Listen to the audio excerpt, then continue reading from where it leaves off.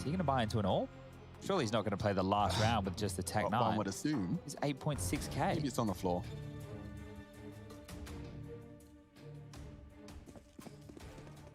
What? Hadian? All right. Whatever. Away we go. Fast B. Smoke's over and away they go. This is going to be quick ending. Yeah, it could very well be the test. Plopsky's nade might be perfect, and jumping out. Oh. Look at the damage. Heroic. They need this round for survival on Mirage, and Twister's already taken down Nico. He's even got a second. The AWP works. Testus loses a lot of health, but he gets the double. Just an equalizing spray out of nowhere. Stown could get dunked. He's low. The trajectory of the nade, the res postured, would dunk him. He hasn't thrown it out and found him, so instead, we've got a 3v3 and now an afterplant. Hampus coming in from short. He's been spotted, but does take down Testus. NIP 2 frags away from converting their map pick. Stown so low. He's going to get swung on. Cadian's already gone down. Oh dear. Stown, you need to be a hero, and Nork's got the no-scope. NIP eventually pulling their map pick across the line. So damn hard. Work required, though. Whew. Ninjas in pajamas, 1-0 up in the series. We're heading into Heroic's turf next.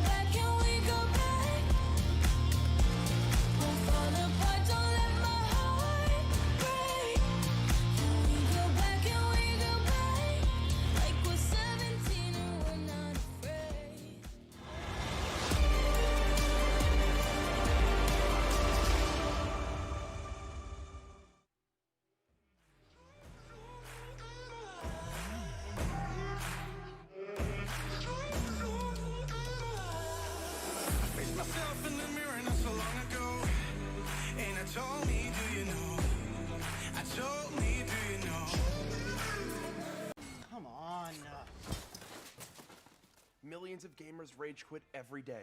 Mountain Dew Game Fuel's got you covered. Game Fuel is specially crafted with ingredients shown to improve accuracy and alertness. Another one saved by Mountain Dew Game Fuel.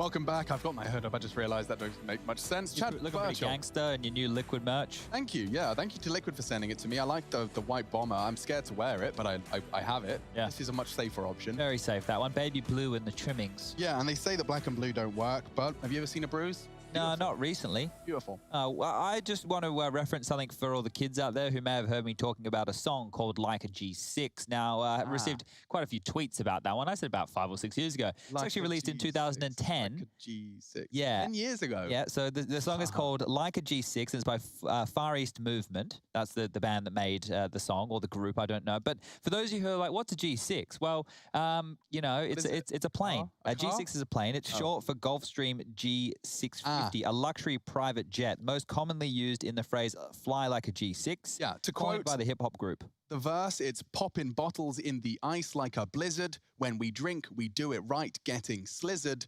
Sipping sizzurp in my ride, like 3-6. Now I'm feeling so fly, like a G6. And that's the one right there. And I think NIP are going to be feeling pretty damn fly after picking up Mirage. There it is. I didn't know how he was going to do it. In the end. He did it. And look, Nork continues to impress us here. The other day against G2, lots of clutches. Here today, lots of clutches, lots of impact. This one right here was a massive one to win. And you have to consider how some of these rounds really started to boil on down. Nork was having a great showing, but so was Stown during that comeback for Heroic. They were able to start posting quite a few, and it got scary. Yeah, I mean, Stown was quiet in that first half, but he had such a big presence in their T-run from Heroic. And you'll see this now. Look, 13, 14, 7. You're thinking NIP, Mirage, we got this on lock, boys. They didn't. They had to work hard for this one, and it was definitely some more Nork. As you look through the highlight reel, you'll see how much he was contributing. Some of those late retakes really being converted. Nico's the one we're comparing him to. It doesn't look like he's had the very best game. And of course, on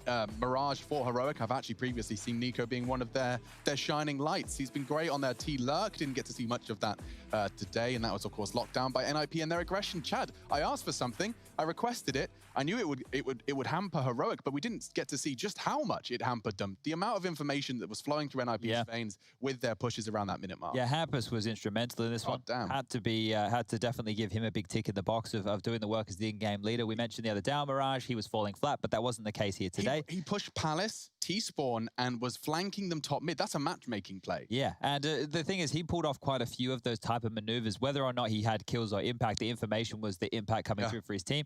And on that first half, we have to make sure that we put notes on that B-bomb site getting bullied for Heroic, and that's where Stown was holding for some of those rounds. They were getting split on, they were just getting executed on, they were getting walked out on and losing 2-on-5s with Plopsky finding some entries. So all in all, I think that NIP should be happy with the majority of that game. Maybe not the fact that it got so close towards the tail end, but Train next. Yeah, this is what I'm thinking. Heroic picking Train against an 16-3 last time.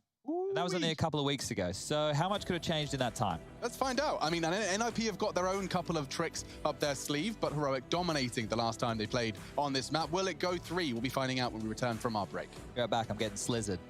In the blizzard.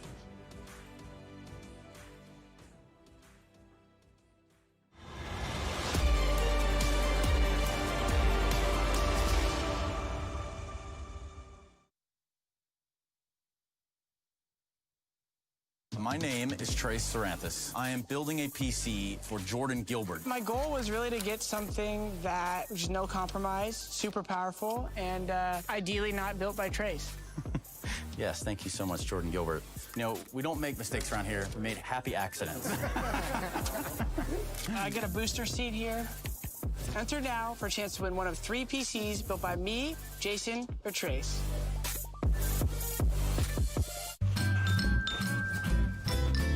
You ready? Huh? Hey, easy boy, huh? You ready? Huh?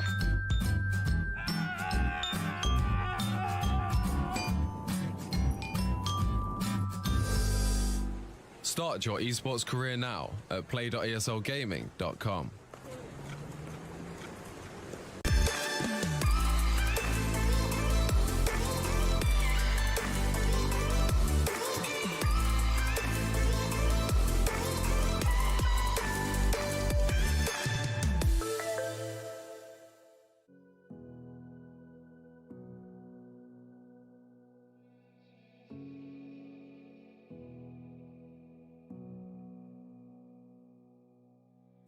Sitting on a bench, waiting for the time to pass, dreaming of what happens next.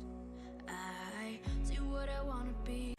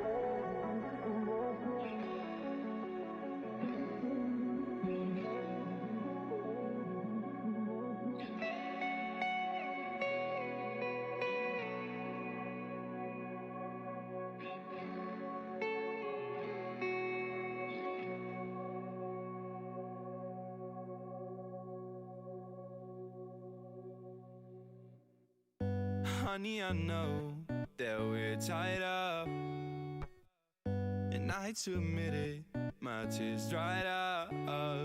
This story's over, we're getting older, we're never sober, I'm so hungover, but inside I know there's still a light that keeps us together.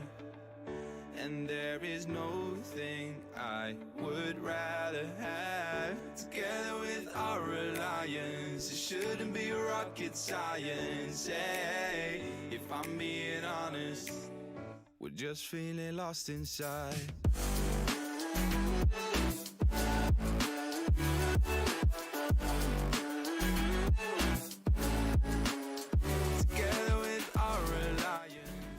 Intel Extreme Masters is brought to you in part by Intel, Acer Predator, Mountain Dew Game Fuel, DHL, and GGBet.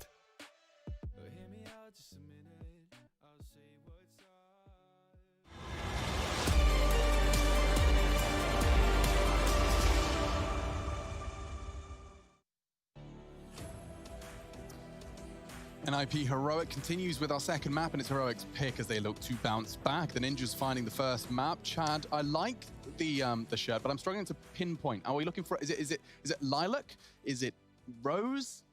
I don't know. Rush? What branch of color are we calling this one? That looks pink to me, mate. Well, I mean, we would. Yeah, but there's a spectrum of pink. Okay, thank you, Rush. Now we're talking my language. A pink. I mean, come on. Of course. Why is he saying it that way? That's like saying this studio is green. Well, it is. Not for them. It's blue. I know. I was throwing it. But yeah, I don't know. People at home have told me it looked like more brownie on the camera. It does. Oh, it's definitely pink. It's definitely pink, and he's rocking it and embracing his feminine side. You guys can pick the shade. I don't care what type of pink. You guys can decide. It's heating up in the studio, and so is the Counter-Strike in the server. So we saw a little late-stage resurgence. It looked like Heroic definitely were reminding themselves of what they're capable of at the end of Mirage. NIP converting regardless. Train, though, the stats you said, it was a 16 what last time? 16-3. So it was a bit of a battering. As we move into Train this time, we saw positive things out of NIP's Train against G2. They started on the T side there and were running away with it. But the CT side, we didn't get to see too much from. So that's going to be tested right here, right now. And I think they're going to probably need at least 9 or 10. Because last time round, those results spelt success for Heroic. Going in here today, NIP, though, they're looking hot to trot. They're looking reinvigorated.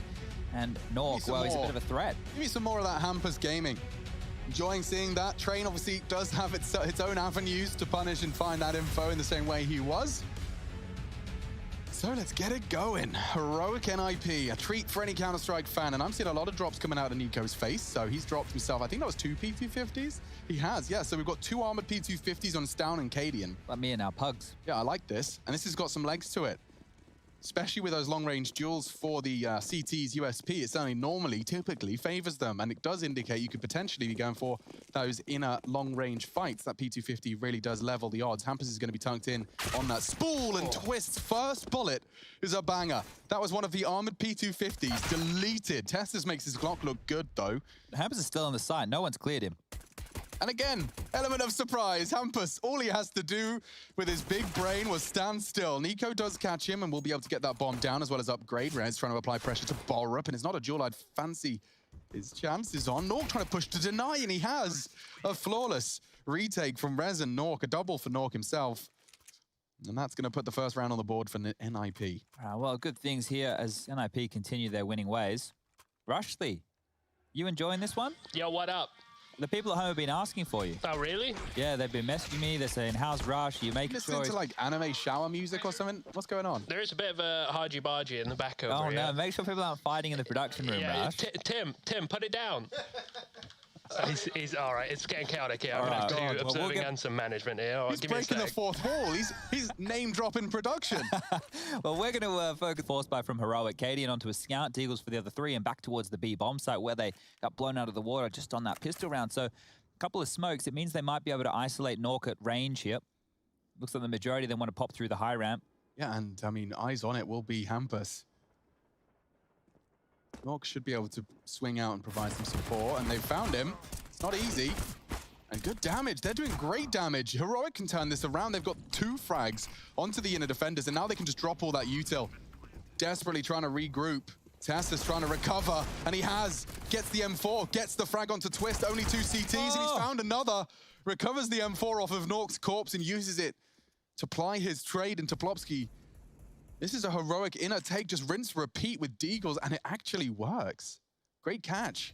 Hampus could not do anything with that MP9 and the Deagle peaks. Yeah, it felt like a house of cards right there. Did NIP as Cadian will find the final frag. Rez unable to convert. Cadian left on 1 HP. That one's going to sting. Alex, you don't know this. Well, you do know this. You know at the end of every day I go home and what I do is watch more Counter-Strike or I play it. Yeah. But when I'm watching, I have started doing play-by-play commentary to myself. How is it going? It sounds pretty good in my own head. I'm actually speaking out loud when I do it. So when we get into a gun round... Dude, yeah, absolutely. I'm going to show the world how bad my play-by-play can truly be. I'll do the full build-up for you. I'll do everything that I want a color commentator to do. Oh, I like that. I'm going to get to learn here today as well then. All right. So early util. There's only going to be pistols, yeah. All right. Oh, are we not? Well, we maybe give me a gun round. I'll give you a gun. I'll give you a gunny. I'm sorry. This is Rush's specials. You're right. Stown and Cadian working in perfect unison to find themselves the opening frags on the Ivy aggression, locking it down. And now, well, it just seems like a matter of time. Borup has managed to catch Plopsky's main aggression, or rather peeking over on blue. Coolest Eagle in the game there? Yeah, I think it's that and the Blaze, right? Yeah, I just like it that sometimes my Deagle looks straight pink in my hands. It's crazy how, like, different parts of different maps, it can look really, really gnarly as Rez is going to have his head ripped off. Now, when you hear the term gnarly, do you think of... Gnarly, bruh. There you go. Okay, so I just want... Because, like, the actual definition of gnarly, I'm not sure it's in line with the way that I say it all the time. I think you're saying it... Like an Australian surfer dude. Australian surfer dude. And that nade didn't finish off the 13 HP. It enables Nork to get himself 1. He ain't complaining. He'll take that, and the AK will be saved all the same. So Heroic and NIP trading blows, trading rounds. I think this will be Heroic winning that battle, though, right, Chad? I think that's the law of Counter-Strike economics. Yeah. So it will be the save here from the Ninjas. I don't have any options, really. And I want to see if they have any interesting nade stacks that they want to opt for here, or if they maybe want to go for a bit of a tank, as we've been calling those 5-man towers they've been building across the map. As Nork is just rubbing a bit of sleep out of his eyes. You thought that wouldn't have been the case after map number 1. He did just destroy them. And it's going to be all 5 USPs towards the A bomb site. Now Pop Dog, they go. So Heroic now are going to be keeping themselves at range with the AKs. And Rez does get a little chance to pepper. He hasn't connected anything meaningful. And the double up. EB could catch one off guard. Oh, it's down. He's really not going to get caught at all. Perfect pre-fire of the corner.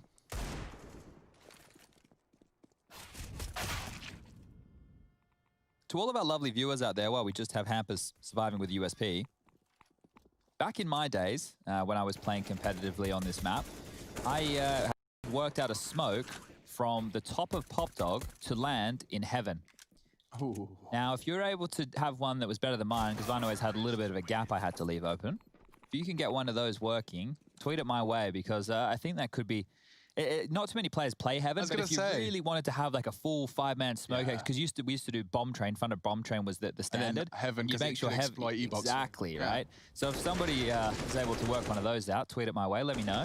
And you can see they went for a molly there. Heroic tried to, just kind of narrowly missed out on the trajectory, but doesn't affect the round outcome. We do see Heroic converting. That's now their second in a row. Third total.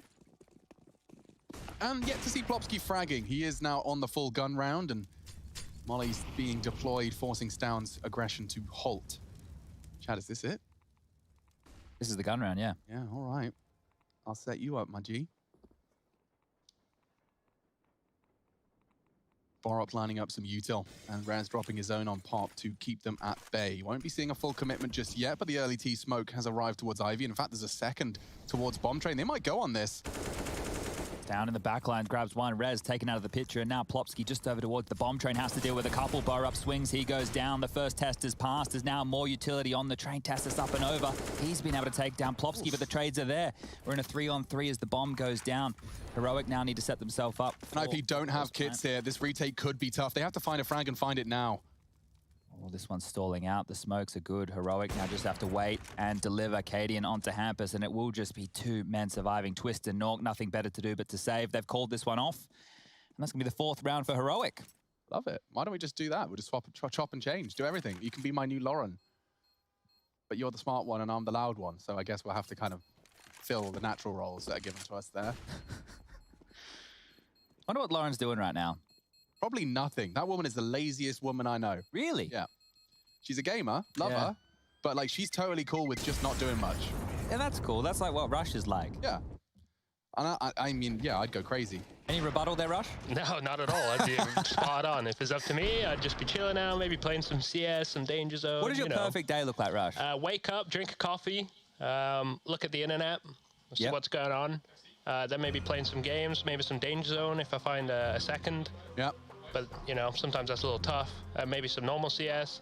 I might even look at some single-player games. I might start one and then give up after like 15 minutes. That's a very common theme at the moment. You haven't mentioned VR. Do you not? Is that not in your daily kind of dream day? Maybe I play a bit of Beat Saber here and there. Maybe some Boneworks or something like that. Maybe even try a couple of Minecraft runs. You know, I like to in quotes speed run. Not I got invited to one of them. Oh yes. Yeah, Rush invited me to a Nether Dragon duel. Oh yes. We were going to take on the Ender Dragon. Yeah, that one. We just got the Ender Pearls, so we were on the way to find the stronghold. I had nothing. They just kept dropping me things and saying, "You're doing great, Alex." I swear to God, I actually did nothing. I just ran around. I'd die, and then Rush would say, "Hang on, I'll teleport you back." Oh, okay. Well, it didn't sound like you were doing it on hardcore. I was a dead weight. That's all I'm saying. And we are into a crucial round. It's round 6, and you can see that Twist and Nork are the only preserved rifles they haven't bought around them. So Ninjas in Pajamas just hoping and praying that their 2 saved rifles can get them around out of nothing here. Hampus responsible for ramp, and he does have a smoke grenade. I wonder if he's going to plan to drop that upon contact. No, he's just fallen a little prey to the early steps. Uh-oh, Plopsky. Yep. Oh, they're very deep. He evades the nades, but he actually manages to get one. He's so blind. Testus took his sweet time, but he does get the trade. That was madness right there. We've seen how good Plopsky can be in that position as well, only with the Deagle this time round, but keep your eyes on him as we move into the gun rounds. Good point. This one's still dicey for Heroic. There's no more smokes to operate with for NIP, but they still have that AWP and AUG, both being able to operate at range. Nork towards the bomb train now. Twist in the backlines towards B. So they've split up in a 2-2 defense, and Heroic, they're taking their sweet-ass time about this. They're all the way back in T-spawn. Do you know what I've been meaning to learn? I'm sure it's not hard, is the one way on that ramp. The amount of times I get ramp? Yeah, I'll show you that tonight. Nonsense by that. Is it just dropping it on the lips so you can see over, or is it more to it? Drop it on the floor. Yeah, okay. In the corner right there. Yeah. Thank you very much, MC. Oh, good shooting. Nork's taken down Tessus, and hang on, there could be more. Oh, peeking on the E-box. Nice right eye for Borup. Nork caught out. Twist is elevated, and Twist is using that position to great success. Hampus arrives late from Pop, and it's a massacre. The Ninjas in pajamas finding their second round in the blink of an eye. That round practically stopped dead. They've got so much cash, though. Heroic, of course, with what was 4 in a row, have definitely been banking up nicely. The nades were deep, and Plopsky able to catch one. And that was what started the end of round 6. Nork catching another, and it was Hampus's push off Pop, just to stop all that chaos from calming down too much. It seems like NIP like to, once the ball's rolling in their direction, just keep pushing it down the hill. All right, well, both teams able to buy going into round number 7, so not too many more save rounds on the cards just here. As towards B is the indication. Flash towards low ramp. They know where the AWP is. That early shot has identified Nork's presence, but continuing forward are Heroic. Now with some smokes, flashes, and Molotovs, they could quickly obscure his vision. How much of a thorn in the side will Nork be? Looks like he's dropping back. Oh, no, the timing really doesn't favor him. Heroic have just managed to find it again through no real heavy lifting. That's a save call already. So NIP win with 2 save rifles. They're celebrating temporarily. Great stuff. And then immediately Heroic respond with a flawless T round. They've got so much cash. If they keep up with this kind of distribution of rounds, this will be the end of the Ninjas in pajamas on CT side. They're just not going to be able to break the Heroic finances at all. Keeping this spotless is important, and this could be huge. A tap from Stown, advancing. Rez deals with him, but another rifle forced out of the hands of the saving CTs. Yeah, Plopsky gets to upgrade here into an AK-47, but if this chase continues forward, they will need to get a move on. The bomb is about to go off. Maybe they can find one more. Looks like they're taking too much of their time here. Heroic just flashing and jiggling each corner, not to give up any freebies, but by doing so, Plopsky and Rez will live. There's enough money for Hampus, Nork, and Twist to all reinvest. So another buy round Heroic will have to deal with here before they can break the cash. But when it was more of a direct approach like that, it was clear there was a game plan from the start of the round. We see the AWP would go for the execute. We're into the bomb site easy as you like. They weren't able to get picked off in transition. And they've actually opted to take a timeout here, Heroic, after winning a round. This is curious. Just want to make sure everybody understands the strat or the approach. Maybe talking through a few of their options. Is we'll just bring up the scores on the doors. 8 for Tessa, 6 for Stown. Those two are leading the charge over there for Heroic. On the other side, it's 6 for Nork and only 3 for Rez. The other 3 members of NIP have all been kept to 2 kills. That's Hampus, Plopsky, and Twist. Early stages here. 8th round of play about to get back underway as the tactical timeout has expired. Now, I don't want to see Heroic going for anything too crazy fast out of main. I'm not sure if they realize that they are up against another buy round. They should, because they lost that eco in the previous, which meant there was always going to be a surplus of cash for the Ninjas moving forward. But just how much money had they remained with? And they're about to find out if they go a little bit too quick. Almost full sets of nades, diffuse kits, AWPs, AUGs, AK-47s. The buy for NIP does look great. This has worked for them twice now. Heroic, they've been finding opening frags onto that B site, and Hampus is going to hear the steps once again. Still no quick rotation to help him just yet. Yeah, maybe he thinks it's all smoke and mirrors. Nork is on his way now. Rez is working on a fast flank. He could go up the pop dog ladder. Stown's holding it though, or rather holding his smoke fort Z. Does Rez want to punish? Hampus feeling the heat now. Lots of flashes keeping Nork at bay. They walk up. Hampus, he can't do it with the M4 either. Same angle, he got caught out with the MP9. And now the site is theirs. The frags are too. Testis has caught Plopsky deep into this B site. Bomb's already down. I can't help but feel the save call's got to be made.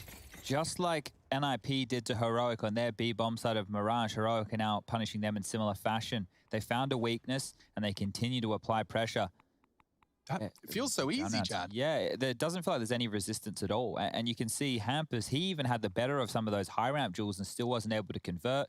Nork's being dealt with great utility. And once again, the hunt is on. This time a little bit quieter. As Nork, he's posted up with the AWP, Twist on the other side with the AUG. They're going to have range at least up their sleeve. They've dropped the smoke. That locks them in. They're going to push through this. The flash is going to come through any second. Oh, imagine 4 people charging through a smoke gray screen. Last second. Molly for the corner. Twist is going to try and hide. Oh, they're not even pushing for it. They're just behind the smoke spamming away. So Heroic not getting adventurous again does mean NIP retaining 3 guns can go for another buy. Just take a look at this as they take the time out. We got 4.7 on Twist. He can drop or actually even can just buy an AWP here if he wants to use a secondary. Maybe that's the answer. Plopsky has enough to buy as well. So regardless of these rounds being consecutively thrown on the board for Heroic, NIP is still able to buy. They're still able to fight. They're just not finding themselves in the right place at the right time. They're getting locked out. They're not getting a chance to retake. The bomb sites are being swarmed, and they're not winning their duels. So nothing is going their way as it's 2 on the trot now for Heroic since they dropped round 6. And here we go. We can see a bit more of a threat this time round. We get a nose, 2 eyes, and just the top lip. I'm sure by the end of the series we'll have a full face reveal. Beautiful head there, yeah. So Heroic 6, Ninjas 2, given the gift of having another go after saving the 3 rifles. Now, Inner has been a problem. B site exploited, and you can see a different look from Heroic already. Not a different look from the Ninjas. Same setup, and oh, the flashes are good. Look how much ground he's covered. What a swing from Nico. Going for 2. Takes them both. Demands respect and takes the complete opposite approach. Heroic, they got the spray too. Tessa through the smoke. Using that tracer fire from Twist's M4, and again, Hampus, Nork, just wondering what on earth they're supposed to do with this. Different approach, same result, and this time around, how wide was that? You can see the flash onto bomb train. Rez was the only one that was going to get info early on Nico's swing, and he just saw enough of the flashbang dance being done. They must have changed so many flashes there for him to have the confidence to keep going for that peak, because he did have a skybox of just flash, flash, flash, probably flash. Were able to do that. Give me a second.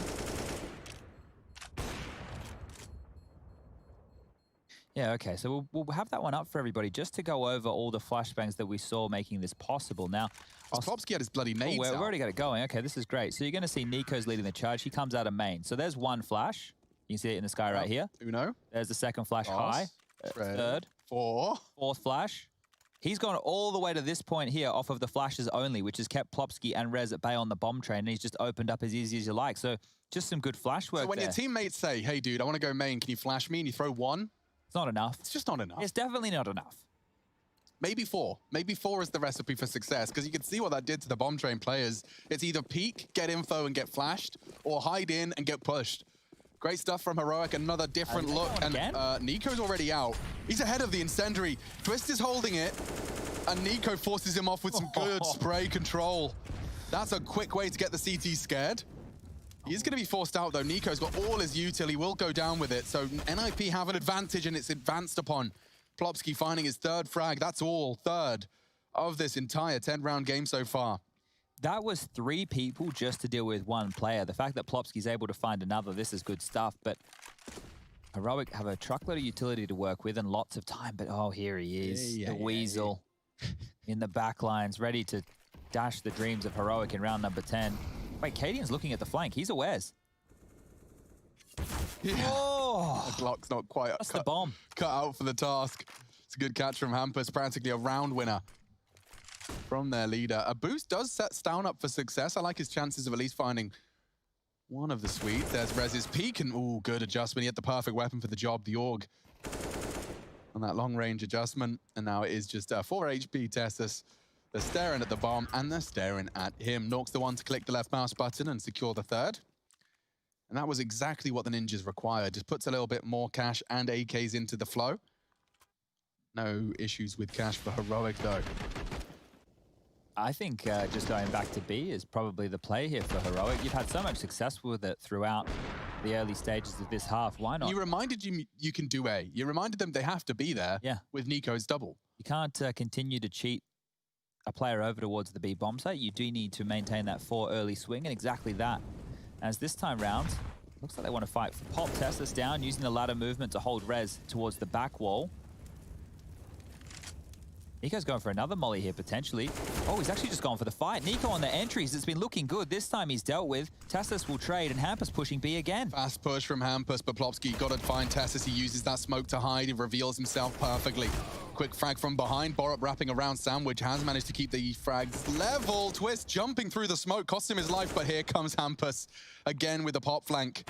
And again, Borup finding crucial frags to make this round favorable. They know where Hampus is. And he might have to opt for the cut noise strategy. Just by disappearing for 40 seconds, they will plant. They'll shave some time off of that clock. He might be able to isolate 2 1v1s. They're even faking it. Doesn't give him the peek and hopes that they'll start. Yeah, here we go. He's isolated the 1v1s. Now Cadian's thinking about backtracks, and he finds the first. Mission accomplished. Now it's just a question of Cadian's after plant position. The ladder might be a good way to get that info for free. Oh, okay. Leaping across train to train. Cadian has the adjustment necessary.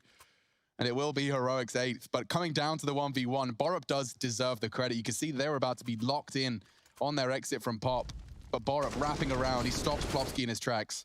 And now they're well aware of this Hampus push style, right? That's 2 rounds in a row where he's tried to go for a very fast flank. Heroic need to remember that is always going to be a threat. And they could go for a fake. They could take some territory. If they get an opening kill, then they could park themselves up in the box holes and almost get themselves a freebie, as we do see NIP purchasing back in the double orbs. Hampus onto a secondary. Finally, they're going back. And it's different. It's just Twist holding this time. He's heard a lot. MP9 pushing up the ramp. It could be the play if Cadian's not expecting it. Yeah. Boom. MP9 beats the AWP, and now Twist has got a weapon he's very comfortable with. Peeking in. Does burn to Tessus. Tessus, however, falling. This is crazy. A flurry of frags in the feed puts us into a 1v3, but is it going to be a commitment for Stown? He's recovered an AWP. And jumping into the fast fight. What a shot. Knocks Nork on his ass. And he's got time to play with. And he's got Swedes to play with too. Rez with a triple kill, practically winning the round, but Stown still exists. He's trying to fake the ladder noise. I don't know whether or not that's going to do anything in the grand scheme. Yeah, they were too far away to hear that audible right there. And Rez and Plopsky, they've just parked themselves on the bomb. So Stown, it's going to be difficult to isolate a duel here, my friend. You're going to need some more magical shots. Yeah, he's definitely capable. Rez might not be holding it actively now due to that absence of noise. And Plopsky's pushed up. Stown, he's not dead.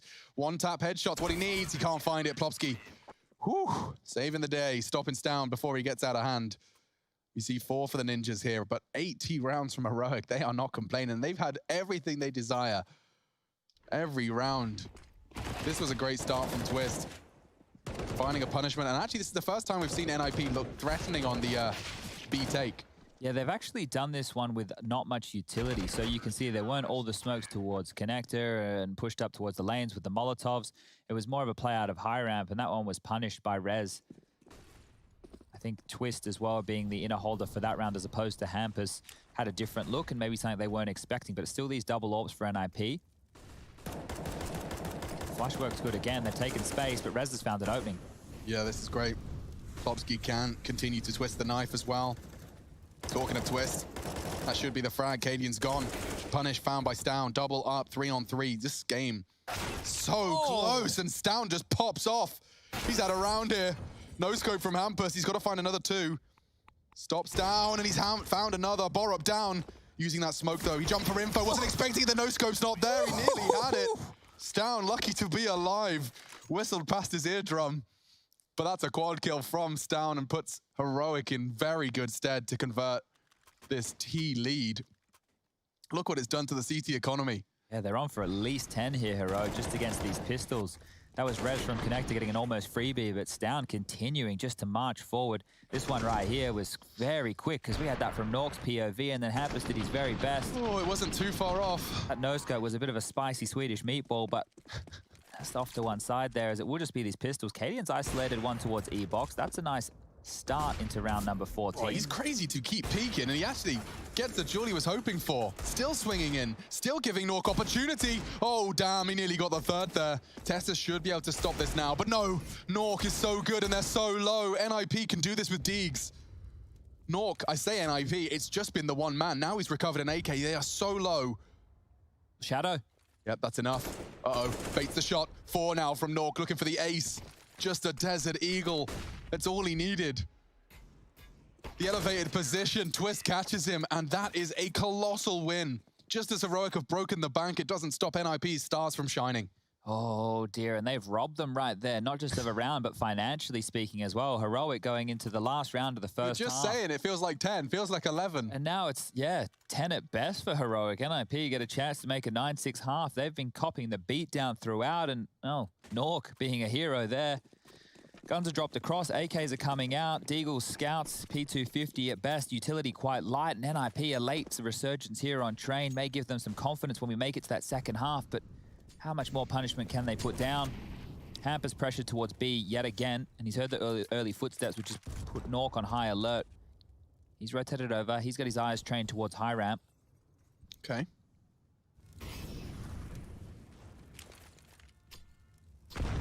Oh, very stylish. That was lovely. He's got that lineup cooked. And now, Nork tested. Jiggles confirms as a second. He's found both of the frags so far as Heroic advance, and Nork is not to be stopped, finally. Cadian scout feels the feed and knocks him off his perch. And it needed a second. Cadian hitting some good shots on the scout, making this round winnable, and Twist is gone too.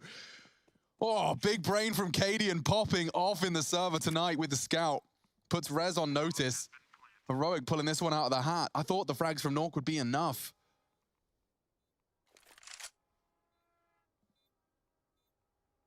Rez trying to pick up the pieces. It's a mess on the site. Cadian littering it with Swedish corpses. Making some noise. Needs to clear oil. Knows it's a possibility, but also vulnerable to upper. Cadian's done so much work already. And Rez does find him. First frag found. Time is sensitive. He's holding it and peak by Stown. It's 10 for Heroic. What a half they've had.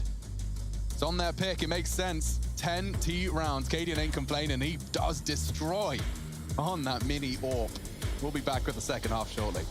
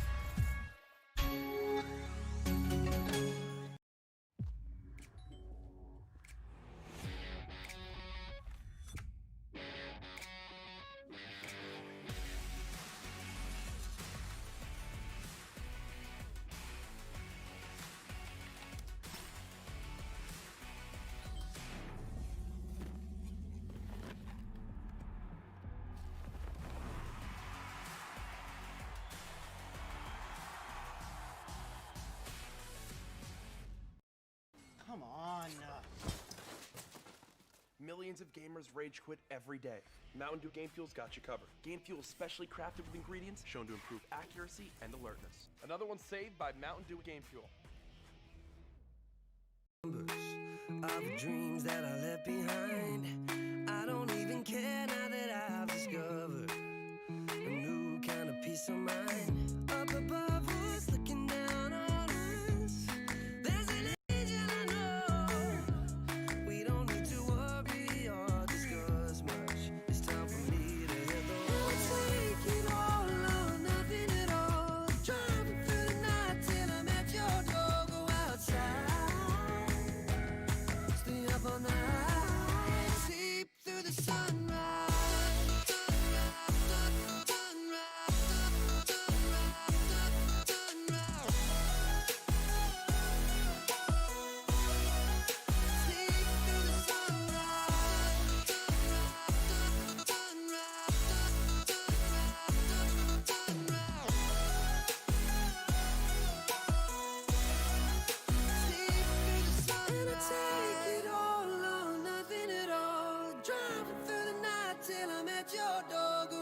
side.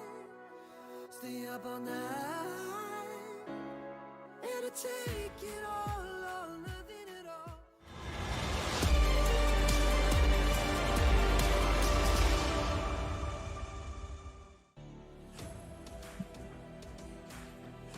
Ten to 5, double digits already found in the first half, albeit by the smallest of margins. A little pop-off from Cadian securing what could have been a 9-6. The Ninjas up against Heroic. On Machine, I'm joined by Chatty B. Got some breaking news here for you, Alex, out of Denmark. So a bit of Danish news. Oh? Mitha, who was once upon a time coaching North, in more recent times has been coaching Renegades, has just been announced as the head coach of Mouse, and it will be his debut today with the squad as they go up against Astralis in our next best of 3. That's big. Cool. I'm happy for Mitha as well. I mean, I remember him talking about his first coaching position on North, and he definitely put the work in. Oh, that's 2 Gooshes early. Stown and Cadian have both been put down to red HP, so good shooting, sharp shooting. Yeah, and look at this. That's a double straight into pop. Perfect timing from Rez as Hamper swung out main. Oh. And another quick headshot. The aimers from Sweden hold and pull, no punches. 3 of those duels we just saw, the players on Heroic didn't even get a chance to shoot back. There we go. Nico, you got any more where that came from? A lovely one tap. Nork might swing out. No, Nico's ready for it. 1-to-1, a double duel. It's getting a bit awkward now. Can't hit it. And so it will be the Ninjas in Pajamas securing a practically spotless 6th.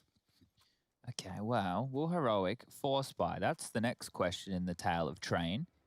So they want to see if they can bounce back immediately, or are they happy just to concede early and go for some more conservative rounds to get the big guns out with all the trimmings, nades, kits, all the goodies? It's in, I guess, Heroic style to force buy, and that's what we'll see. Cadian onto a scout, the Deagles for the others, and this is almost becoming a very standard buy for them on the CT side. Note the smokes, quite the key priority being used. Tassus in pot right now. Bullets through the tin. No damage. Wow, that's the whole squad up there. Tassus so close. And now the rotate's coming in nicely. They've 3 got here. 3 here. Tassus to lock the door. He checks the main walkout. No one's there. Down saying that there's nothing to report on his Ivy walk either. So this timing on the nade from Borup is everything. They'll throw out util. Will they be catching the nade? Not really.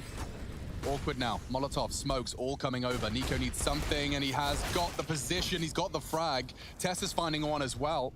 Heroic's force buys, notorious for finding these Deagle headshots, and they've done it again. NIP spread too thin. Deagle Jules 1. He can recover the bomb without anybody seeing it, but he actually wants more. He wants a frag, and he's gotten it. Smoke deployed. He can pivot back if he wants to. Knows there's a scout in play, though. On for a 1v4. Disappearing. Bomb recovered, but knife out, and that's down. Woohoo! If he was a little low, we could have seen a stab. Yeah, it felt like he almost got the blade in there. So Heroic bounced back immediately, and that's 11 now as NIP gets down to the 1400. Strong control, dude. I mean, this is the same way it felt like NIP had control of Mirage. Yeah, it's very similar feeling, isn't it? And some of the rounds that NIP have won have been through just sheer individual brilliance, just like that Nork Deagle round on the tail end of the first half. So let's see, NIP, they're going to force again. It's the Deagle wars in the early stages. Heroic, if they can break serve and get 2 consecutive, they should be closing this one down quite quickly on Train. Taking us to the 3rd of Vertigo. And I will look forward to watching Vertigo because what we saw just the other day out of NIP was great. And so is that nade. Look at the damage done. Dunked on the feet of Plopsky down to half HP.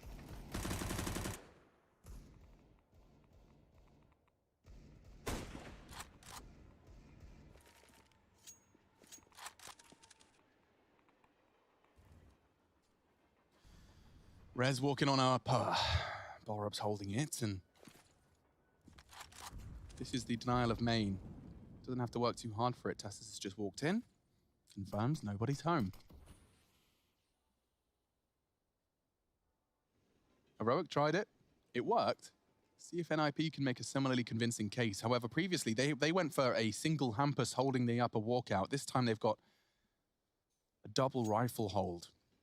And the angle from Borup does favor him significantly as these Deagles jiggle and try and find a way in. 3 getting through the Borup net, but that's the crossfire filling the feed. Everyone doing their part, and it is just evenly split between the two of them. Borup and Nico tested, and they passed with flying colors. I think everyone needs a Nico in their life. Holding their hand, making sure they can set up those kind of cool crossfires. And Heroic, by sweeping that one under the rug, they have put themselves in the driver's seat even more so. Their train is pulling out of the station. NIP, they've been left waving as map number 2 looks like it's going to pass very, very quickly here. And, well, I think that NIP had a decent T side, a very good T side, actually. We were astounded by the amount of T rounds that they were winning in their series against G2. Go once down. You got the info. You got the first. He's looking for some more $600 Wonder frags. And, well, Rez has drawn the fire of Nico nicely. A bomb plan would be the dream here. And, well, that's Rez's responsibility. Problems? Yeah, not the biggest of issues. Nico handles it. Good damage. No one going down, though, so nothing to report on the NIP front. Come back in with the AKs. We'll see how much of a game they want to make of this, or whether it will be determined on Vertigo. God, part of me wishes it does. Yeah, I want to get to Vertigo as well. It's a map where I think that NIP have impressed me in several different occasions.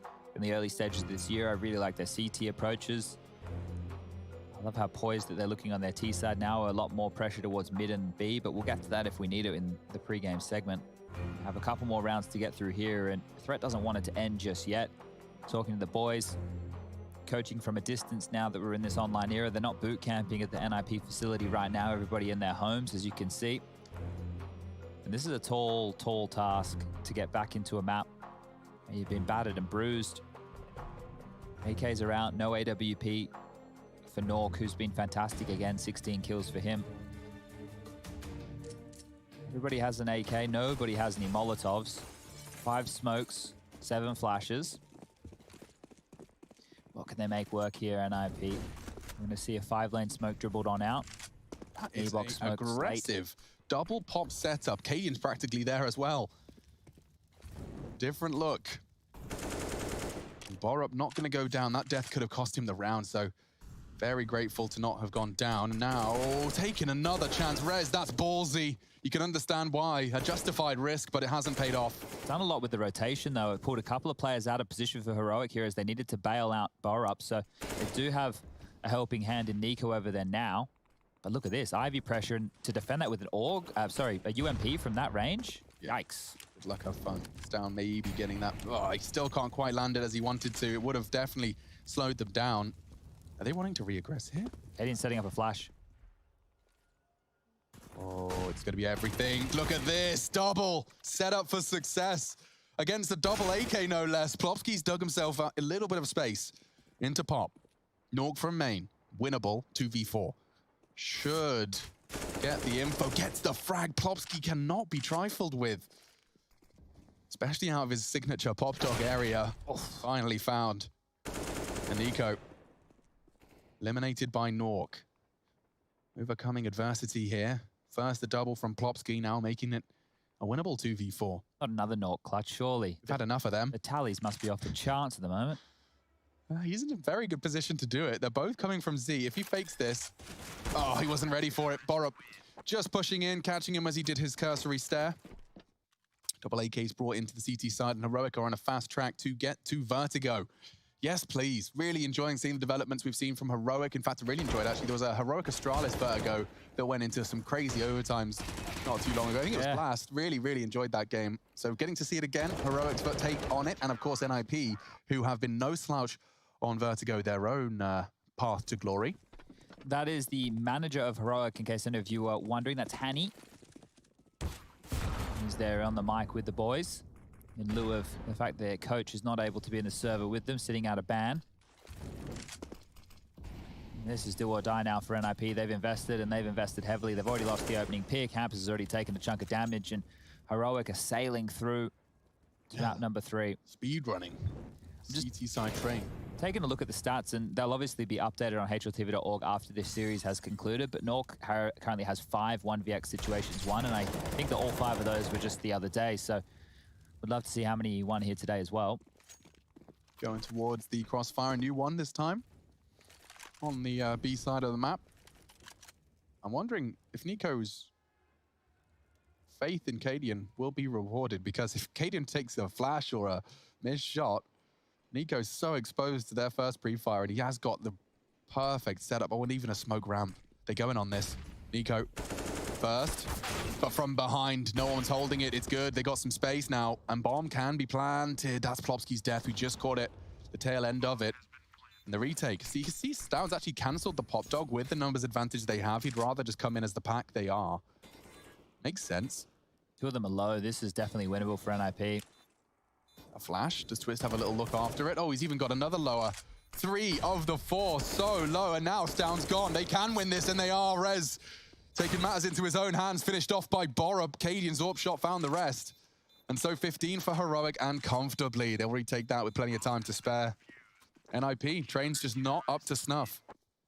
They even maintain the double AWP there, so it got dicey for a moment, but Heroic walk away with the round and all the goodies that they require. NIP with the plant means they can get one final bite, but still well handled, and that low HP, it did start to spiral. But Borup finishes things off, and yeah, check out NIP. No AWP again.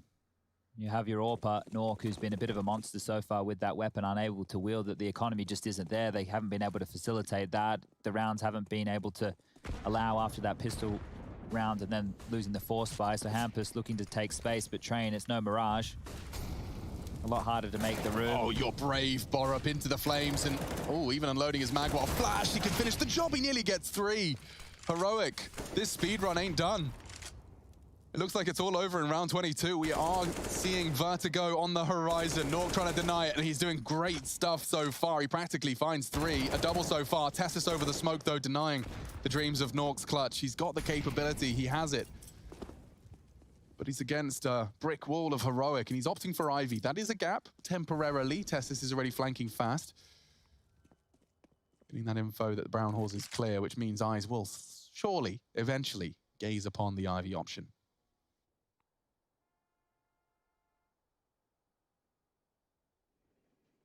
I always get slightly more mad when the guy with the flight cap kills me. I just feel like someone with such terrible style shouldn't be banging me out. Nice. 16-6. We're off to Vertigo, and this is where we'll separate them. Sweden and Denmark duking it out on the full 3 map affair. I'd want nothing less.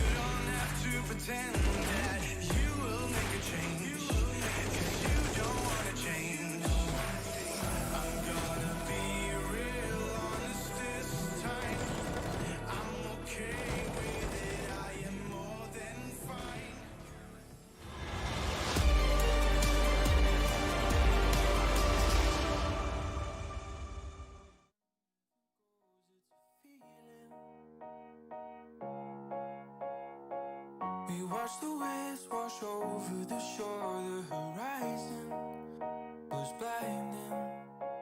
This could be the end of the world, Come on. Millions of gamers rage quit every day. Mountain Dew Game Fuel's got you covered. Game Fuel is specially crafted with ingredients shown to improve accuracy and alertness. Another one saved by Mountain Dew Game Fuel.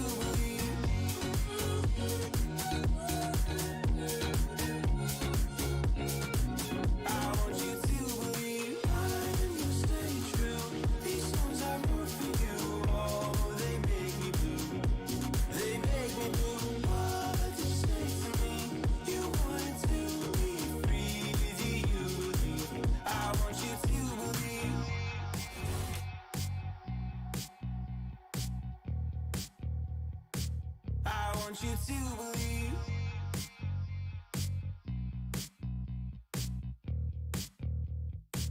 I want you to believe.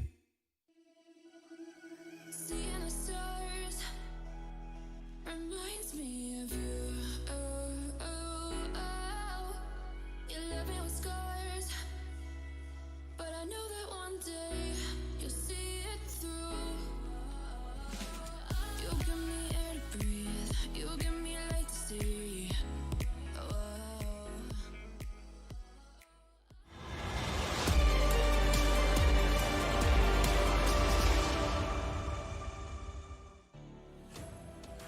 Well then, I've got a question for you, Chad. What's your star sign? I'm a Leo. Rah. Does that mean anything to you? Not really. I was Does it hoping anything to you? Well, if you were a Virgo, I'd have known some stuff because that's what I am. Okay. Well, do you want me to ask you about Virgos? No, not really. What are you? I'm a Virgo. Oh, is there anything cool about Virgos? Yeah, apparently this goddess of love in mythology, and she's I'm. This is taking a turn. Are you hitting on me? Yeah. Apparently, there's a really good, very viral tweet that you can de-escalate any situation by saying, "Are we about to kiss?" Any situation. Now, I'm sure it doesn't work for speeding tickets. Probably doesn't work if you're about to get into a fight. Well, that's what I'm saying. It might, though. I mean, obviously not if they're homophobic, but I'm just saying if you drop a, "Are we about to kiss?" Yeah. I'm laughing. Okay. It's close to the guy that pulls his pants down. Yeah. It's practically there. It's practically there. We'll consider it. Well, maybe that's what NIP should have said to Heroic then. Yeah, perhaps, because we have got a Vertigo, and I was kind of banking on it. I was hoping for it. But, Chad, do you want to kind of fill everyone in on what they've missed so far in our first two maps? Yeah, well, you've missed Heroic winning all 4 pistols and only converting once. That's interesting. Yeah, and in this game specifically, obviously, they won both pistols because they played 2 maps and there's 4 pistol rounds. But those 4 spies, they completely got turned against them. In the first half, after they lost the 4 spy, there was 4 rounds on the trot then from Heroic, and then they went on to have a fantastic first half. And then after winning the 4 spy in the second half, Heroic then went on to close out the game. So 4 spies are selling the success here for Heroic, at least in map number 2. And that's that Deagle as well. They are all exploiting the power of that close quarters Deagle. Yeah, love putting it in the belly there. Now, if you're unfamiliar with that at home, the Deagle, it'll take you 3 shots to the chest or 2 to the stomach. So it's a little bit counterintuitive because normally we want to aim for the head. Right. But when you're playing close range, they're kind of using it more like a shotgun. You know, put it in the belly, get those 2 shots as quick as you can. And we've got Borup and Nork on screen for you here right now. Borup was the top performer alongside of Stan, who also had 19 kills. You had Tess's on 18, 14 for Nico and Katie in a piece. Yeah, Nork continues to impress. Take a look at the stat. That's more about Heroic, but it's 100% conversion after the plant from Borup's point of view. So getting the bomb down from Heroic, they were having no issues holding on to the after plants. And to be fair, taking a look at the stats you see there on the right-hand side of your screen, you can see why. NIP individually were getting outshone by the Danes. Yeah, I'm really, really excited for this 3rd map now because we've seen very good things out of the T side there from NIP on Mirage. They were looking good. And then now that we move through Train, it was Heroic bouncing back, showing that they've still got it, showing that they are here to play some top quality CS today. And then as we go into Vertigo, from what we saw just the other day out of NIP, I actually potentially favor them because now we look at the head-to-head. NIP beat them 16-8, I think it was last time on this map. So it's a map where Heroic will have needed to have pulled their socks up a bit and maybe done a little bit more refinement because some of the details that NIP are coming in with, they're not just going for ramp aggression, they're actually dealing with other sides of the map. We even saw a twist to a round where he started planning the bomb at A, faked it, and then they went all the way back to B. And in my 7 years of watching and casting, I've never ever seen that. Ever seen that. I don't know. I've never seen a team with smokes down, fully crouching and punching in the digits for a second, and then plant B. Yeah, all the way. It was just a wild round. Yeah. So I definitely have high expectations for Vertigo, and I think, you know what? We've said enough about Train.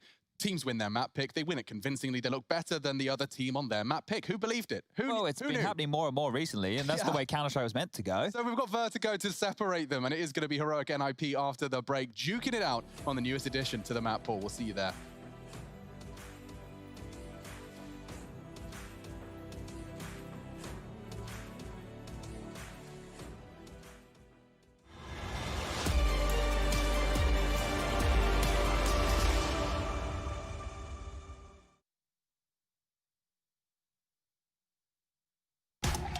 On Intel Extreme Master Certified PCs, you'll find a gold badge.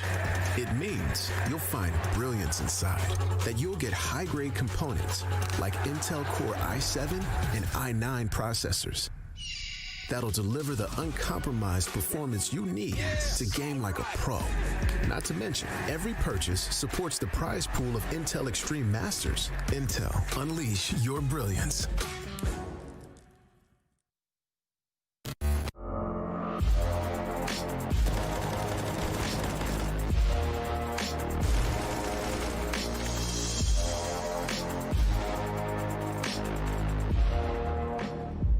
My name is Jordan Gilbert, aka Nothing. Hi, my name is Sue Lee. My handle is Smix. I think it's important for these initiatives to happen. Empathy really, really goes a long way, and it always means so much to us, and I think that's where initiatives like this really help. I encourage everyone in the community, anytime they see bullying, anytime they see someone getting called names, I encourage you to step up and say something. Good luck, have fun. Good luck, have fun. Working part-time jobs, chasing all my dreams now lately.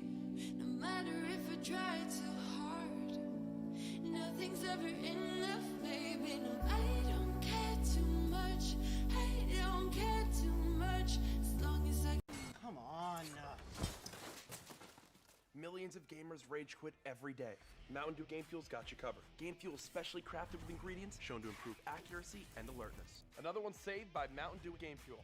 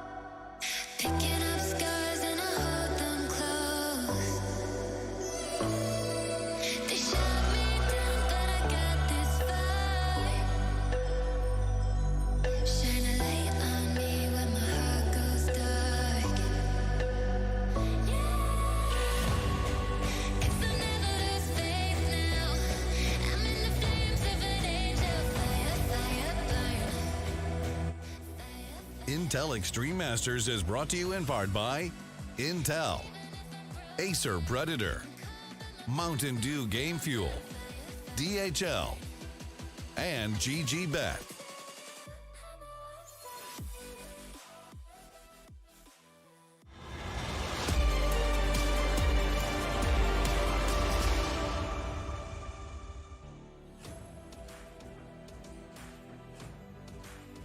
We're heading 51 floors up for our final map of the series. Heroic and NIP clash on Vertigo, and at the rooftop, we all separate them.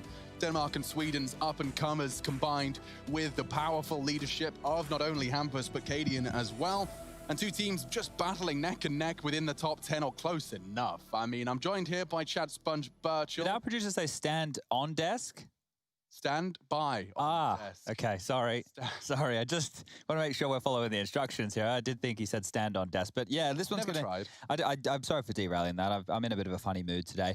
Look, let's catch up on some of the more heroic results on Vertigo, because you did mention a banger against Astralis. Now, for those people who maybe want to go back and watch that game, Heroic lost it to Astralis. It was during their DreamHack Open fall run, and it was 28-24. So that one, it was just non-stop. That game did not conclude. But if you look forward at their results from there, it's been on and off. Yeah. So wins and losses. So we've got a win over Endpoint, a loss over G2, then a win over North, a win versus Big, but then a loss to NIP. And that one loss against NIP needs to stand out here because it is a head-to-head matchup that we have going on. And Train, well, that went similar to how they went down last time too. It was a 16-3 victory for Heroic over NIP. So when we look at Vertigo, right, and you want to use the trend, you need to see Heroic come out with a better showing. They need to have retooled. They need to have come up with a couple of different approaches. Because knife the side, right? You do. Okay, so I do think it's going to be interesting to see who ends up on that T side first, who's going to be the ones that have to kind of set the pace. I also want to see just how often I'm going to keep a Chad Birchall tally. I'm looking around for a pen. I don't have one. That's all right. But yeah, you can put an X on your screen or something like that. Yeah, whatever. Either way, let's just keep track of how many times we see the B site hit on Vertigo, because it seems we are more and more moving away from the 10 of 15 rounds defaulting a ramp. It does feel different now. The knife looks like it has been won by NIP, and it looks like they have actually opted to start on the CT side here today. Okay, so it will be Heroic.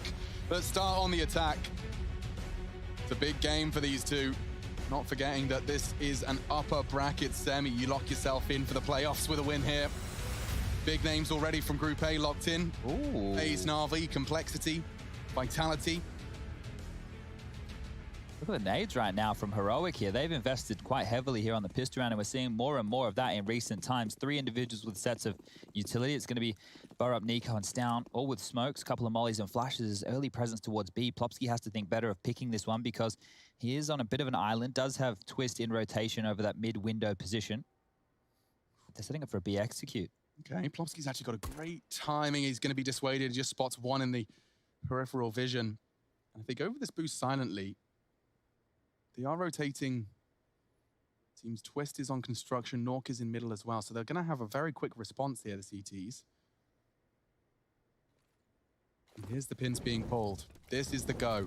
Nork rotating in. Plopsky tucked in. He wants to hold quad, but they're not even going quad. It's Tessus charging in. Nico eventually finds him, and it's 3 quick frags, all in favor of Heroic. How do you get back in this? NIP completely locked out by the utility. Stown even has another smoke to drop at this stage. So Hampus and Rez, you'll need a couple of miracle shots.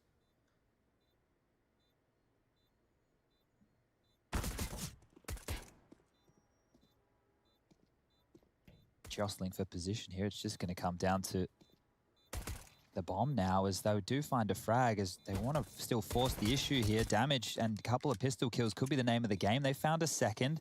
Time a problem, and yeah, this one's done and dusted. Heroic have picked up the pistol. The first pistol for Heroic in the 3 maps we've seen played, so they're kicking off Vertigo in style. Yeah, that makes a big difference.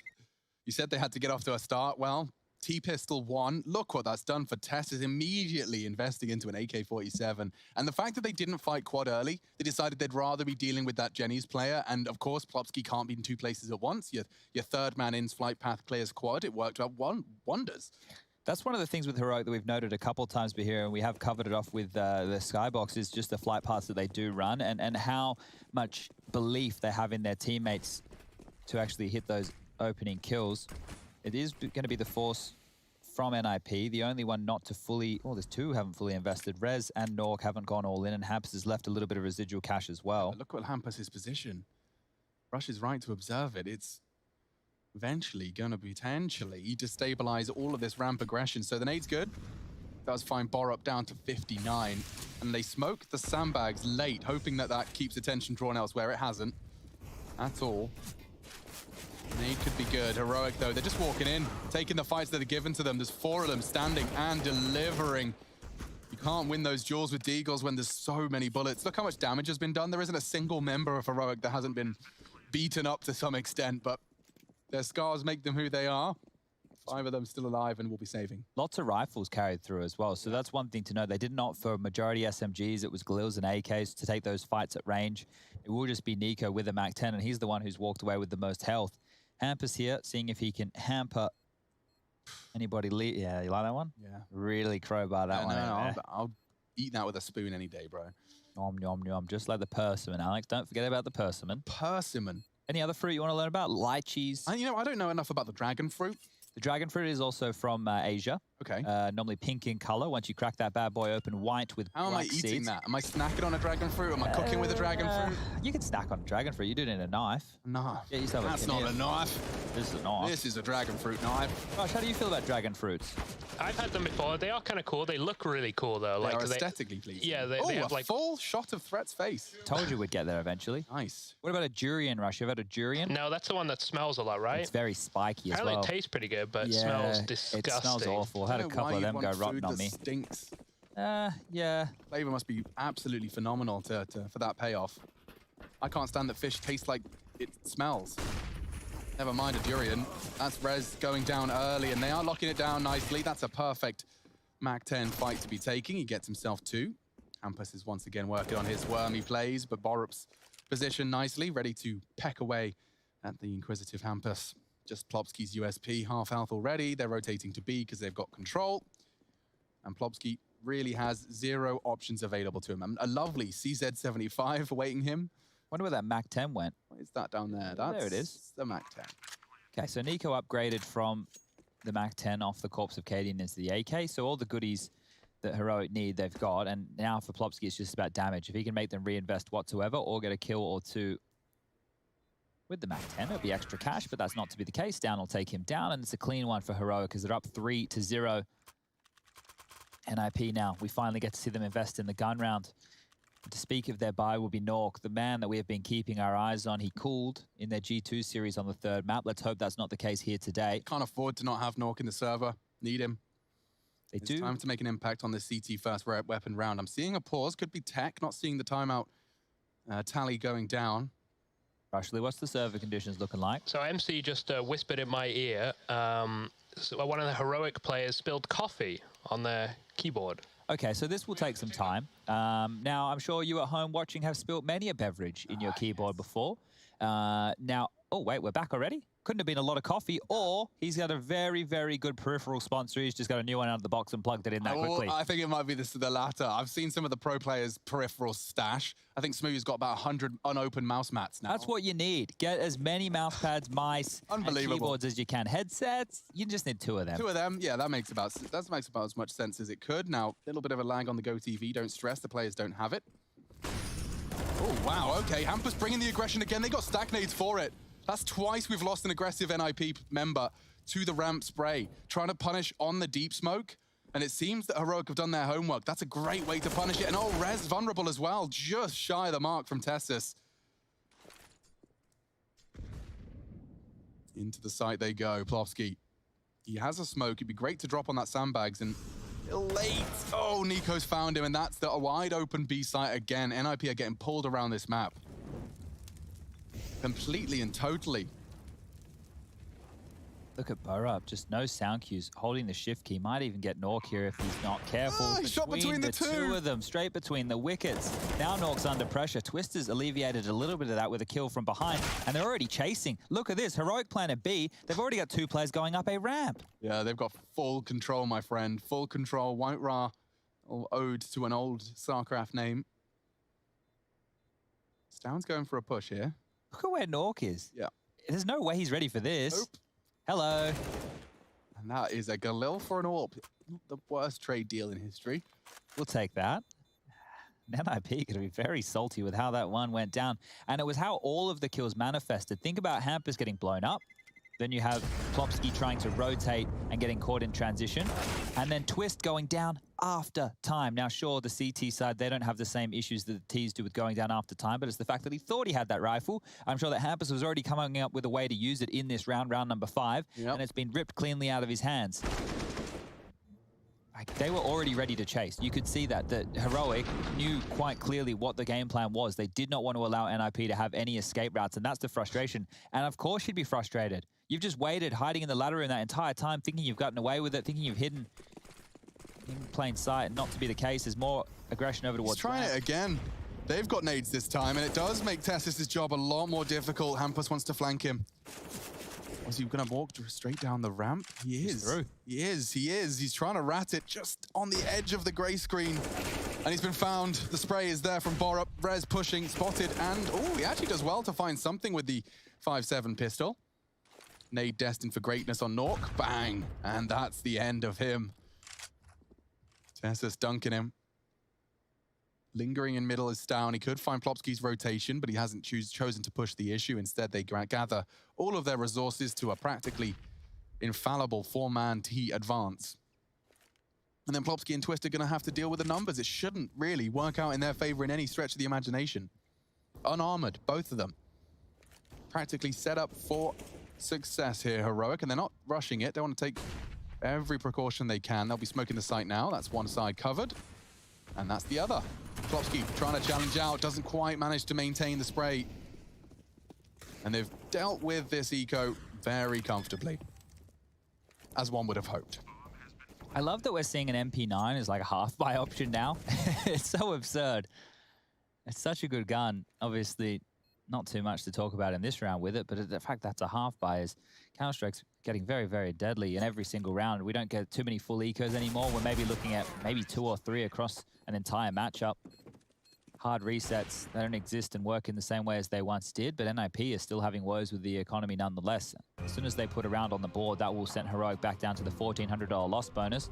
But that's not going to be any issues. As we go through a couple of these highlights here, you can just see how clean these rounds have been, and with that economy starting to build, almost at the 10K mark for a bunch of the players here on the Heroic squadron.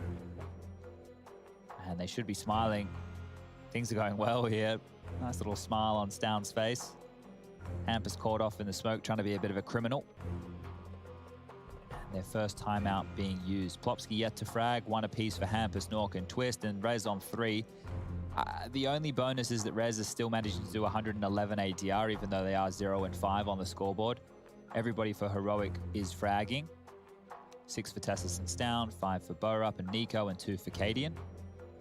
How long can they stay with a clean sheet here, Heroic? Another timeout, so it's back-to-back tactical timeouts being called here. Threat thinks this one's an important moment to talk things through. The panic button, hit it. Why not? Get the full 60 seconds to talk it through and to not let things spiral out of control. I mean, Heroic already getting off to such a great start. 5-0. You really couldn't ask for more. And we do see an AWP on the back of Nork. Bringing that out, CT side. Lots of options available to him to find an early bit of impact. See the intentions of most of the players. Looks like it will be Plopsky solo B, as always. And off the break we go. Big timeout called by the Ninjas. This is an attempt to pull things back into contention. All right, well, an early 4-man A-lean, but there's nobody really home to receive as they've thrown those nades up just to deal with any early aggression. Space has been taken. Damage being done. Tessus put on notice and trapped towards the left-hand side of Forkroom. Will have to get out, and Hampus was thinking about pushing with that. If he had actually gone through, may have been able to take some space. That's a deep smoke, I think, into the forklift room as well, but who cares? Stown's found a killer in the meantime. Hampus has to push that. This is madness. Yeah, they're grouping up very fast. He's working on the flank. The bomb's to his left. Hey, he didn't check it. Tessus found. Now he's worked it out. Hello, access. Hampus, and again with his powerful pushes, has changed the plan for Heroic considerably. And he's going to use ladder to disappear. He'll actually let them retrieve it. Look at Stown. He's still looking towards middle. Oh, Nico, hello? Yeah, it's hard. You can see how little of the great he's actually got visibility on. Hampus. Oh, yikes. It with the relocation on the hunt for the same man. Now he's even ready for Stown. Oh, nearly a great round. He's already done so much damage, but Heroic have managed to have not only time, but the bomb and numbers. 3v2 as they advance. Cadian recovering that. Seems like the letter to choose from is B.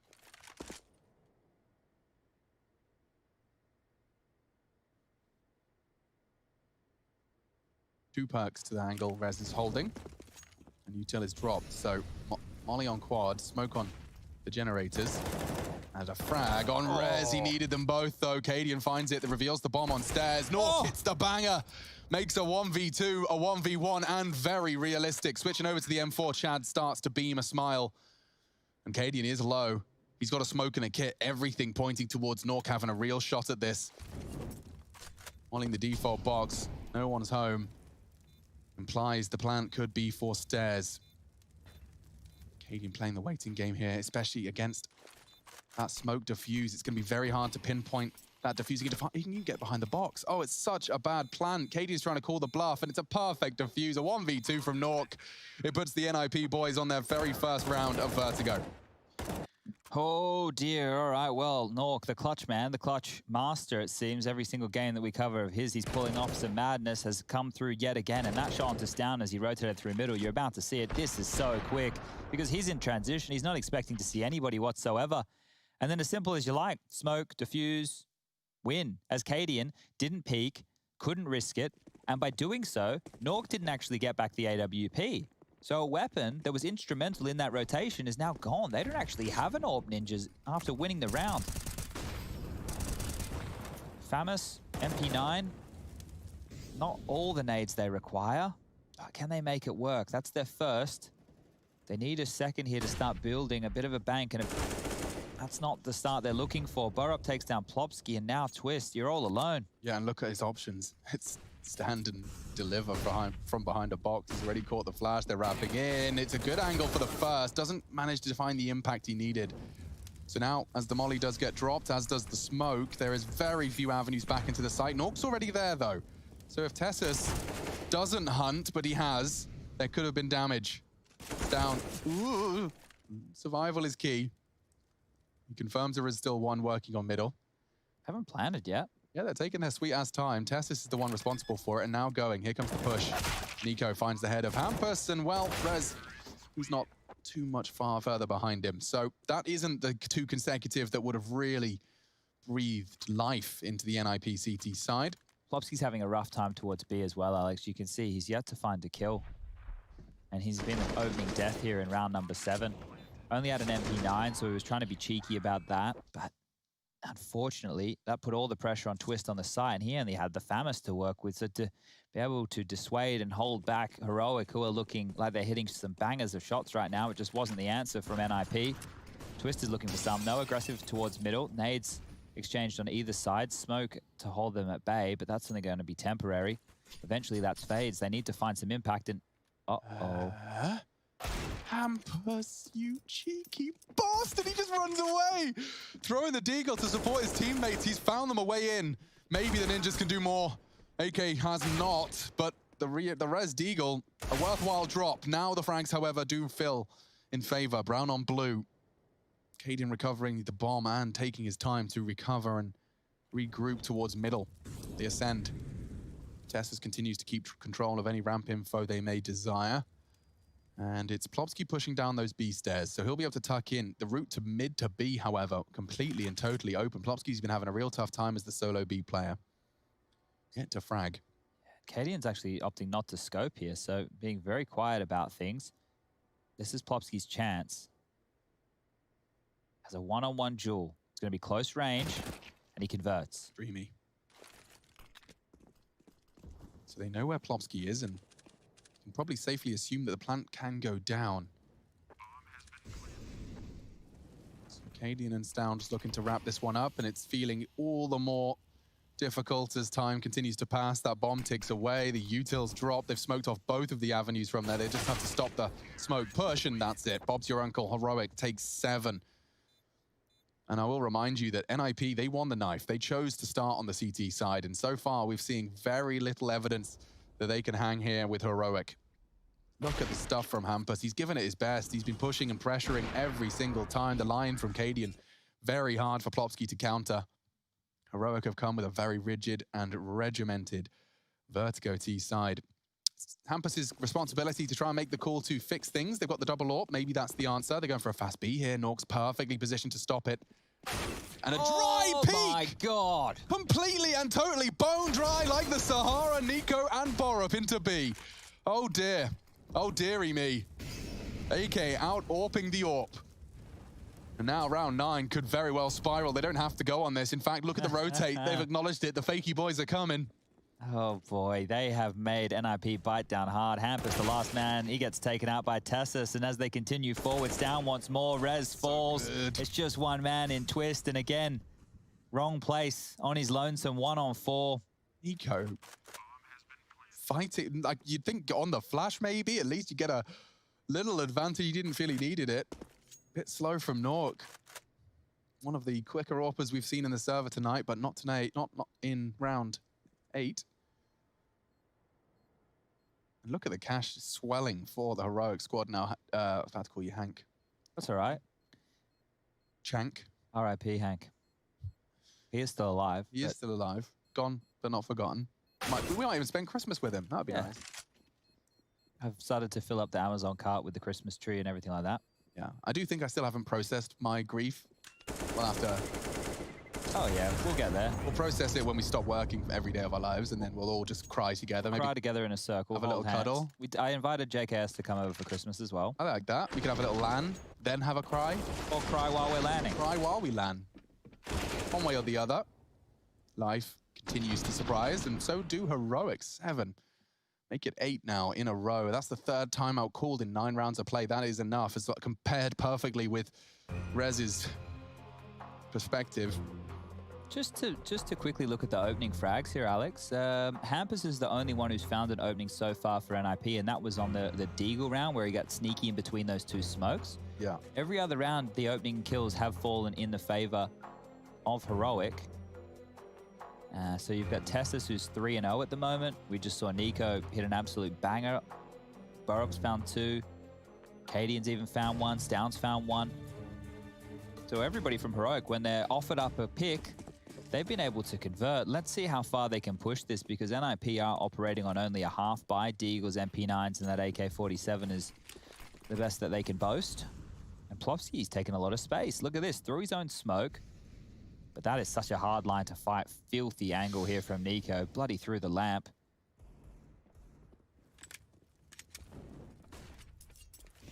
Out of the majority of their crowd control utility here, NIP, it will just be 2 HEs remaining, and they'll need those in tandem to get themselves much damage, because operating on full HP will be heroic. They flash forward. They have Cadian with the pointy end of that AWP picking up towards the short position. One of those nades has found the head of Borup. Walking the bomb up towards ramp, and that's the pick they were waiting for. Hampus takes a cursory glance. Here comes the push, quick switch, nearly costing Tessus the round. Fortunately, he's got teammates alongside for the ride, and we are dealt with. Nork backing away. He does well to find the 1 head, but heroic have the numbers again, and they are not ever too scared about stopping and rotating. They have not only found the frags on A, now happy to group up on B, and it is a very passive hold from the remaining ninjas. Twist is just floating at CT, hoping he can rotate to A if that is the final mark. I wouldn't be surprised if they have all this intent towards B and then go all the way back to A here, heroic. Yeah, 30 seconds. Do it quite a lot. Flashes nades. Here we go. Yeah, there it is. So they're selling a fake. They are. Maybe Nork and his patience. Borup's got to check his corners. Twister's frag. This is when it can get awkward. And 15 seconds, Cadian. Yeah, Nork knows exactly what's up. An AK-47 makes it a little easier. Uh-oh, fakes it. He's expecting the stick, and oh, no time now. Twist wins by surviving. He'll go back for the AWP, but it will be NIP's second, and it's all thanks to the frag of Twist. That one there, a bit of a boo-boo. Nork swinging out to Borup again. Yeah, a boo-boo for sure. That was back in map number 1 where we saw some of those from heroic. Remember, Cadian flubbing 2 jumps. One was to get onto the sight box on Mirage. The other was to get to the van in a 2-on-1, trying to jump across to the balcony. And he fluffed both of those, potentially fluffing that call. The overcomplication, they had the number advantage. They were just against the low pistols. And, well, that AK-47 of Twist, and by separating, were unable to divide and conquer. It gave NIP their second, and now they want to see if they can grab more as Hampus postured forward, this time towards B. Nico not clearing his corners. He gets picked up and peppered from Plopsky as well. Fortifying the B defense is clearly the name of the game plan here for NIP in round 11. Yikes. Rez might spam this. Yeah, he will. So giving up a couple of picks here. Cadian wanted more. He's going to fall as well. Not a very convincing looking round 11 from heroic. Yeah, who's next? REZ in the server tonight. Next. Anyone else want to try?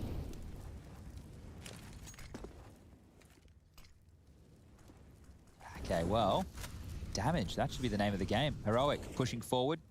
Smokes are good. Flash is better. Stown looking to take a couple of scalps here. 2 to deal with towards the boost box. Damage onto Nork. Yet to convert the frag. Has spotted one more heading back through their own smoke.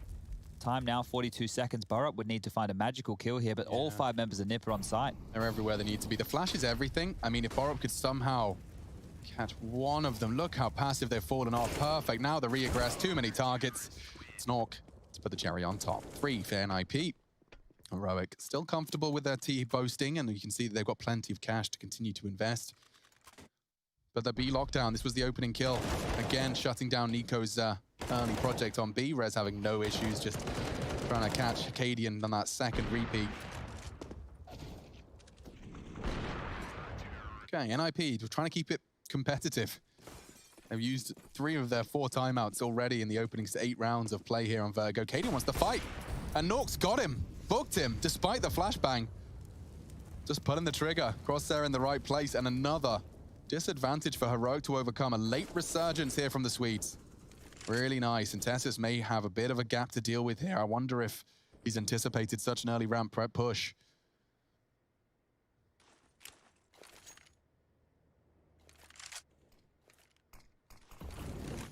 It's a bit deep, that smoke.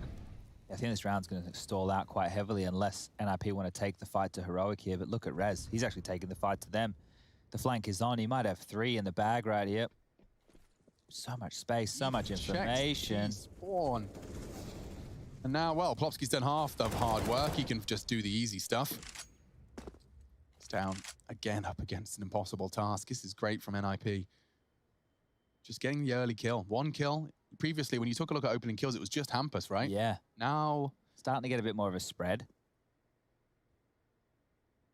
I don't like your chances here, Stown. 40 seconds left. Money has been whittled down for Heroic at this stage of the game.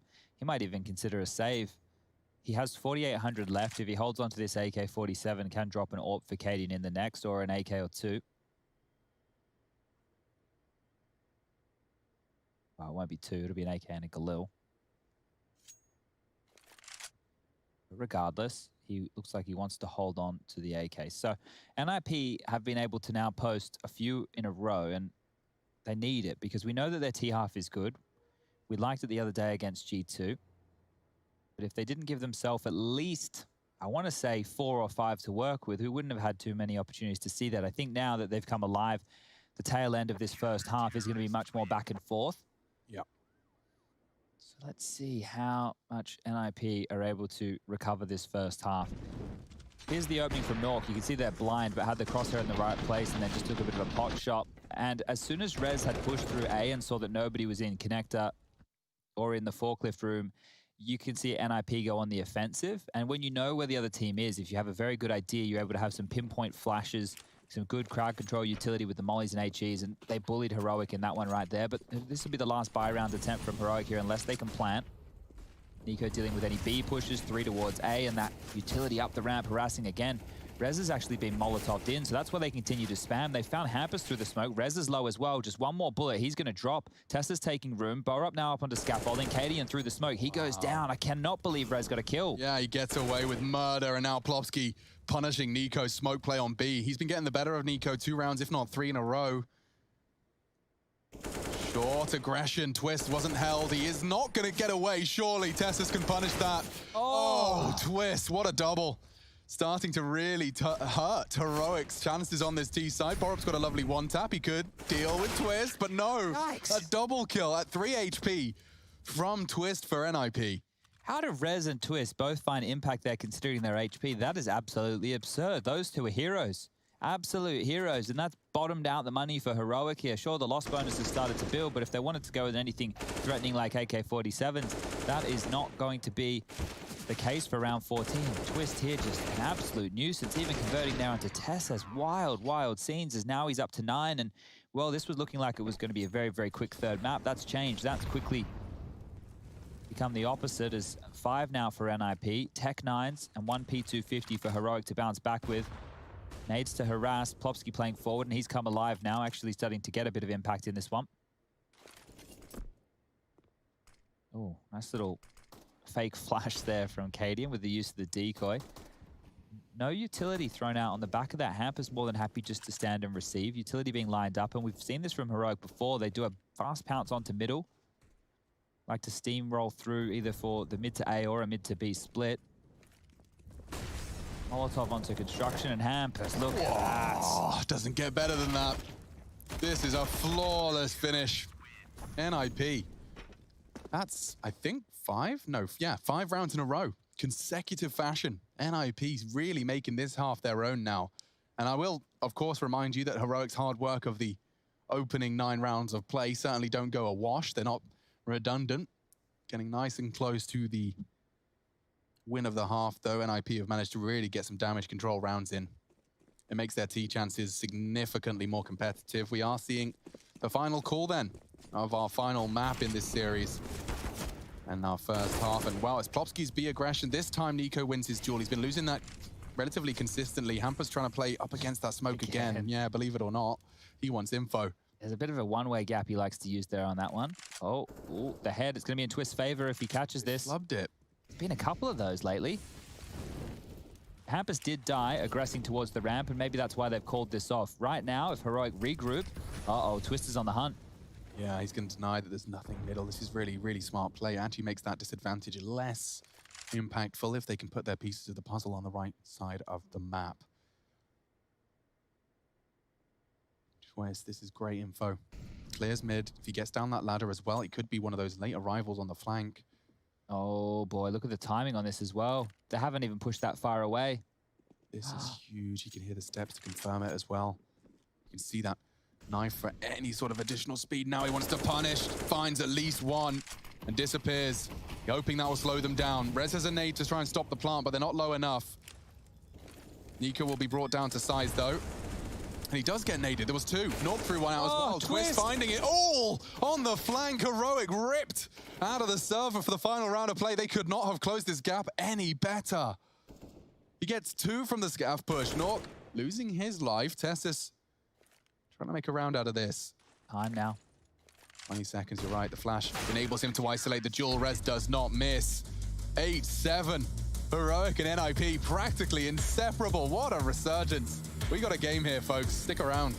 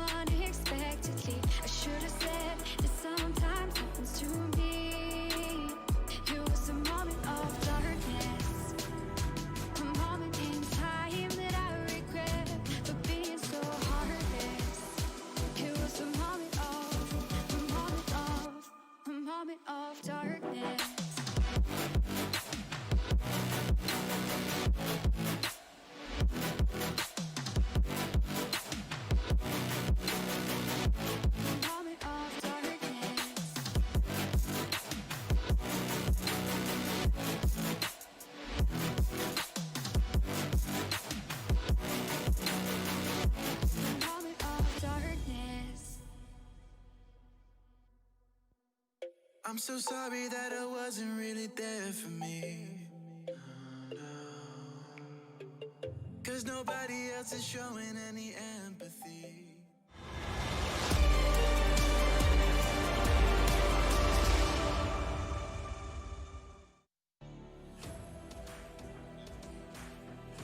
(8-7), NIP and Heroic, and they are nipping at the heels of Heroic are the Ninjas. It seemed like it was all sunshine and rainbows. They were gallivanting through the meadow. It looked like it was nothing but a short pursuit of that pot of gold at the end of Vertigo, but they haven't managed to get there. Instead, it was NIP who responded with, I think it was 6 at the end of that, 6 in quick succession after sitting 8-1 down. So a monumental comeback to put Heroic back within a competitive second half.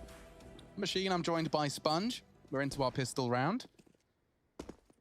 And GG.bet favors Heroic into this one. It is a split series so far, very much an intense game. And I'm spotted. Yeah, Cadian's butt cheeks will be the death of him. Klopski makes a bit of a meal of that, though, costs him a great deal of his health for the remaining 90 seconds of play. He's got the molly lineup, not as confusing and convoluted as the one from the stairs, and this will land over towards that construction area. They start their walk up. A molly on the pistol, it's important, does indicate intent. Testis manages to get a jiggle on that info, and now even an elevated position, which would be the off angle. Oh, Nork gets the jewel, well handled, finally knocks him off. Testis, oh, now Borup filling the feed. Very nice shots from him, and Plopski steadies his aim, and Borup finally shut up. It's a 1v2 for Rez. If he can just isolate these jewels, but he's not going to be able to. They're pushing together as a unit. Nico swings in to confirm it. Heroic with 2 pistol wins, the first 2 pistol wins of the series, and it happens here in the third. Well, they've been loving winning the second round, so let's see if they can do it again after the pistol. True.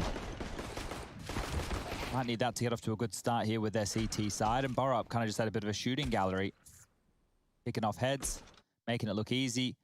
And some good impact there, as you did see they didn't want to allow Rez to have an opportunity to play out that 1-on-2 situation. They just ran at him. They took the fight at him, made sure he couldn't breathe. Make him operate under pressure there. And, well, NIP are just down to the pistols. It's going to be 4 Glocks and a P250 for Plopski. Cadian up towards the crane, peering on down towards the smoke. He'll be set up with that of Tessus. They both have MP9s. They both have a bucket load of utility, and they're both under pressure now. Cadian spams on out. Rez down low, and there you go. Tessus is trying to mop it up. Plopski will kill him, but he needs to get out of control. Cadian's been peppered, but only a very, very small margin. And Hampus, final man surviving, just with the Glock.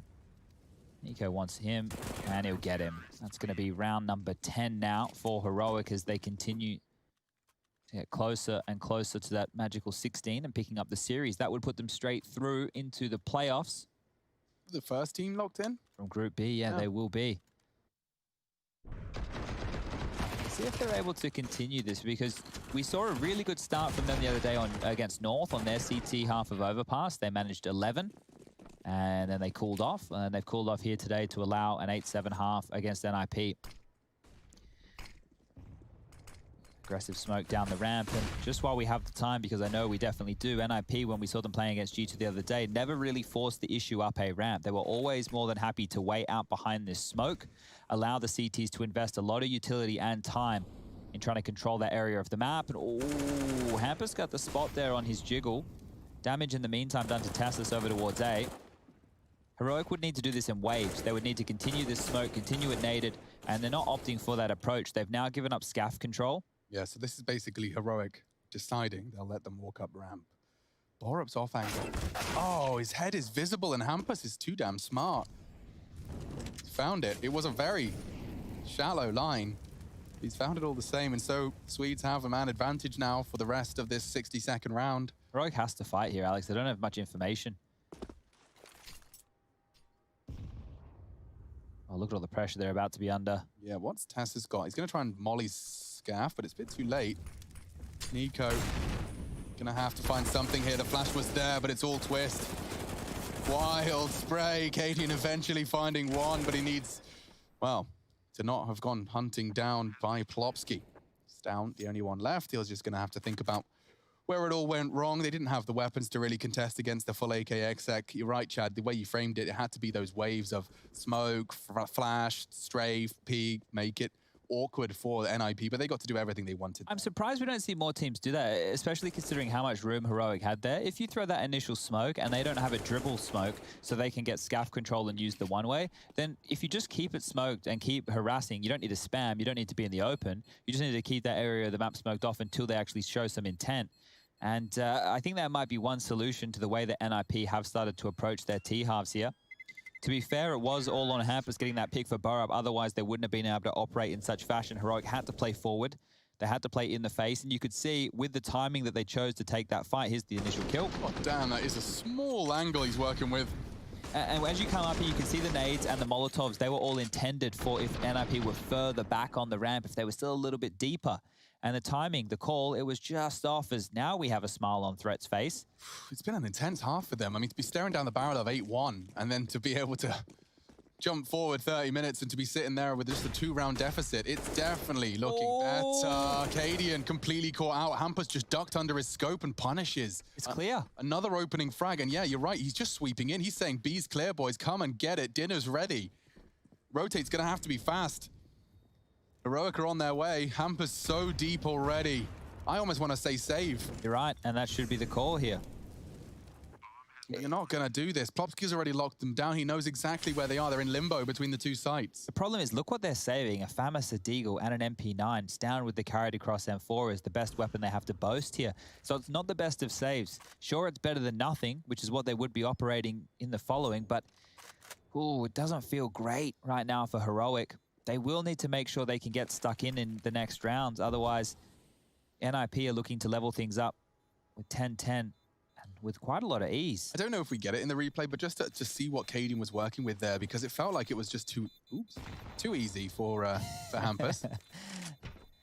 Yeah, like he just crouched around, like it felt like it was going to be respected, right? Like Cadian wasn't flashed. No, but I think what happened was because the initial, like, when they spotted each other initially, nobody had they'd respect. Exactly. Otherwise, he's just run straight into, if Cadian had repeat, Cadian would have had the advantage. But you could see Cadian was trying to get out of dodge. So it was flashed. I have to tell a lie. So the flash vision restored at that point, but it was just too late. Rez actually getting the assist on the flashbang. So definitely get me a knife and fork. I need to eat my words.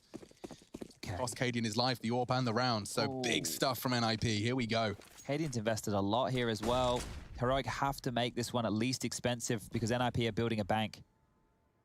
Got a 3-man B lean here. And it could translate into kills. It could translate into rifles. It is Hampus having a little look. They're going to swing on his contact. This is big. Gets a free frag. Wasn't ready for more. Even had his knife out. Nico doubles up, grabs the AK. That's mission accomplished. He said, make it costly. Well, Twist throwing nades and flashes from T-Spawn indicates that there is one of the 3 accounted for. They don't know where Nork and Plopsky currently reside. Cadian has the info short. And as the mollies start arriving on sandbags, that only reaffirms their thoughts. Nork going to set himself up, likely going to get on that ledge for the elevated position and start procedurally clearing into that A site. Tessus holding close angles. Tessus isn't alone, though. And Cadian, oh no, losing his life, Smoke blooms. They've got so much time. They don't have to rush. This Nork will set himself up to start picking into the site. They have got the double smokes down. Is Plopsky going to try and plant? The molly will deter them. They can plant safe. Oh, or can they? Down sprays the only other option. You can see, look at that. That's all part of the plan from Heroic. Molly default, spray the cross to not, and now Tess is taking space. He might be able to catch a deagle shot here onto Nork. Did he see Nock's head? He did. Oh my God! What a shot! Tessus makes that look easy. A great reaction. He wasn't even there. Wasn't even ready. And now Heroic, for the first time in some time, put a CT round on the board. That's breaking the 2 consecutive T rounds we've seen from NIP. Keeps that 2-round lead. Wow. Tessus's adjustment right there was huge because I'm pretty sure that when he was in that position, either he hadn't thought that anybody would be standing there and his teammates called it out, or it got communicated to him at last second because he definitely saw the head through between those sandbags at the tippity top there.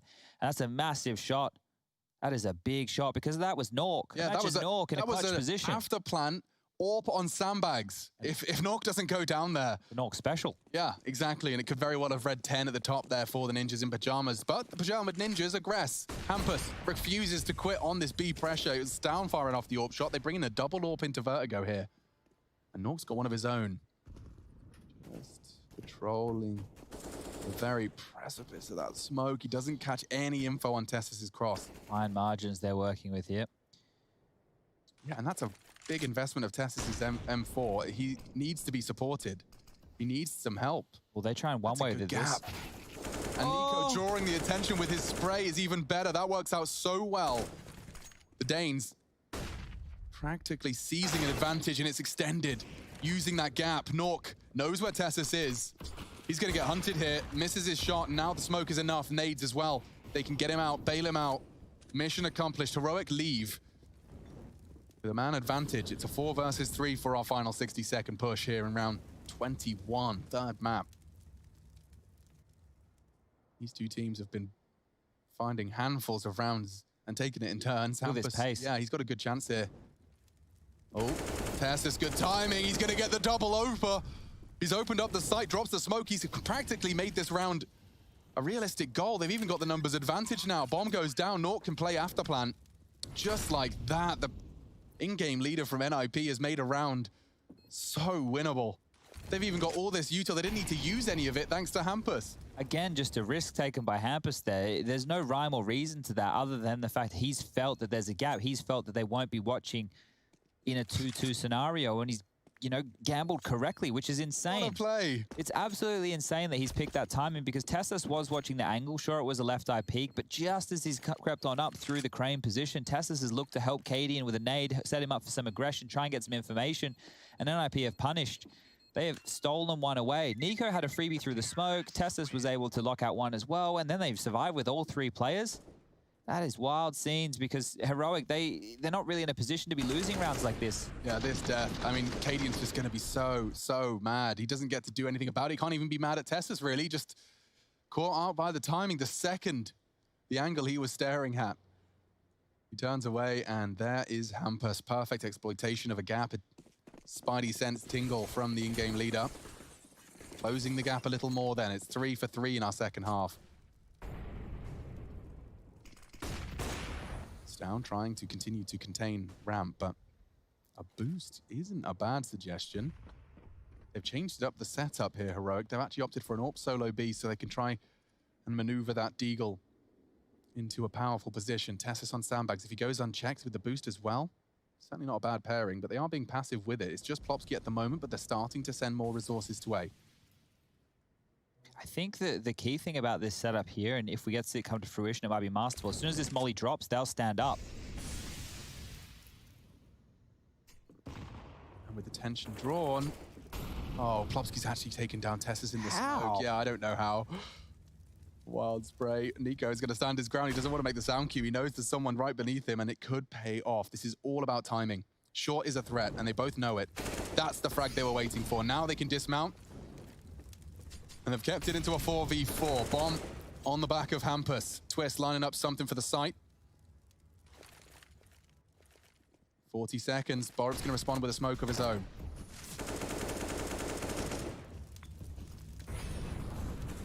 "35 seconds. The pressure from NIP. It's wall bangs, it's nades, but it's not frags. Yet.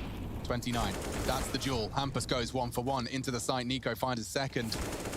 And Nico finds his third. He's just locking it down. Sticks around on the site. Bomb's been retrieved. He can deny it. And he will. Give him the ace. It's only res. His teammates could find it. The double AWPs not having to stop and play for the retake thanks to the hard work of their teammate. Nico does all the heavy lifting there. And recovering it as well. So they'll keep the AK and the double AWP into the next. You can see what it's done to the ninjas in pajamas. It will not be everything, but they found some successes on those early B peaks. I wonder if they've got a spawn or a motivation to try it again. They were sending a solo AWP. Cadian was solo AWP that round on B. Lovely handling from Nico. He stuck around on that boost for so long. There must have been a degree of self-doubt. I really do love the idea of that setup. Sure, it's risky if they just walk up scaff unannounced, but if they... Let's talk about that a little bit more. If the player towards sandbags lives and they have to try and nade him out with multiple players... They're all looking... Exactly, yeah. Right? So if this works again in the future for Heroic, you could see multiple frags coming out from that position. But this is a very important round here. Smoke will fade. Tessus. He really can't afford to go down to a MAC-10. And he has.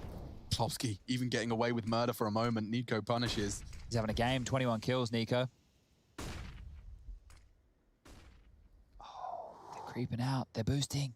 He saw the head. He's been spotted out, but really want to jiggle that. You're mad. Stound's going to drop a smoke to deny the elevator. Flash as well.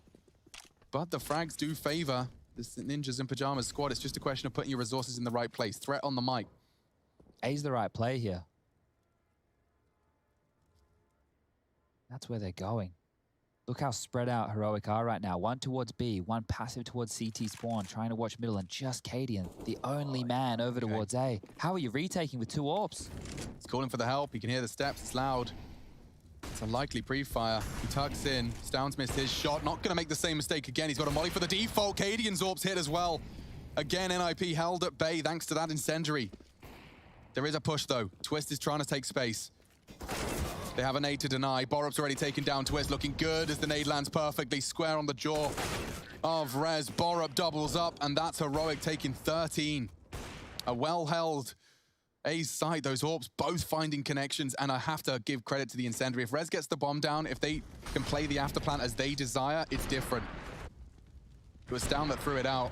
Catching Nork, partnered with Borup, who got to get on that headshot box. Perfect stuff. Heroic. A necessary round converted. Yeah, that's a very important one there. And I didn't note the lack of smokes for NIP going late in towards that A bomb site, operating with very, very little. Some flashes were good, but it didn't get them close enough. And the door has been closed. The last tactical timeout has been called. And they need a miracle right now because Uriah Hampus has found them a couple of big picks over towards that B side to open the door on 3, or at least 2, sorry, of their 3 rounds. Have to talk this one through because we said that Nork went missing the other day on the 3rd map, but NIP walked away with a clean one on G2 against G2 on Train. Today it hasn't been clean, and Nork has dropped off. 9 frags for him. He's found impact all throughout the rest of the series. It's just a shame not to see that across all 3, as it is just these pistols now, and most likely 14, as we do see one of these more tactical ecos. They might just take their time, drain the utility of Heroic here, make them have to reinvest. It's 2 P250s and a Deagle. Now this Deagle and Nork, I just said he's been missing in map number 3. If he hits a banger opening and they're able to cascade onto the B bomb site, he'll be the hero. Borup mantles up and over, sees that nobody's home, throws some deeper utility to dissuade. Another nade off the backboard. And they're just left down here. A very heavy lean at this stage towards middle and B, but we can see with the radar that that will not be the end goal. They get the bomb down, you know. It's a success. It is. And Heroic have practically given them a realistic way to do it, but you can see, access. They're so mobile. Cadian's actually filling the gap now, ready just in the perfect time. They're going to go for a run boost. I wonder if I love it. Yeah, he's in the angle to try. They rocket man him across. But it isn't going to stop the plant, I don't think. Good nade, though. Tassis has been waiting on A this whole time. He's got another one of those. The little... Oh, they're so trigger happy on the nades. It might still enable the plant. Now the incendiary. Oh, a double. He might not get it down. Baby burn. Yep. Couple of seconds. Double flame is enough. And so that's 14 for Heroic. And we will see now the Ninjas in Pajamas, a cornered animal. They tend to bite the hardest. No way out. Only way into the site. Maybe was 16-6, so Heroic now with a much closer test. What were you saying, Chad? I was saying I want to see if that B focus is where NIP want to take this, because if they head over there and they find another opening, it looks like Heroic have already plugged the gap. They've decided to do a heavier lean towards that side of the map for these last couple of rounds. And once again, they've done that. So it's 2 towards middle, 2 towards B, and just 1 towards A. Oh, this is very, very quick. Early harassment right now. NIP have taken ramp control fast. Normally they've been doing this a bit more limped in. They respect the utility. In this one, they've gotten up there and they've actually put pressure on. That's forced out a lot of nades here from Tessus, now just operating with a Molotov, and it looks like he's playing retake again. Mid control is being pushed for. You can see here on Cadian that they have postured on up into at least the garbage room. Twist's line is just for info. Don't think he was expecting a headshot from that. Notice how many nades are being left over from Heroic. This is going to be a cluster on the A bomb site. Oh, they're setting up for a retake of ramp. Nade to harass. Just a little bit of damage done. Borup holding a nade. He's holding his smoke. I want to throw that out soon. Nico's taking space. You know you have them trapped right now. Spots Hampus going ladder room. Borup does drop his smoke, wants to exploit it, and it works. Catching the header twist. The spray, though, is there to trade. Plopsky's done well. Rez is on the side. The bomb's loose. 35 seconds, and they still have incendiaries to deny. We've seen how effective they've been. And there is a smoke on Nork. His smoke could be the one to enable that bomb plant. 25 seconds. Hampus and Nico duking it out, and the flank has been found. Plopsky trying to get the bomb down. He's burning, but he does get away. Nork extinguishes. A 3-on-3 then, and a crucial one. NIP, to get back into this game, they need to survive. Rez takes a fight with low HP. It's a double orb retake, perhaps not the one for Heroic. They re-smoke though, and Nico catching another. They know Plopsky's lingering on the smoke. Locking out Nork, he'll opt for sandbags. Plopsky needs to find him. Down does get a nice tag, but it's into a 1v1, a smoke drop being pushed. He wasn't ready for Nork. And NIP, thanks to a 1v1, find the necessary round to keep this series close. NIP continue to find that really, really nice timing, the sweet spot as it were, as they make their way up scaffolding through shore and then up ramp. In no man's land is where these Heroic players are getting caught. You can see Borup does great to use the one way, but he's taken down. And the frag that we didn't see was Tessus, who was in short, just caught out of position. So once that rotation had come back through after the retake, they were too slow to take back territory, to use their utility. It felt like they were in two minds right there, Heroic, and because of that, you're seeing them having to go into the next gun round here with an emission. It's just going to be an MP9 from Borup. They have one AWP this time, 3 M4s. Utility is good, but they've had to go back to more of the default hold. Now 3 players postured over towards A.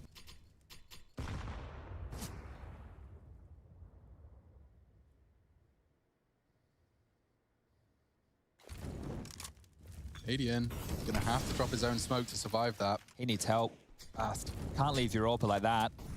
Trying to bail him out, and the incendiaries doing good work. Hadian actually did take a chunk of damage. I think it was from a nade, and oh, Rez, what an entry frag.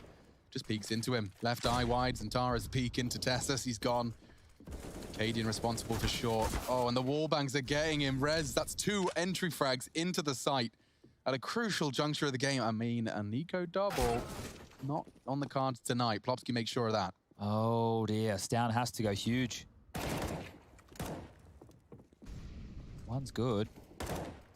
Two's better, yeah, but they're rotating back to B. No messing around on A. They know where Stown is. They know that Borup's most likely in tow with those frags, and they're quickly making their way over towards the opposite side of the map. Footsteps would have been heard. Stown's been spotted. He's beating them there, though. Maybe he can find one of those two. No, they both get across. They both slip his net, and it's still Rez fragging. Easy in the name, and it's easy in the game. 12 for NIP. Yikes, it's going to be a save from Heroic here. NIP are well and truly back in this one. Has to be the eco. It's only the 2,400 loss bonus in the next round. Heroic are going to be operating with very little the next time we see them get the guns out, and it has been the same problem for them time and time again. Just the no man's land of short to A. Players getting caught out of position, players looking the wrong way, players losing fights, players getting wall banged. That has been the problem area. It's very clear to see where the issues are. Last 2 in a row for NIP. They look like they might be able to get the third. It will just be USPs, and they've actually stacked over towards B. This might be problems for Hampus now. He's on his own. Molly's good. It's very good. Look at them. They're both forced to push in on a flash, and yes, it works, but Hampus still holds down mouse 1 and catches them both.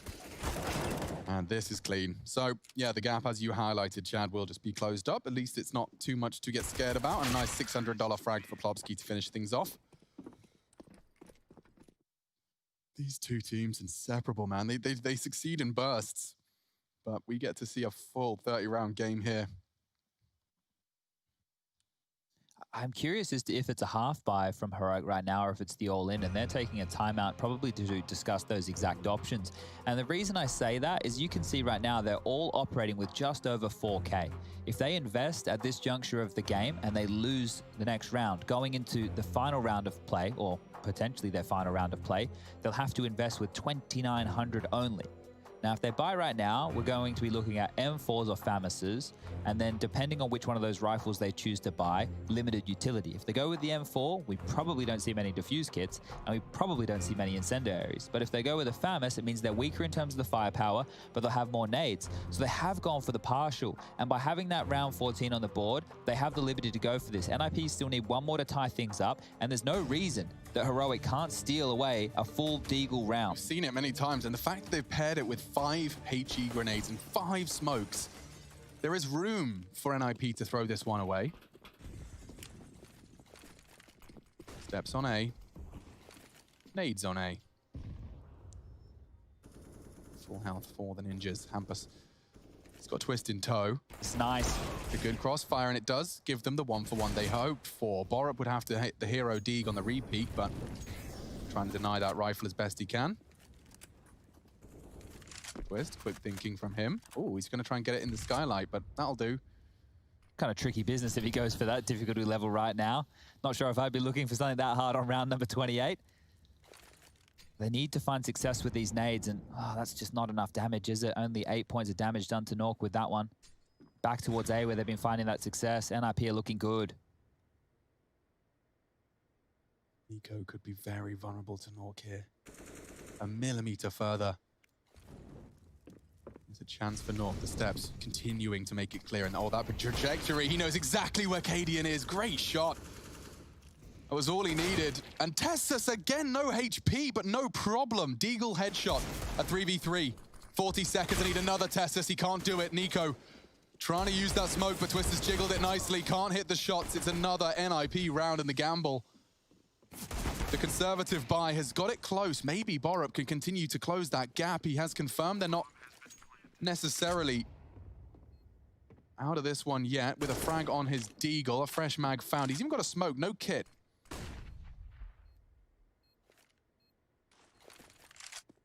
Rez, reveals his location with the pre-fire, and wow, great spray. He's even picked up another smoke. Oh, he's lost track of Nork. There's a kit there, though. Yeah, he spotted it. So drops the smoke, picks up the kit, and looks to hold it. Nork, and Nork fired off the shot. He has an AK nearby, needs to spray now. And he ninjas it right under his nose. Borup, that's a big clutch. And at such a crucial moment, they came in with Deagles. Borup, a late flank, and crucial frags, putting them on match point. The end of a series, it gets chaotic. He recovered, he got 2 smokes and a kit on the hunt for that 1v1. And all 3 kills. Absolutely huge impact from Borup there. Oh. How has he pulled that one off? That is what's been working for NIP throughout the game. Elevator. I mean, okay, so look at this from Nork. It started great. It really did. Tessus with 20 HP wins that duel. Needed to. But then Borup comes in with this. Twist, probably not too dissatisfied, but then when he starts seeing what Borup does with it, Rez's quick pre-fire actually gave him enough info to piece together a 1v3. Yeah, Rez messed up there. If we're going to look at the individual who maybe shouldn't have peeked when he did, it has to be Rez. The first kill Borup gets identifies his position, and then that's left Nork. What could he do? The smoke, the spam. You hit the shot till you don't, and in this case, he hasn't. And now, Heroic, just one more round to lock themselves into the playoffs. NIP need a battle back with 2 consecutive just to get to overtime. And that might be the one that's broken their mentality. NIP, the AKs are up. The double orbs for Heroic. Hampus going for a B pick again. Flashed off the line will be Stout. Space has been taken. Light bit of damage done, and it looks like they're going to boost up early here. I like it. Are they ready for this? Yes. Yes is the answer to that. Stout staring right at it. They had a perfect read. Borup will catch that nade, and it's going to chunk him down to 61. Molly will follow. Spurs him further back. They could do a boost here at quad. They've even got wallbangs for him. They really want to knock Borup off his perch. And Nico's taking info. He's pushed all the way through middle. That must be an A stack now. I can see Cadian knife out charging to rotate. He gets there in time. These have been one from NIP before, though. This same approach. Yeah, all the timing on short. I really do think, unless we get an NIP opener within the next 20 seconds, Nico's locked the door behind them. Here we go. Some util deployed. Cadian responds in kind. He's got an own smoke to make it awkward. They're doing retake. They got 2 incendiaries and 2 nades for the plant. Stout peeks over. A little boost, no less. A bomb going down very early. They can't stop him. Twist gets away. Maybe a 3v5 can shape up, but as I talked about earlier, Nork has got this flank on lock. It's about timing now. Attention drawn away. He can start to push up. Plopsky caught by Cadian. Oh dear. 2 frags away. Heroic to take the series. Send ninjas to the lower. And Nico's got it. He's got 1 and the second. 26 frags on Vertigo. Nico, the star of the Heroic show. And they've stolen it from NIP. 29 rounds is where it ends. The defuse comes in. And Heroic, 16. NIP, 13. series is done. Heroic weather the storm of the Pajama Ninjas and are off to the playoffs, the first from Group B.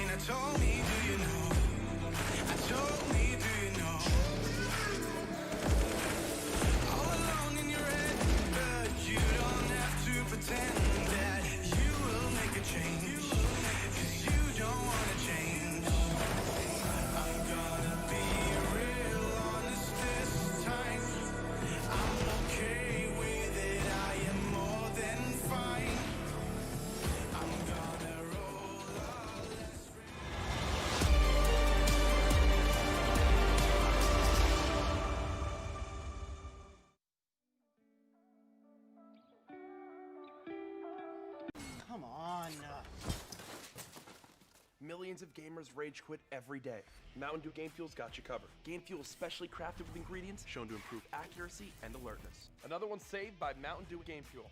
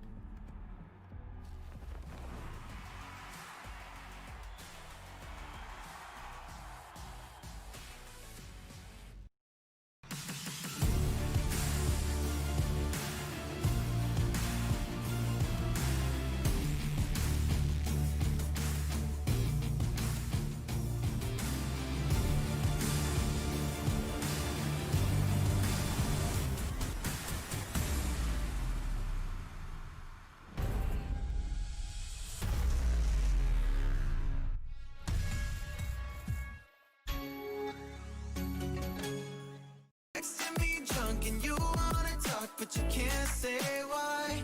I can't get there, and you know I've tried. You know I don't wanna waste your time. City lights, I'm looking in your eyes, but I can't say why. Doesn't feel right to call you mine. You know I don't wanna waste your time. I can't get there, and you know I've tried, but I can't say why.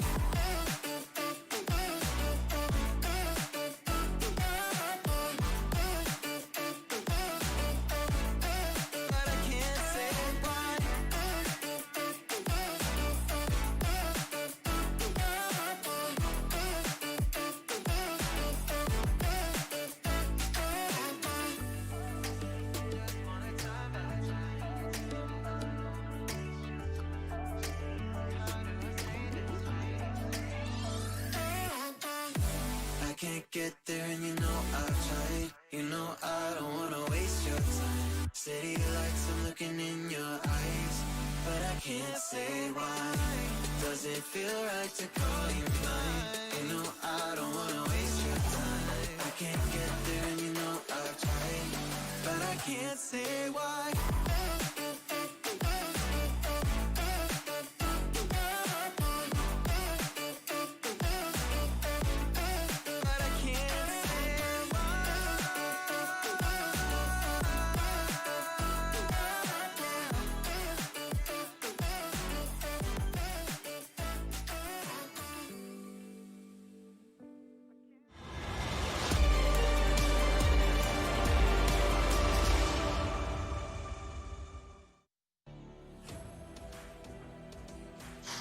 What a first series to start off your day. Starting off right, I'd say. NIP and Heroic. It goes to Vertigo, and I mean, the story starts with what looked to be Heroic, you know, taking full control of the game, and then they get once again hit by the NIP resurgence. They got, what, 8 rounds in a row to make the half competitive. But it was Heroic into the second, just the narrowest margins, a few individual plays separating the winners from the losers. I think the Borup clutch is the difference maker, right? It has to be considering the business end of the game. It was a half investment. They kept NIP from getting to 14 rounds. I think here this was a very good showing, and from both sides. Mirage was close, Train was not. We can forget about that one. Heroic really came to play, but maps 1 and 3 delivered in a big way. Saw some great things out of everybody. But once again, Nork dropped off on the third map, so maybe he just doesn't have the legs to go all three. We'll work on the endurance a little bit. But yeah, that did feel like quite the series. I mean, you had to work hard for it, admittedly, as Chad has highlighted, Train's a write-off. But this one definitely got to see NIP. And you said you kind of maybe favored them into Vertigo. So what do you think was the difference maker other than Borup's? Oh, right. The T-side start, I think, from Heroic, right? They really were doing a lot of damage. And I think they could have even had a couple more. Same thing happens with Heroic. And I think that, not that they take the foot off the gas, but they take a couple of extra risks as they're winning like that. And why not? Because when they're hitting all the shots, it looks good. But as soon as they take a few too many, you can see a team like NIP, they'll punish, they'll get back in the game. Yeah, and they really did. Of course, it's taken their own individual moments. Nork, however, not necessarily getting caught off by Tessus's Deagle. Does definitely sour the mood. Hampus going quite quick for a lot of pushes as well again. So he did that on Mirage and he did it on Vertigo, taking a lot of space and being very cheeky. Tried it on Train, didn't get away with it in the same fashion. But I think that may have been a key to some of the resurgence of NIP's rounds. Even that twist round, remember, where he pushed as well. Lots of pushes this game, lots of flanks. Yeah, lots of flanks. Hampus a little cheeky beaver many times. Then we've got Tessus calling in victorious, of course, in his Heroic jersey. And winning that one 2-1 puts them in the playoffs. So a big congratulations to the smiling Dane. Here he is. Hello, Tessus. Can you hear us? Thank you. Hey. Yeah, nice. I can hear you. Nice stuff so far today. Loving some of your individual plays, but also your whole squad pulling it across the line there. We think Borup's clutch there kind of sealed the deal. You have a similar sentiment? Yeah, Borups. I actually bought a diffuse kit that round, and he saw it at the end, and yeah. So basically, he's insane, you're taking credit for that diffuse, is what you're saying. No. Like, he's insane. His aim is on point every fucking game. Okay, next time I'm casting it, I'll go, oh, it's Tessus's kit. What a smart boy. He remembered to buy one. Okay, no, good stuff, good stuff. Chad, you got something for me? Tessus, do you still have your have a nice day water bottle? Because your room's so dark every time we look, mate, we can't see it. Yeah, that's true. Of course I have it. All right. Nice voice quick. But yeah, I have it. All right, well, we needed to check with that one. And now, look, you're into the playoffs now. You're moving forward in this one in quite the fashion. And I wanted to actually check with what you were thinking for our next game, mate, because this one seems a bit harder to separate. We have another banger coming up now. It's Astralis versus Mousesports. And I wanted to see if you think Mousesports have any shot in this game. I always think, like, Mousesports can be either really, really sick or, like, really bad. So if they bring the A game, I think it's going to be a close match. But yeah, I think Astralis will pull it off in the end. All right. Yeah, I'm taking a look at the scores on the doors from Heroic NIP. Throughout that series, Hampus was really kind of, pulling off some of those pushes we knew he was going to be making. My question is, how aware were you coming into this game that you would have a cheeky Swede trying to find gaps in your defense? Or your defaults, I should say. Yeah, he's always making pushes. I think the right way to counter him is, like, we know what pushes he likes to do, but we just need to know, like, on their T side, for example, we need to know if he goes up a connector on Mirage, for example, where does the other 4 guys like to go when he's doing that, and so we always know, like, where the other 4 guys are. But he's definitely making a lot of different pushes, which caught us off guard sometimes. It did, but also it's good to know that, the homework pays off. Hampus is almost kind of the canary. You can see, okay, well, he's connector, stack B. And we saw how that paid off for you at times. So something like that. Yeah, it worked really well. And you guys managing to keep up this form. That was a hot NIP. They've been smashing everyone in practice, and you take them in the official. So congratulations, and we'll see you in the playoffs, Tessus. Thank you. Bye-bye. Bye.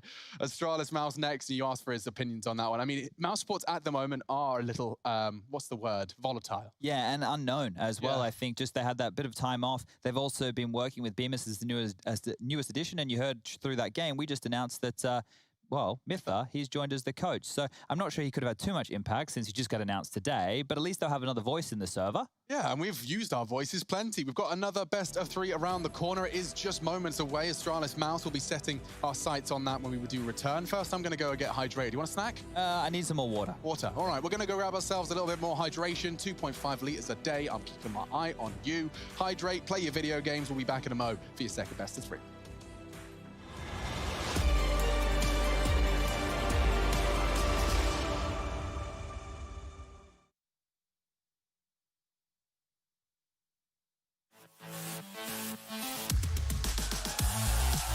Are you the biggest CSGO fan? Then look out for the DHL Drop Quiz and show off your incredible CSGO knowledge.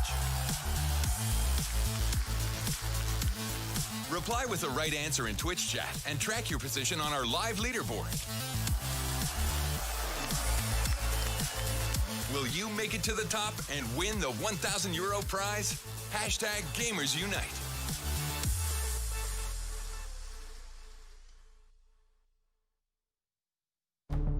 With the right CPU, you can turn any game from familiar to phenomenal. Unleash the potential in all your gaming with Intel 10th Gen processors. With its optimal balance of threads, cores, and frequency to deliver elite real-world performance, only Intel can bring Marvel's Avengers to life with in-game PC optimizations. Supercharge your Marvel's Avengers experience with Intel Core i5, i7, and i9 processors.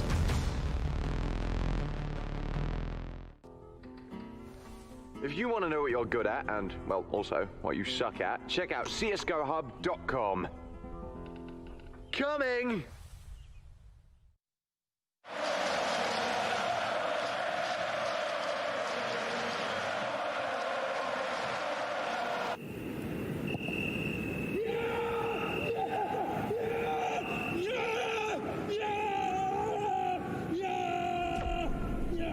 Start your esports career now at play.eslgaming.com.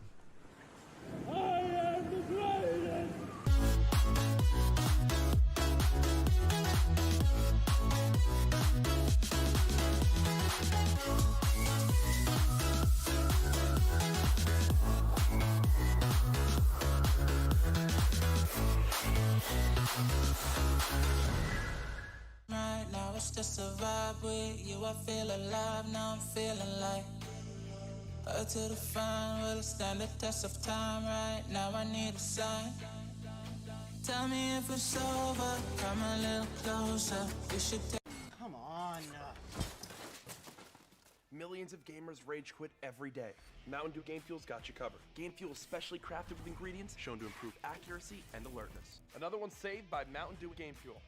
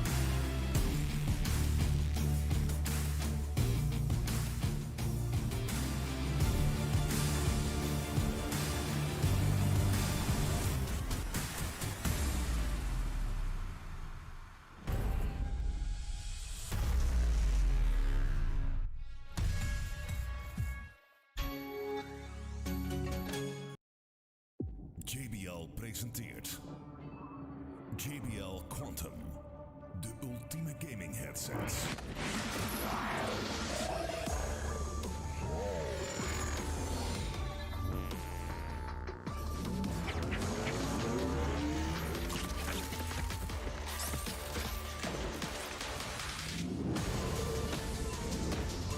JBL Quantum.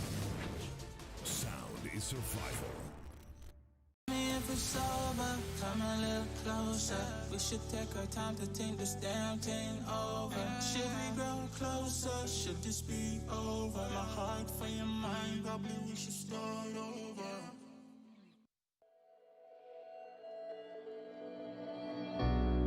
Well, moment now, we're one with the world.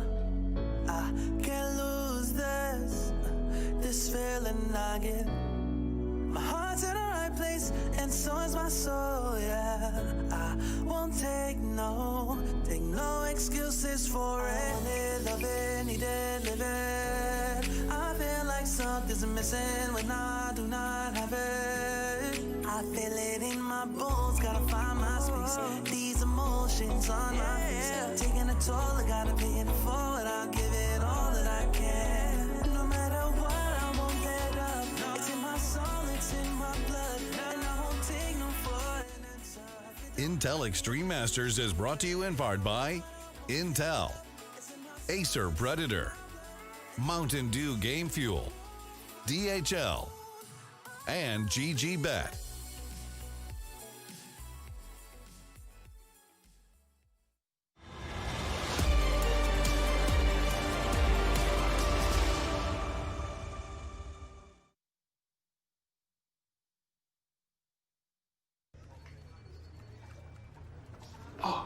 Trace, that's a wonderful pin. Don't tell me. Cologne 2016 limited edition?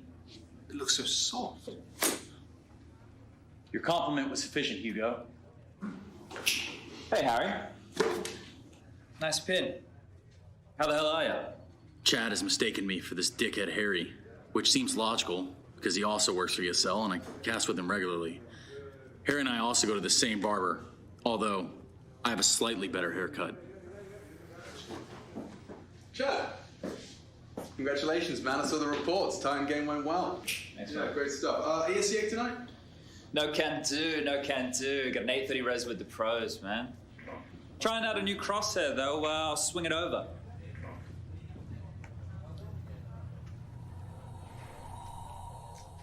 New crosshair. What do you think? That's very nice. Look at that. Gave it a go yesterday. 1 on the thickness, 0 on the dot, and 1 on the outline. It's great for visibility. That's very cool, Stunner, but that's nothing. Look at this. Daring yellow, thin outline. What do you think? Nice. Jesus. How did a nitwit like you get so tasteful? I cannot believe that Machine prefers Rush's crosshair to mine. But wait, you ain't seen nothing yet. Check out this bad boy. Statement red, almost a statement in itself. Dot, for that pinpoint precision. And let's not forget a little bit of girth. Goes a long way. Impressive. It's nice, it really is. Now let's see Chad's crosshair.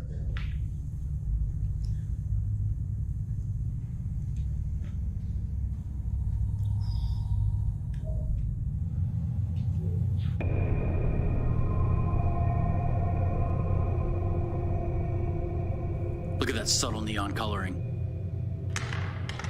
The tasteful thickness of it, oh my God. The gap is perfect. Something wrong? Stunner? You're sweating.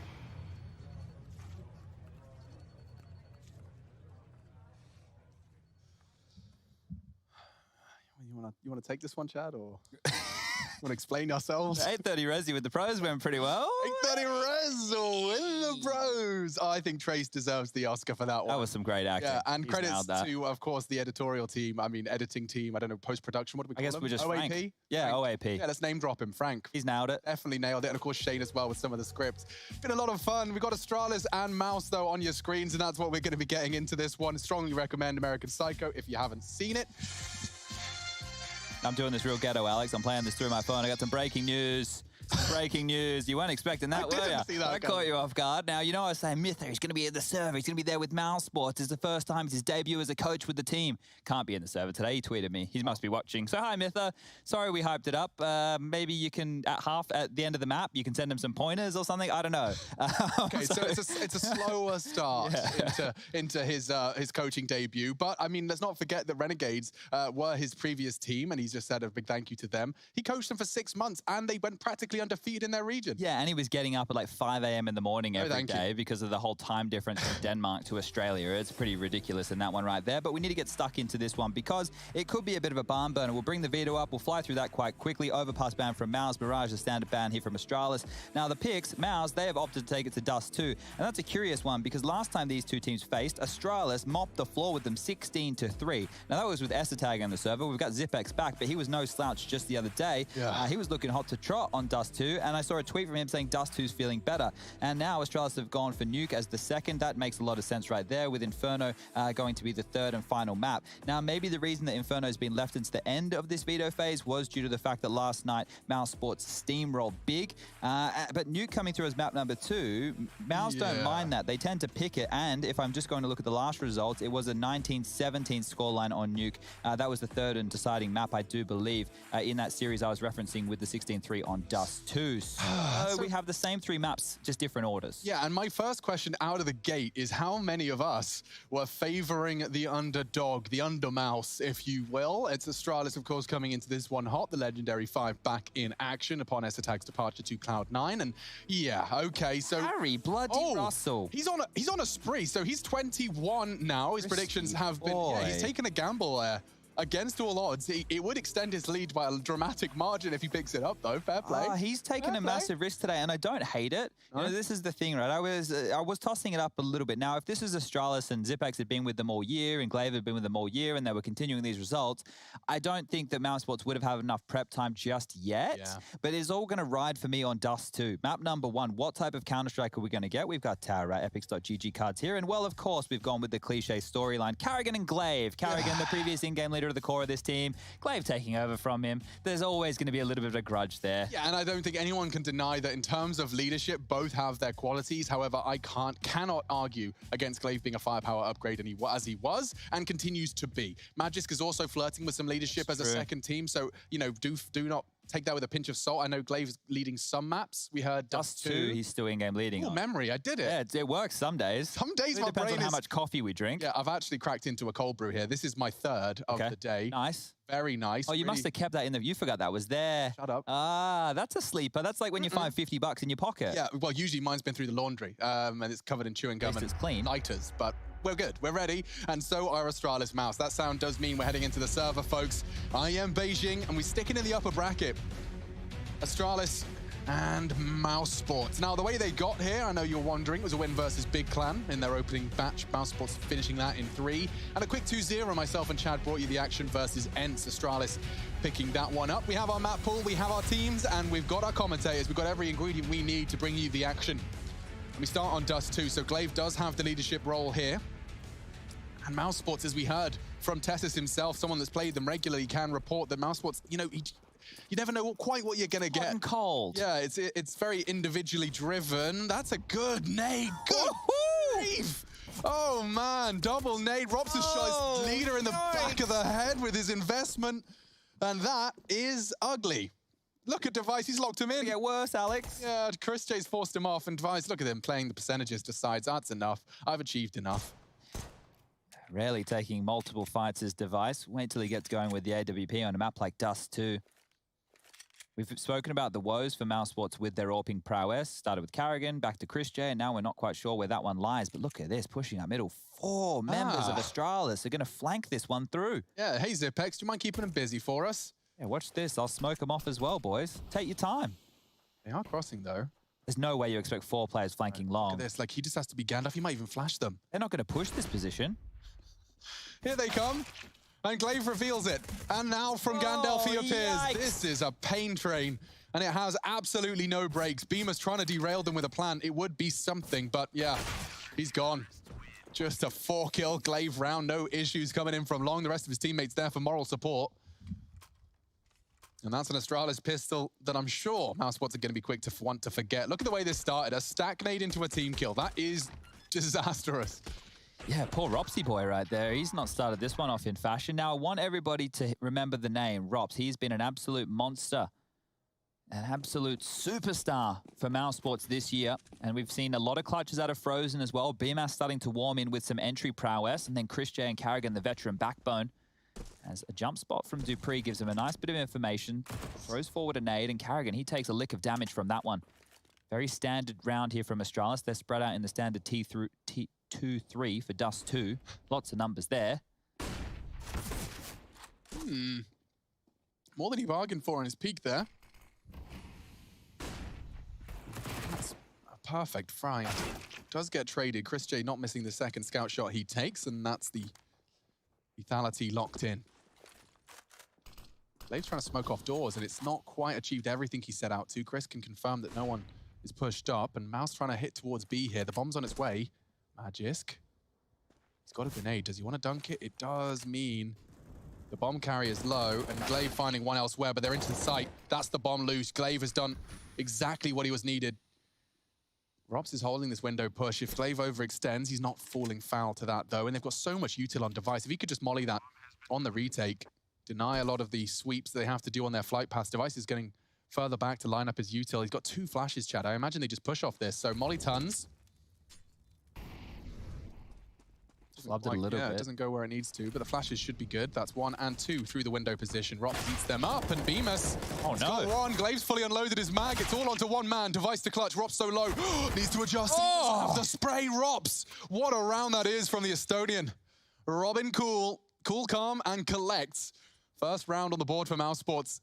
And that's going to send Astralis. That's practically worse than losing the pistol.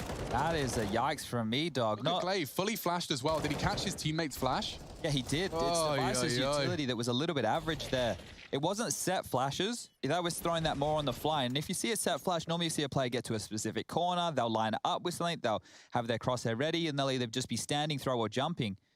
And there, well, the utility may have actually been the downfall. Rops to be the hero, and I'm glad I just spoke such wonderful things about him, because they've stolen one back, and now Astralis have no option but to invest in some deagles. They haven't gone for Kevlar. They haven't gone for head armor. They've gone for a couple of smoke grenades.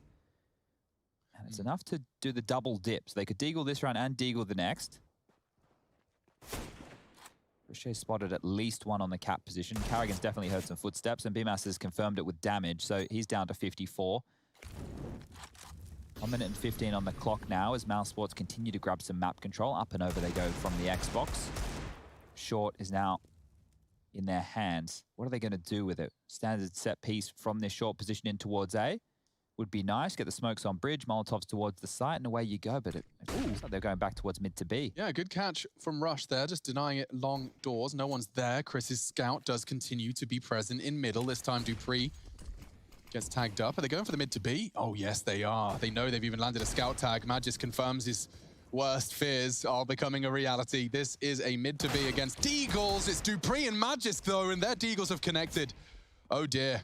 Rob's trying to bail him out, swinging into the site, needs 1, and Dupree's Deagle has found 2 at the 29 health mark. That's a mess from Zipex. He'll get the assist. Dupree just lining him up, knocking him down. This was only supposed to be a bit of damage, and it's around Astralis. They can count on Dupree.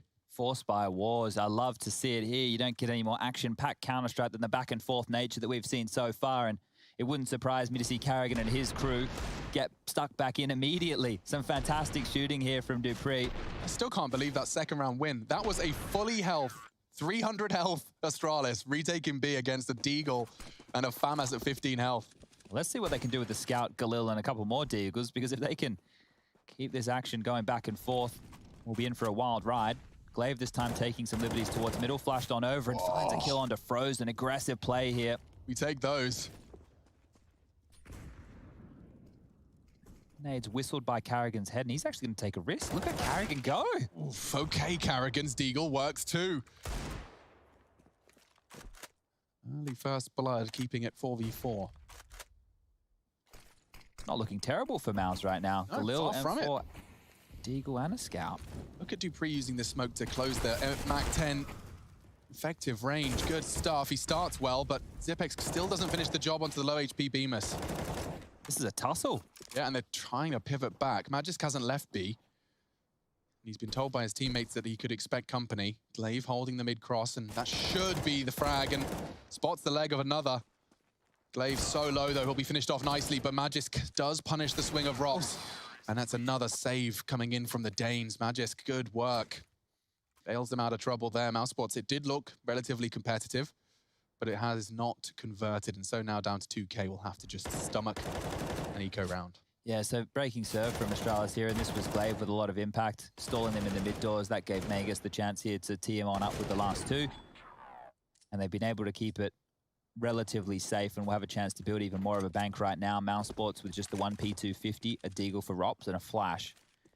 They need a massive opening right here to start the pieces moving in their direction, as Astralis have managed to get out the AWP in Device's hands now, and that's going to be heard any second, probably even spotted there with that top mid cross.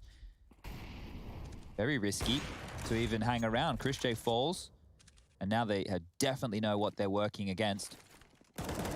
Same can be said as Astralis pivot forward. They want to clean this up. Yeah, they really don't want to let them just group up and push, right? You don't want to see things spiral, especially towards that B site. You don't want to give them the freedoms to play that after plan with a couple of scavenge rifles. They make sure they bring the fight early to secure the round. Beamer spotted at the top of middle. Device will relay that information, and woof, Dupree will profit from it. Quick burst of the M4. Beamer's gone, and we do see 4 for Astralis. Just being delayed by Frozen and Rops' tunnels push. There is a deagle in play. That's on Rops' hands. Maybe open things up, and he hits a good shot. It's through the door, though, and so that headshot does not come with the lethal tag. Device finishes things off. Now, as we went to go grab some drinks and snacks, I said to you when I saw the maps that this is most likely going to be a 2-0 if Mousesports can't pick up Dust 2. And I think the reason for that, if you look at recent history and you go, no, but Chad, the series have been close. Both their games in EPL were 3 mappers. I can understand maybe why that's a consideration, but I really think that Astralis are starting to pick up steam. I think they're starting to look a lot neat and tidier. And today might be their day to really put the pain train down on Mouse. They've done a 4-man A-lean very early, so worried about that long push. Mousesports are fanning out across the map into a default spread. 2 towards lower now. Rops dealing with the upper tunnels push. Chris J operating with a scout again. And just Frozen outside of long. So this one here, we've already gone through the first 30 seconds of the round, and there hasn't been any contact whatsoever across the map other than a nade through a smoke that tickled Frozen down to 84. So being given a lot of room to work with here, Mouse. A lot of space gifted. Once they want to go for control, this will be Frozen's first point. Flashes are good. He's going to be able to confirm that short is clear, and it looks like they've really set up for a mid to B. So the swingman in Dupree, hugely important against this. I wouldn't want to mess with Magisk, man. Device is there in support. The doors being swapped over enables him to provide support quicker. He can even throw a smoke on top of that if he desires, and it looks like he's intending to. So many flashes delaying it. The dribble smoke does come out. Kerrigan's ahead of it, and Magisk doesn't win his duels. Device then has it all to do, and the smoke is going to bloom. Does it spell trouble for Astralis? Do you really want to try and retake? They do like to play the percentages, but they're also so close to it. Look at Frozen. Yeah, he's on short. They need a clear mid. Actually, they've just called a cancel. They should go for this now. They have a 4-on-3 advantage. You'd think that's enough for Astralis. The percentages now, the scale's pointing towards a potential retake. It's so hard to break through. Chris only has a scout, though. Good question. He's actually going around the world. All the way to finish tunnels. It may be a little too late. They do have kits on Zipex and Glaive. Beams is holding the doors, but the flash was good enough. And Dupree's in, and the frags keep coming. Oh, what a retake. Astralis do make that look easy. Breaking through the doors. It was the one flash. That wasn't an on-the-fly flashbang. I can tell you that for free. Oh, they got very lucky to find Frozen there as well. That kill is completely changing Astralis' round right here. Zipex, the key. The fact that he's killed Frozen, it's given them the number advantage. It's actually spurred them on to go for this B retake. And Mousesports are going to be feeling a bit dirty about that one. That really does. I mean, you feel like you've done half of the hard work, if not more. But round 7, As you've already framed, it's definitely Astralis' game now. You can see Mousesports have actually opted for a whole lot of utility. I'm intrigued what Carrigan's cooking up. Robs is the one to hold the mid push, and then they smoke Xbox and run. Oh, warning shot across the bow. Robs gets hit through the door. Device's AWP brings down the scout to a very uncomfortable amount of health, and they are gathered up short. So this could be the full AX tech, right? You got enough util to throw, what, 4 flashes over as you push, maybe drops 1 CT. Glaive does have an interesting idea if he wants to use his smoke instead on short. Well, Frozen's just thrown one out as well. This is it. This is the go. Carrigan flashed off. Good catch. And now things getting awkward. They dream of a bomb plant, and you can see they're even deploying smokes to try and do so. And again, peeking on the flash. This is flawless. Device just flashing his in-game leader every time he needs to. Chris is pushed up. Gandalf, he's gone too. You can do it too with Can Do. Dupree from behind, and that's the tagged up Robs. No armor, no health. Flawless. Dupree picks it up. Yeah, flawless defense. Even scavenging away a couple of sidearm upgrades. So Deagles and P250s galore for the Astralis CT's defense. They're starting to build a bank as well. The macroeconomics, a big thumbs up. Frozen's yet to frag. He's actually gone with the 007 here. Would love to see him get activated. Can be a clutch factor for Mousesports in a lot of their closer affairs. And yesterday they had a very tight one against Big just to get through to this upper bracket. You can see the odds from GG.bet at the top of your screen there now, starting to heavily favor Astralis. It's a pace change. They're going out long. It's the 4-man lean. There's trouble. Lots of nades, lots of damage. Magus, he's able to make short work of that. The utility, it just nukes Mousesports out of the server. And knowing that Magus was there, it doesn't even help them. They can't now quickly push onto the B bomb site because it wasn't all in. It was a long push. It was one that was needed to find opening picks. So this stalls out for Mouse. They hope to find kills in transition. It's a minute 25 left on the clock, and they've only got 3 men standing against Astralis, who have erected this CT-sided wall. They're looking good for 7. Certainly are. These early casualties, losing Frozen, who has been completely absent, as you highlight. Struggling to get the ball rolling, as have the majority of Mouse. It's not fair to point fingers towards one, considering just how good Astralis have looked here on Dust 2. I've seen Chris J and what he's capable of with that AWP against Big Clan. The big reason as to why Mousesports can turn these deficits on their head. It's a 3 versus 5 though. And you can see that Astralis are taking no chances. There is not a chance being taken. The only duel you're going to get will be Zipex. And likelihood is Z tucks in upon contact. Now actually drop a smoke of his own so they can't walk up. That's a good way to lock them out. Really good. They push through though. All the same, anti-flash. They're running out of time here. Mouse need to get the bomb planted.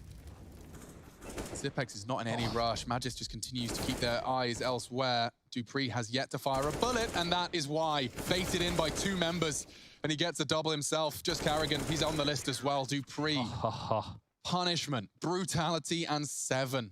Chad, a triple kill. They're just taking it in turns at this point. Glaive and Dupree, though, have got 27 frags.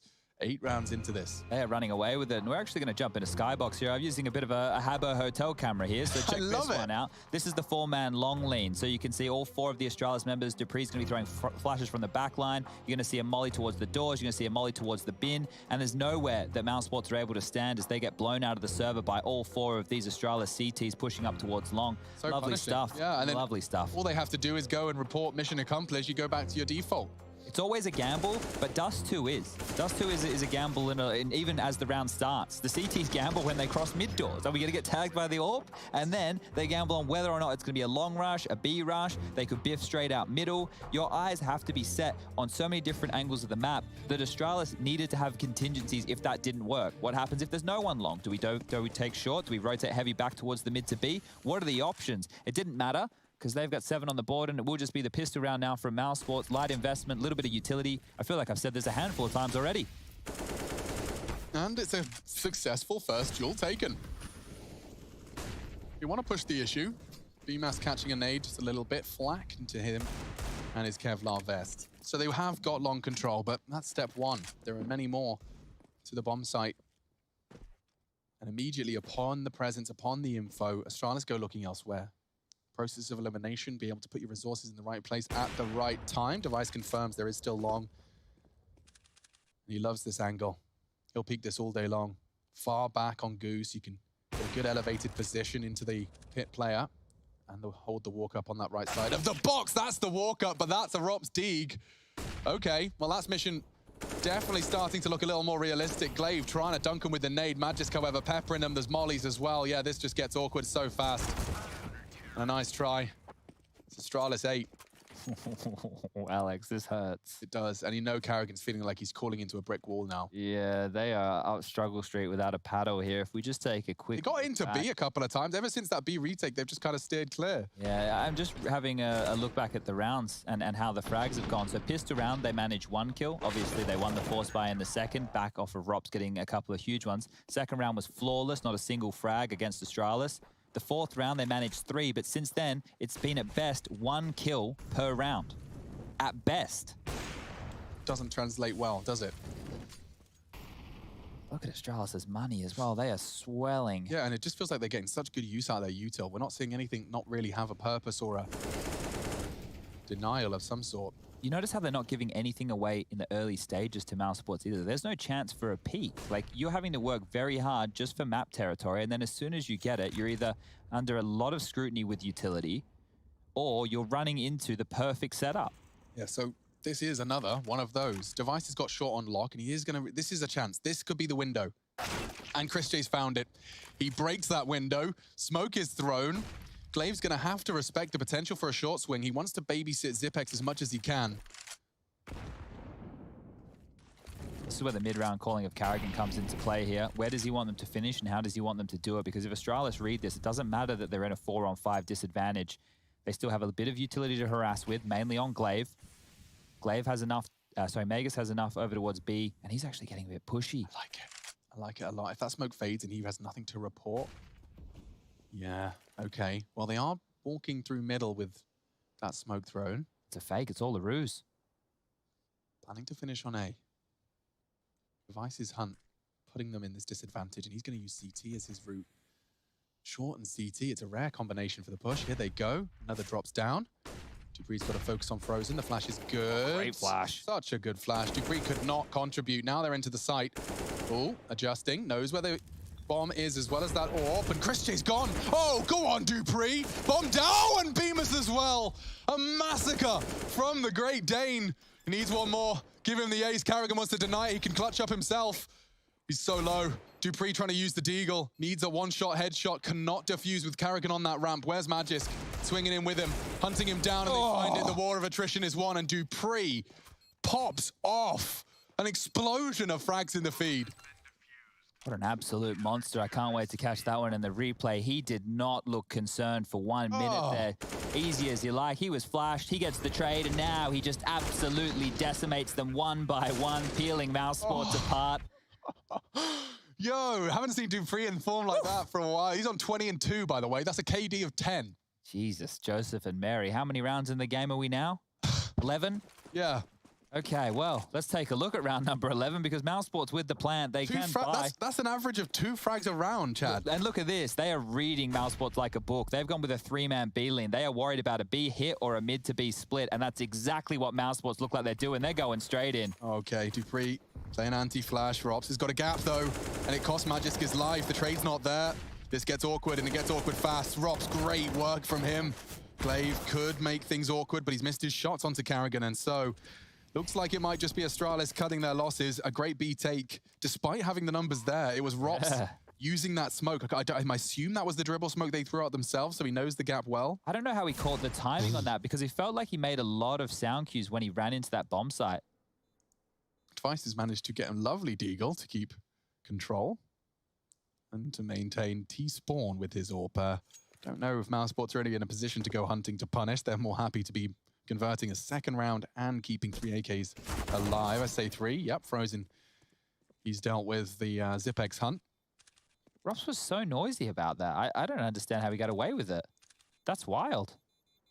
Very, very crazy scenes to open up the site, but that's Rops who's been the hero in the 2 rounds that Mousesports have been able to now put on the board. Now, it has been a bit of a beatdown. It has been an absolute slaughter so far. Looked really comfortable for Rops, and he knew Dupree would have to make a Hail Mary reposition, so mantling up, great stuff. It was a good deeg to once again ruin Chris J's day. Just want one round. I just don't want to be dying. That's all he's thinking. He's like, I've died 11 times. We played 11 rounds. Can someone just let me bring a weapon into the next for once? It's a scout again. Feeling, is it? It's not. You never get to see that weapon again. Well, they've hedged on this again. They've done another 3-man B lane. Yeah, and look how quick they're up. That is very fast. Very, very fast. This could be a gap. They smoke it off themselves, so perhaps not something they want to punish immediately. But Chris J's scout has met Device's AWP. Oh, yeah, no. yours is cool. Mine is bigger. Double smokes deployed. That is faking the mid to B. Bemis to commit, or at least make something to convince them. Oh, lovely. Pulling out util. Zipex, however, has caught the long prong. And on the repeat, he confirms the bomb's long. Astralis get the info again. Carrigan walks up. Needed that. Could get Device too, but pulls the trigger nicely. So the numbers maintained for Astralis. And they've got 60 seconds here. Bemis with so much ground covered. Going. Yeah, it's going to be interesting to see if Dupree backs into B. This is the fight right here. Oh no, he can win the round right here. Rops is not ready for it. Handled from Dupree. His first shot was not accurate, but taps and then commits to the spray when he's happy with it. I thought he was going to fluff that right there. You don't want to give Rops a second chance. No, and you can see that just that moment of him just releasing the movement keys, Rops stabilizing. It could have been nasty. Instead, it's very, very uncomfortable for Bemis. You can see his procedural little jigs, checking all the corners, trying to get that information, especially on the left eye. He knows he'll be showing more than he wants to. Makes the sound cue though, and a nade landing on his toes. He might be able to get the bomb here if he's quick. 20 seconds, you've got to go quick now. He's open. Device is going to be on the doors though, scoped in. And so Bemis giving it a go, hoping for a Device miss. Yeah, not going to happen. I'd have to pray for a Device miss. Seems like this guy, only with 8 kills, is still hitting some absolute bangers. And right there were duels in 3 different sections of the map at the exact same time. Short, as they came out mid to B, and long. Mousesports were trying to take Astralis on multiple fronts, isolating duels, and they weren't able to do it. You can see the frustration there on Chris J's face as, yeah, you're right, he has died every single round. It's not feeling good. It's not feeling great. As Dupree pulling a bit of a face after finally converting that frag. There was a moment in time because he was the man stopping them from getting the bomb down on the other side of the map. Astralis would have had to rotate it in. It would have been a 2-on-2, and it definitely would have potentially. It could probably, most likely have been around for Mousesports. As now, unfortunately, definitely, possibly. Stop talking. Thank you. They're buying in. Christian has an AWP. Galils, AKs, and some goodies. This is the default they like to run, so having 2 go through lower dark means they can go for boosts exactly like that. Hello, Frozen. That's ballsy. And they both look equally as worse for wear. An even trade, if you will. They need to find a pick here, Mouse. Having a really rough time of doing it, and as I mentioned before, you don't see Astralis overextending for many kills. Give nothing to Chris's AWP. Like, he's tried it all. Scouts, AWPs. And oftentimes he just finds himself watching the clock tick down. And you can see because of Astralis' setup, it's just so wide on the extremities. They give them mid. You can't plant in mid, as a wise man once said. I'd like to just see an all-in with this cat execute. They may as well give it a go. Yeah, give her a crack. What if we're working with for the A defense? It's the AWP. Oh, they have no smoke. Previously, Astralis, when they throw this smoke from Bemis, they responded with a smoke in kind. They just don't have one now. So how do you do it without? Carrigan lining up another smoke. He'll be dropping that for the cross exactly where Device is holding. Or he's just going to re-smoke it. Interesting. Now they go. CT smoked. Second for the cross. And they've got 2 dropping down. They're pushing on Glaive. He's got 15 bullets, and it's not enough. Wow. 3 frags in favor of Mouse. Just the 1 for Zipex, and the last 2 are the B defenders. They've got a perfect position in Rops. And not even going to give it to them. Not going to give him the satisfaction. Oh, nice shot. Well, that's satisfying from Rops all the same. Looks like he did. Dupree with a KD of a god. 21-3, 156 ADR. He'd want to hold on to this AK. That round, though, where he just took a dump on the chest of Mousesports. That was a huge one. Absolutely massive round. Madness. It looks like he'll get to hold on to this AK. Now, I assume that, yeah, thank you, Frozen. Coming. Ooh, I think he pauses. Tucks in on CT. You'll be happy more there. Coming. He might get 3 kills here. Oh. Oh my goodness, what a punish from dupreeh. There's more. Finally, Chris gets something. The third round secured, but that is a disaster. It just, any sort of like financial gain into the final 2 rounds of play is just lost. Chris gets his AWP. He'll be happy with that. It's a cute hat. And some happy fans. Oh my goodness. Okay. 10 points to Gryffindor. Okay, well, here we go. It's bottom of the bank balance for Zipex and Device. They've had to invest all of their pennies here, or almost, as Astralis could be looking at either a 10-5 or a 12-3. I think this round here means a lot for both teams. Device might get picked. Chris might actually get some success, finally. That took him 14 rounds to find an opening pick. About that. Yeah. Imagine if dupreeh denied that AWP in the previous. He almost did. He didn't, yeah, he wasn't far off. So it's a short 4-man stack. Magisk and Zipex are in transition right now. They aren't going to get out of dodge before the hit comes in. Nobody long. Zipex will translate that information, but Magisk, you've got so much work out for you. He wants to drop a smoke on the site, and that works. So does the nade, but he's going to get swung on. Zipex, not enough. Magisk can get a double. There is more from the flank. Glaives timed it to perfection, and just as he turns around... Get him out. This isn't fair. It felt like they had all of the control. Glaives' flank on short was not being held.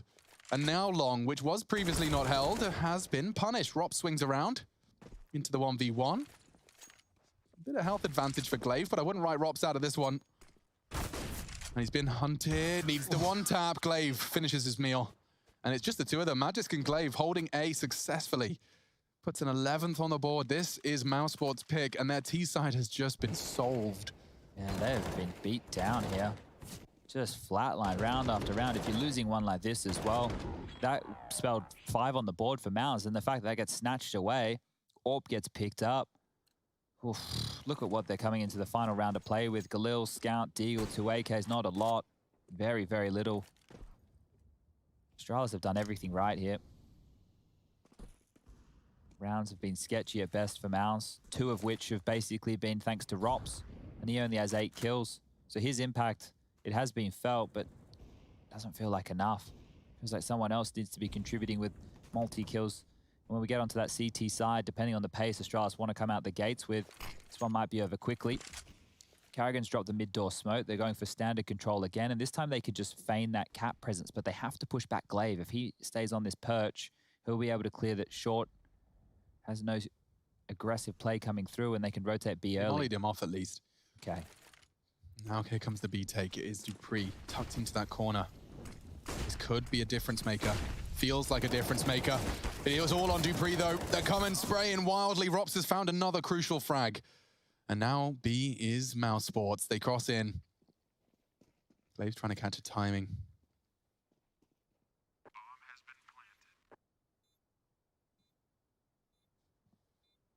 Well, they can't save. They have to go for this one. They're just hoping that one of the Mousesports members gets caught out before they fully commit. And the only real candidate would have been Frozen. That he's heard them push through mid, and they've faked the steps, hoping that Frozen starts to push, and he has. Beamer's down. That's a start. Frozen's being held. Zipex spotted. Chris J low. That's the push. Zipex has found it. It's all onto one man. Rops, the hero previously, continuing to be just that. One more frag. He's buying time. So much time. He's won the round. Zipex just doesn't have the time. 11-4, the final score of our first map's half. Whew. Astralis in it to win it. Could be a quick start on Mousesports' pick.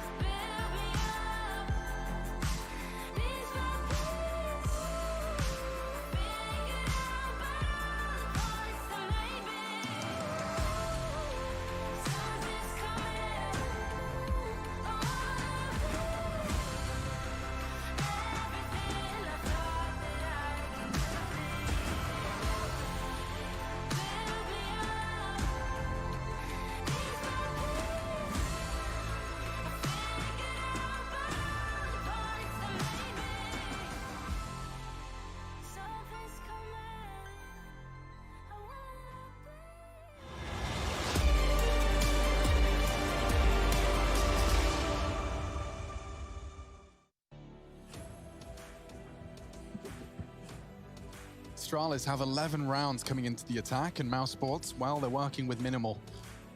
I'm joined by Sponge. My name's Machine. You can see a lone dumbbell there. Dupree has been working out that mouse arm for sure. Just for the bicep curls, Alex. Gotta get the curls to get the girls. 17-7 is Glaive's scoreline. Dupree has 24-6. It doesn't sound as cool as 21-2. No. Which is what he did have a couple of rounds to the end of that one, but he definitely popped off.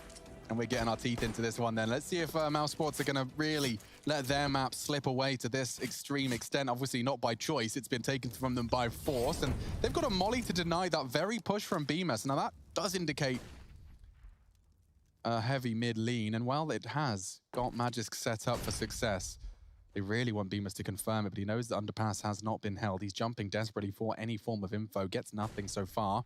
And into the doors, and Frozen gets double gooshed. Oh, dear. 2 clicks of the mouse. Dupree continues where he left off. He's done his deathmatch this morning. Yup. Another flash, another peek. Force him off. Kit is on A. Evade the nade, not necessarily, but up long. Oh, look at the pressure. It's a lot of pressure. Not ready for this. Not at all. Carrigan can have a look, but oh no, the Glock at range has let him down. That's why you get the P250 for fights like that. It's a mess.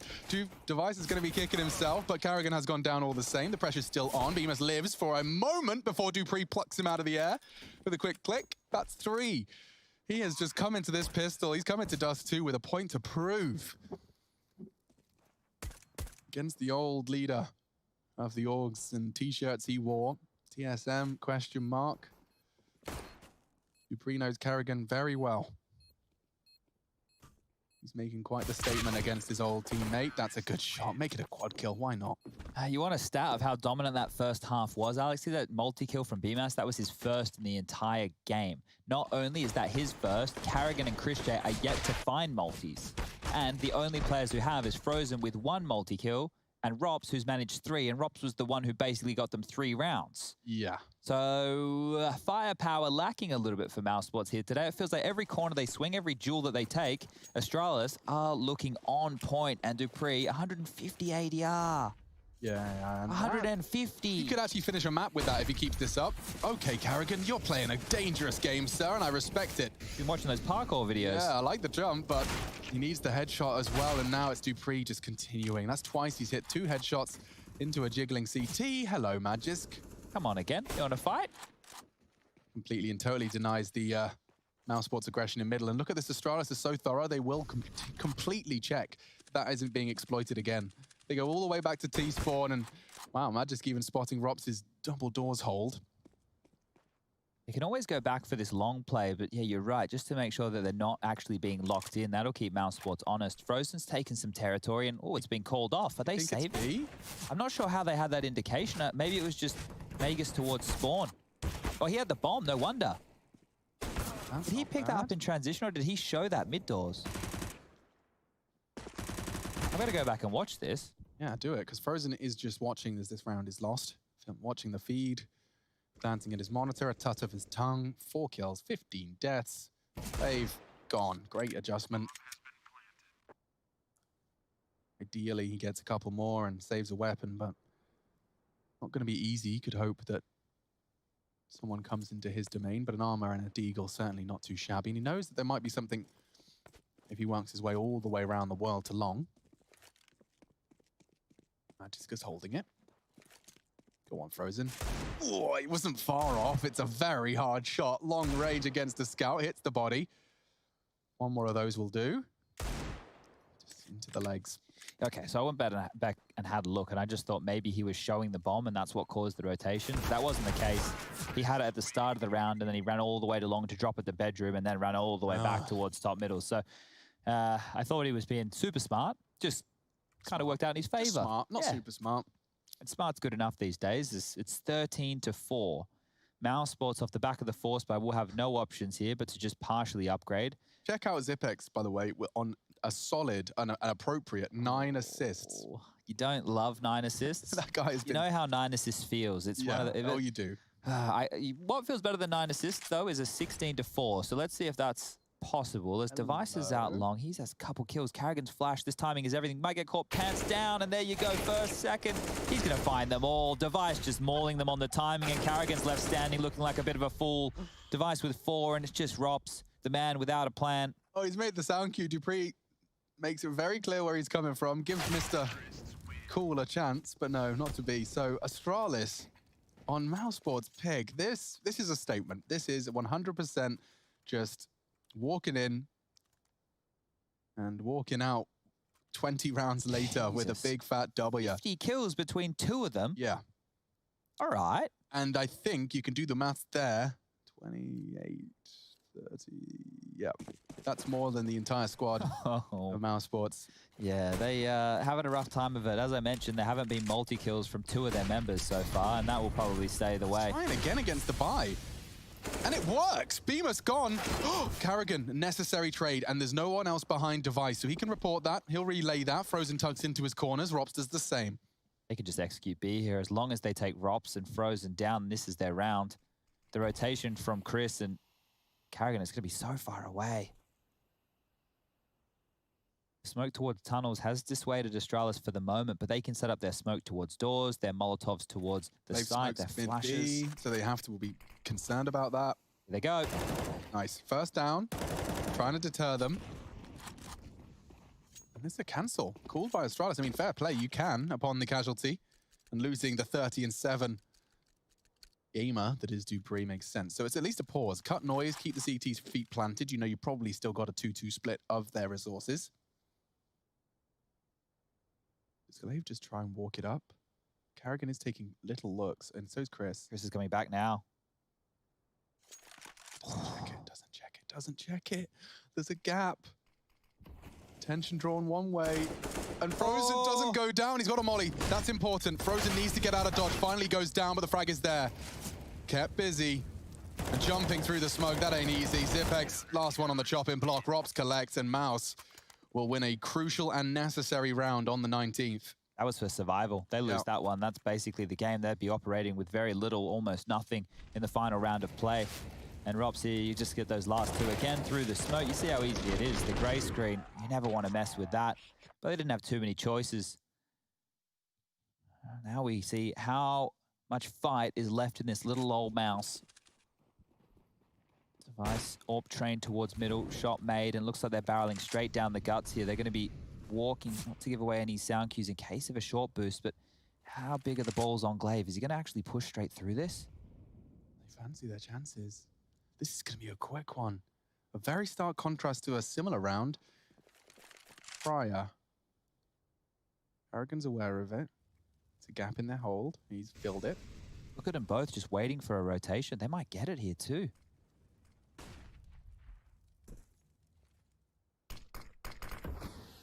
Okay, going to think better of it here. Astralis was set up for a quick little pick and punish, but they've been smoked off, and they still have 1:10 left on the clock, so no real dramas.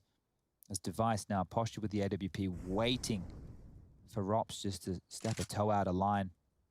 Smoke's faded. They might go back into that same setup. Yeah, and they're so happy to just count on Mouse not pushing long. They can. Mad just taking occasional glances, but Carrigan's off angle. Oh, he gets it. What a shot. Good moves as well. Elevated angle. Glaive wasn't ready. Forces out some incendiaries. Forces out a lot of util. Carrigan's burnt down to 3 HP. Oh, well. You didn't mean to do that. No, it looks good though. A one tap of sorts. Carrigan finished off by Magis. And they're actually changing their plans. They do plan to hit A. Bemis has been staring at long this whole round. He's going to be excited to see some action. Chris J tucking in as well. He's just moved as well. Look at Zipex coming through long. Oh, what a shot from Chris. They're hitting everything they need to. Zipex though, that long presence. Chris is vulnerable. Dupree needs to hit his shot. He's been good at it. Zipex does well. Finding it now gets awkward for Mouse. This could very well be the beginning of the end. Device is under pressure, but he hits his shot. And Dupree wraps it up. That could have been different. So close to finishing off the job onto Device. It was a dink exchange, but his gun just hurts a little more. Slaps him down with the AWP to the head. See that one again. Look at this. 3 HP. Just one of his cursory shots. Oh, dear. You can see how quick they decided to go cat, and the rationale for that for everybody is that Carrigan is the rotator. So once that you know he's out of the equation, it's most likely going to be Frozen and Rob still on that B bomb site, and they were right. The right call, the right play, and that's round number 15 as Mousesports, AWP, Scout, Famis, 2 Deagles operating with very little into the final round of play. 21 rounds so far. Well, this is the 21st. They have any fight left, or they just want to roll over and take us to nuke? It will be map number 2. It is a choice of Astralis. It's still a good map for Mouse.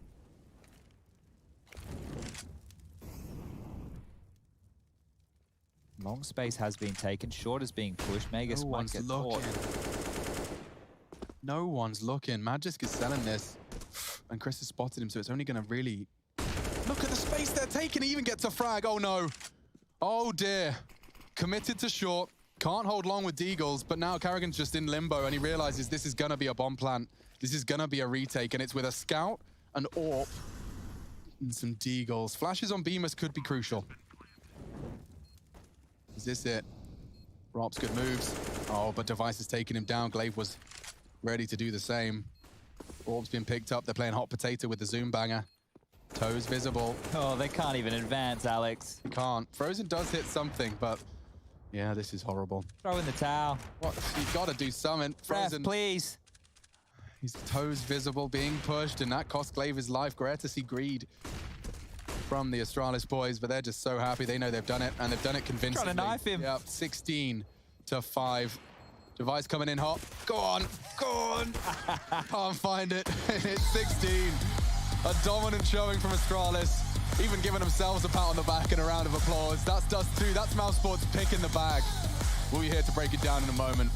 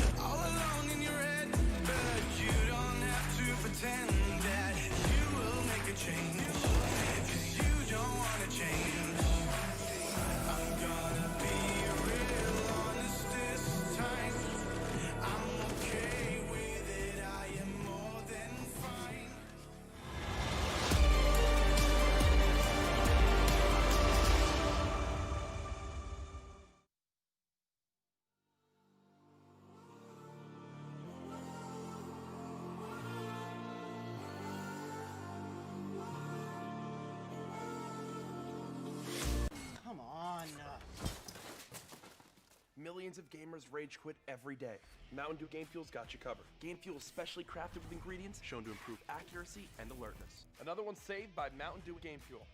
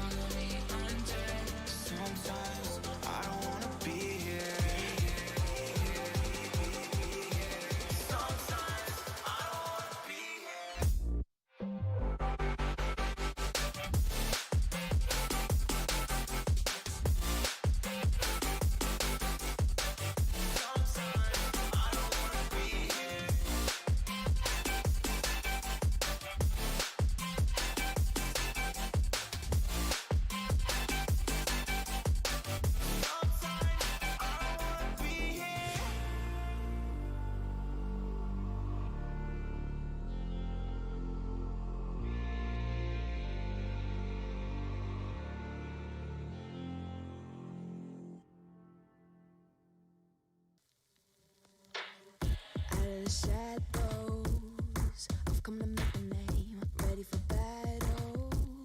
Cause I got a thing to claim. Think that I'll crumble, I'll show you in the slide.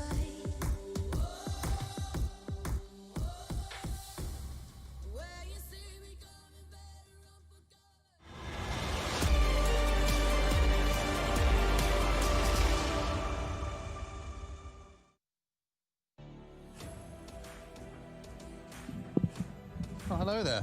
We are back to break it all down. And I have to say, Chadney, I have to say, Astralis looking almost as intimidating as they were when they were #1 in the world. Yeah, and on a map that usually is in flux quite often. Now, we spoke during the veto about how this is a bit of a risk from Mouse to pick this because the last time these two teams went head-to-head when Esthertag was playing during EPL Season 12, Astralis gave them a beatdown then, 16-3. Now, if you were with us as Astralis took on ENCE, that was yesterday, you would have heard us recounting the fact that Astralis were on a, what are we looking at here, a 6-map losing streak on Dust 2, and ENCE picked that into them. Then ENCE went on to lose. It was a much more competitive affair than what we just saw. It was 16-11, but Astralis did pick it up through a massive performance of Zipex.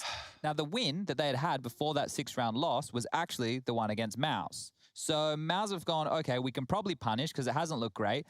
Tried to forget about what happened last time, and it's happened in similar fashion this time round. So they've been beat down, and I think you bang on with, you know, the team looking as dominant as they were. I mean, just from an independent standpoint, I'm not even talking about strats here. We didn't even see enough of Astralis' T-side to sit there saying, oh, they're back to their T-side woes or ways, I should say. But it wasn't even that. It was just 21 from Glaive, 31 from Dupree. Jesus.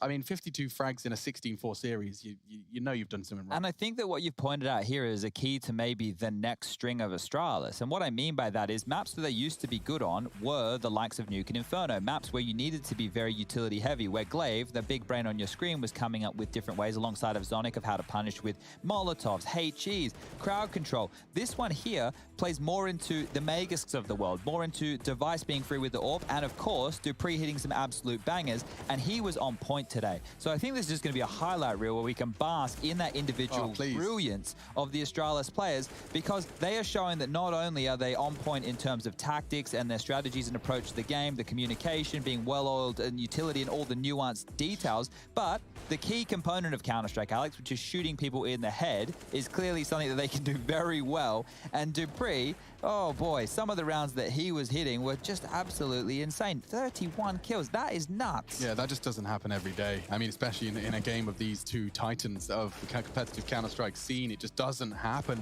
You saw a couple of examples of Device dealing with that long take. I definitely enjoyed those ones, just seeing, you know, the strat and gamble from Mouse completely falling apart. It can be exciting at times. Trying to knife Frozen for the extra celebration, because they did take Mousesports pick away from them. And just taking a look at the scores now, focusing on that Mousesports lens, this is just telling a story of a team that met the independents and the individuals of Astralis and lost. Yeah, Rops was key in the majority of the T rounds that they were able to pick up there. That was over towards the B bomb site. And one final note, Christo was the only player in the server not to get the not to get a multi-kill round. So kept very quiet here, Christo. Yeah. Nice box. You got another job you got to go to or something? Yeah, you want to see what's in my box? I want to see what's in your box. I'll show you. Is it as good as Chad's box or better? It's not as exciting as Chad's box, but if you like processors, and most of you do, because it's, you know, a component in a video game computer, which you like. Uh-oh. We got multiple things going wrong. Do the processor. Don't worry about that. We'll fix that. I know it's going to be a big mess. We'll get it to the break, and then we'll have to clean it up. All right, DHL Drop, it's a thing. You can win stuff. I'm not going to open it because I've just spilled my coffee all over the floor. I'll do the question for you, Alex. You clean that up. I don't have any cleaning tools. It's all right, guys. Who was the MVP of IEM Shanghai 2018? Was it Bentet? Was it Cirque? Was it Dozier? Or was it Breeze? Let's go to the break so we can clean up this mess. Exclamation mark, DHL Drop, A, B, C, and D. You type it. I'll clean it. Goodbye, everybody. We're going to clean this up. Be right back.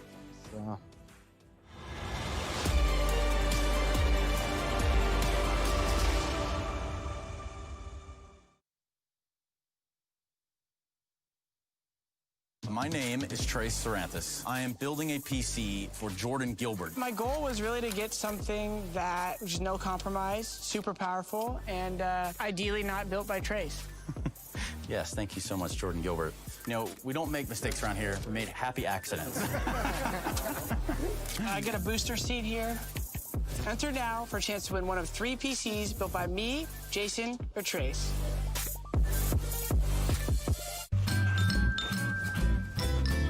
You ready? Huh? Hey, easy boy, huh? You ready? Huh?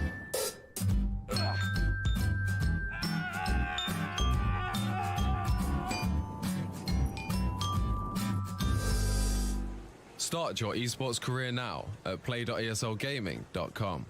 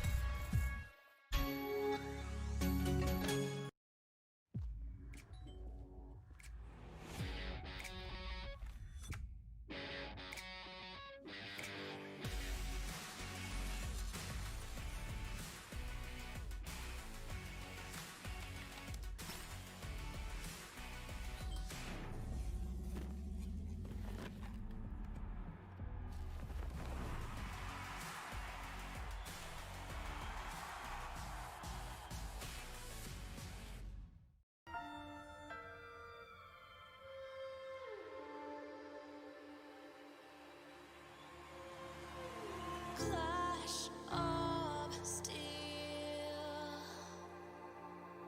spills your blood. A whisper out fills your head, but you have to fight again. So take one step, take another. Find the strength for your brothers. Erase the doubt with your battle cry. With your battle cry. You feel the earth move to the drum of steel boots. Banish the fear inside. You're strong enough that you don't have to hide. No, you don't have to hide. You're strong enough with your battle cry.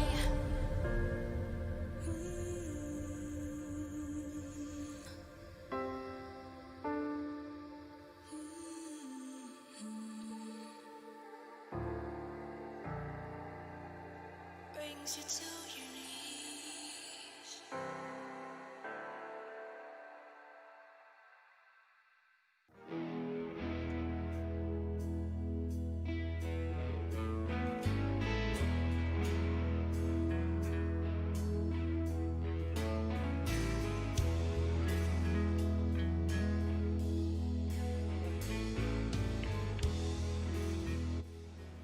Intel Extreme Masters is brought to you in part by Intel, Acer Predator, Mountain Dew Game Fuel, DHL, and GGBet.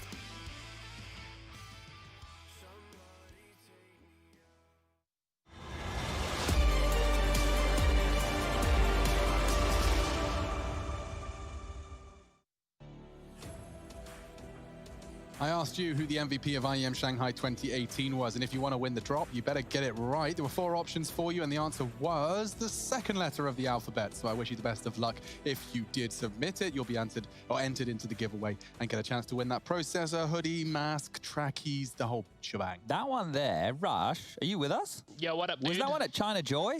Yes, Shanghai was China Joy. That was when it was NRG versus Tai Lu in the final. That was true, yes. And we could only do, Alex, you would have loved this event. It was ridiculous. We could only do 1 series a day because we had to make sure we got couriered in and couriered out before China Joy was played. And we had 2 sets of casters, and I was casting with Sadicus at that one. So we worked one day and had 1 day off, and then worked the next day and had the next day off.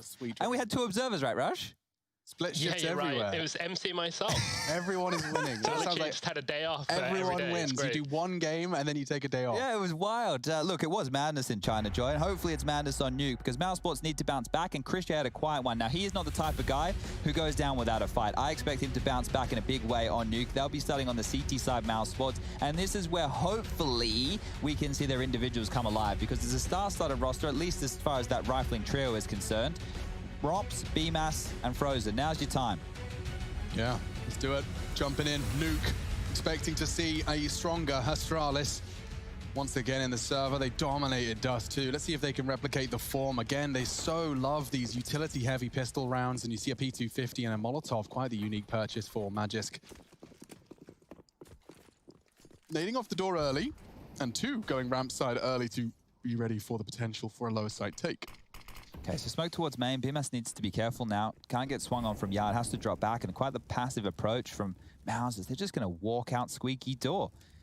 Molotov holding the vent drop aggressively. To retake top? Oh, look at Frozen go. 3 of them just getting a Q on top of his head. Well, 3 dead should be the round. It was a great positioning from him. He does try and fake the sound cue, but there is already a man there in Rops confirming their suspicions that it's all smoke and mirrors. Has Bemis heard this? Is he on high alert? Well, they've definitely seen him now. Oh, Megas, down to 25. Someone tweeted me just now actually saying, like, Alex, you know, trying to say I'm wrong. They said, hang on, let me get it right. I've heard you advocate the P250 over the Glock on pistol rounds for accuracy. I want to let you know the Glock is more accurate. I usually say damage fall off. Maybe I misspoke, but yeah, damage fall off is the upgrade. So when you can take those longer range fights, similar to that of the USP, it's the great leveler for the T side in that sense. That was what I've been trying to say, but... Well, I understand what you're going with there. You want to, when you take those duels at range, the P250, ladies and gentlemen, is much better than the Glock, and that is the reason it's being purchased. Some would even argue that you could use the word accurate to describe it. I would say. But thanks for your attempt. Nice work from Frozen with a big triple. You could see that Astralis were not anticipating someone so early in the vents. Carrigan's made a call there. It's so wild that they walked out without any contact. So what they've assumed is there's quite a few defenders up on the rafters. Right. And by doing that, by dropping into the vent, it was a retake. Hello, Astralis. You've got a pretty intimidating buy there. Okay, well, Glaive has that AK, and it's without head armor. So he needs to make sure that the jewels are clean. Does not want to get into a scrappy fight. Like, say, an MP9. That could be the perfect Glaive killer, and it looks like he could be found. Oh, he doesn't check it. Frozen's walked past them, all of them. And Glaive's going to get slapped in the back of the head here. It's an AK upgrade. Oh, okay. Damn, damage done, but AK lost. They've got ground covered. This is a bit of a nasty one for Astralis to overcome. Good damage inflicted onto Rops. They need to convert one of these. He's trying to maneuver himself up high, and he's managed to do so. Chris J needs to find that nade connection. Looks like a good bounce off into Dupree, halves his health, but Rops is the one to draw blood. Device goes down. Flawless so far from Mouse, and Carrigan continues as he punishes Zipex's trophy push. This one's done, and it was a force buy from Astralis, so it should be the clean start and the dream for any CT team. Oh, nice Dupree. Missing his first, but does not make the same mistake again, and they are low. If he could get some good financial damage here, anything in this 45-second window, any more frags he can find is step to the good. Carrigan denies it with a nice little crab walking out.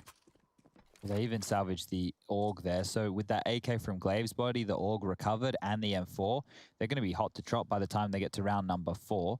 This one here, as you were mentioning, should just be Astralis taking the save. Dupree's actually opted back into a Deagle, and there are some light upgrades for a few of his other teammates there. Device is going to buy Deagle as well. P250 for Magus, Glaive, and Zipex. How How much can Astralis do here? They don't have any utility. They're just really hoping to be greeted with a couple of jewels. Frozen's been instrumental in the first 2 rounds. Let's see if he can continue that domination forward. MP9 again. He's actually given the AK over to Chris. Deagle's now coming out to take some more long-range fights, as Glaive has called the close lines clear. Did he see Frozen? I guess not. Shadow advantage now. Rops has found Zipex in the meantime, so now more eyes can be trained towards Yard. Frozen really wants to fight this. Good shooting, Chris. Long range, quick tap. There'll be more where that came from, and they've got Frozen Chris perfectly positioned to take these jewels. He actually wants to go further, and it's been the end of him. Oh, that's the perfect weapon for the job from Carrigan. You can hear it thudding away in the distance. Bum, bum, bum, bum, bum. Okay, well, that is the start that Mouse needed, and now they've been able to get a bit of confidence going. Everybody has a frag or two. The fragging total right now, Chad, it's 15 frags to Mouse and 4 to Astralis. That's quite the domination. We haven't seen much in the terms of Astralis' voice in those half buys, but now they've got everything they desire. Let's see if they can change things up. Now, they picked this Astralis, so I wonder what they learned from last time these two teams faced. It was an overtime affair. Astralis did end up winning it, but it was close. So if they're picking back in, surely there's a reason to do so. Look at this. Frozen wants the info, and he gets more than info off the flash. He swings in long-range MP9. It seems like Mousesports' plan to disrupt the nuke T-side of Astralis has come down to aggression. And, oh, Zipex not checking his corners. Glaive does trade. Molly Wolf stop Chris J from getting more info. Oh, he's pushing? Yes. Yes, Chris. More and more information being translated, and oh, Dupree's getting outranged by the MP9. Frozen. It's not for the first time we've seen some long-range MP9 action. That's 2 of them in the round, and maybe Device. Oh, he wasn't expecting Carrigan coming up the fence. A good swing. And Mousesports, they are really twisting the knife now by keeping these players alive. They've still got an AK-47. That's still Glaives from round 2. They'll keep hold of that as much as they can. An AWP in play, and AWP gets all perfect weaponry for the job, and just a half-health Glaive holding for Carrigan's push. It could be a start. And a nice crouch from Carrigan makes it all the more difficult. Look at this. This is the dream start for Mousesports, both fragging and rounds. 10K in the bank on CT side nuke. You cannot complain, as Rops does invest. All right, well, this is definitely not the start I'm sure Astralis were hoping for. Is those little jiggles there from Frozen. It must be so annoying. You know, you're just getting peppered and you're like, oh, man. Now he's hyping him up. Yeah, you want to try and keep your foot on the gas as much as possible and see how many CT rounds Malice can get. 9 or 10 would be fantastic. I used to talk about the old Astralis and limiting them to 6 or less on their T-halves. They're just so good at controlling the rotations, the different smoke walls, but the map has evolved. Everyone's learned how to play at a high level here on Nuke. Speaking of smoke walls, here's one being lined up. They fly through the sky. Looks like 3 players have intention to use the L block.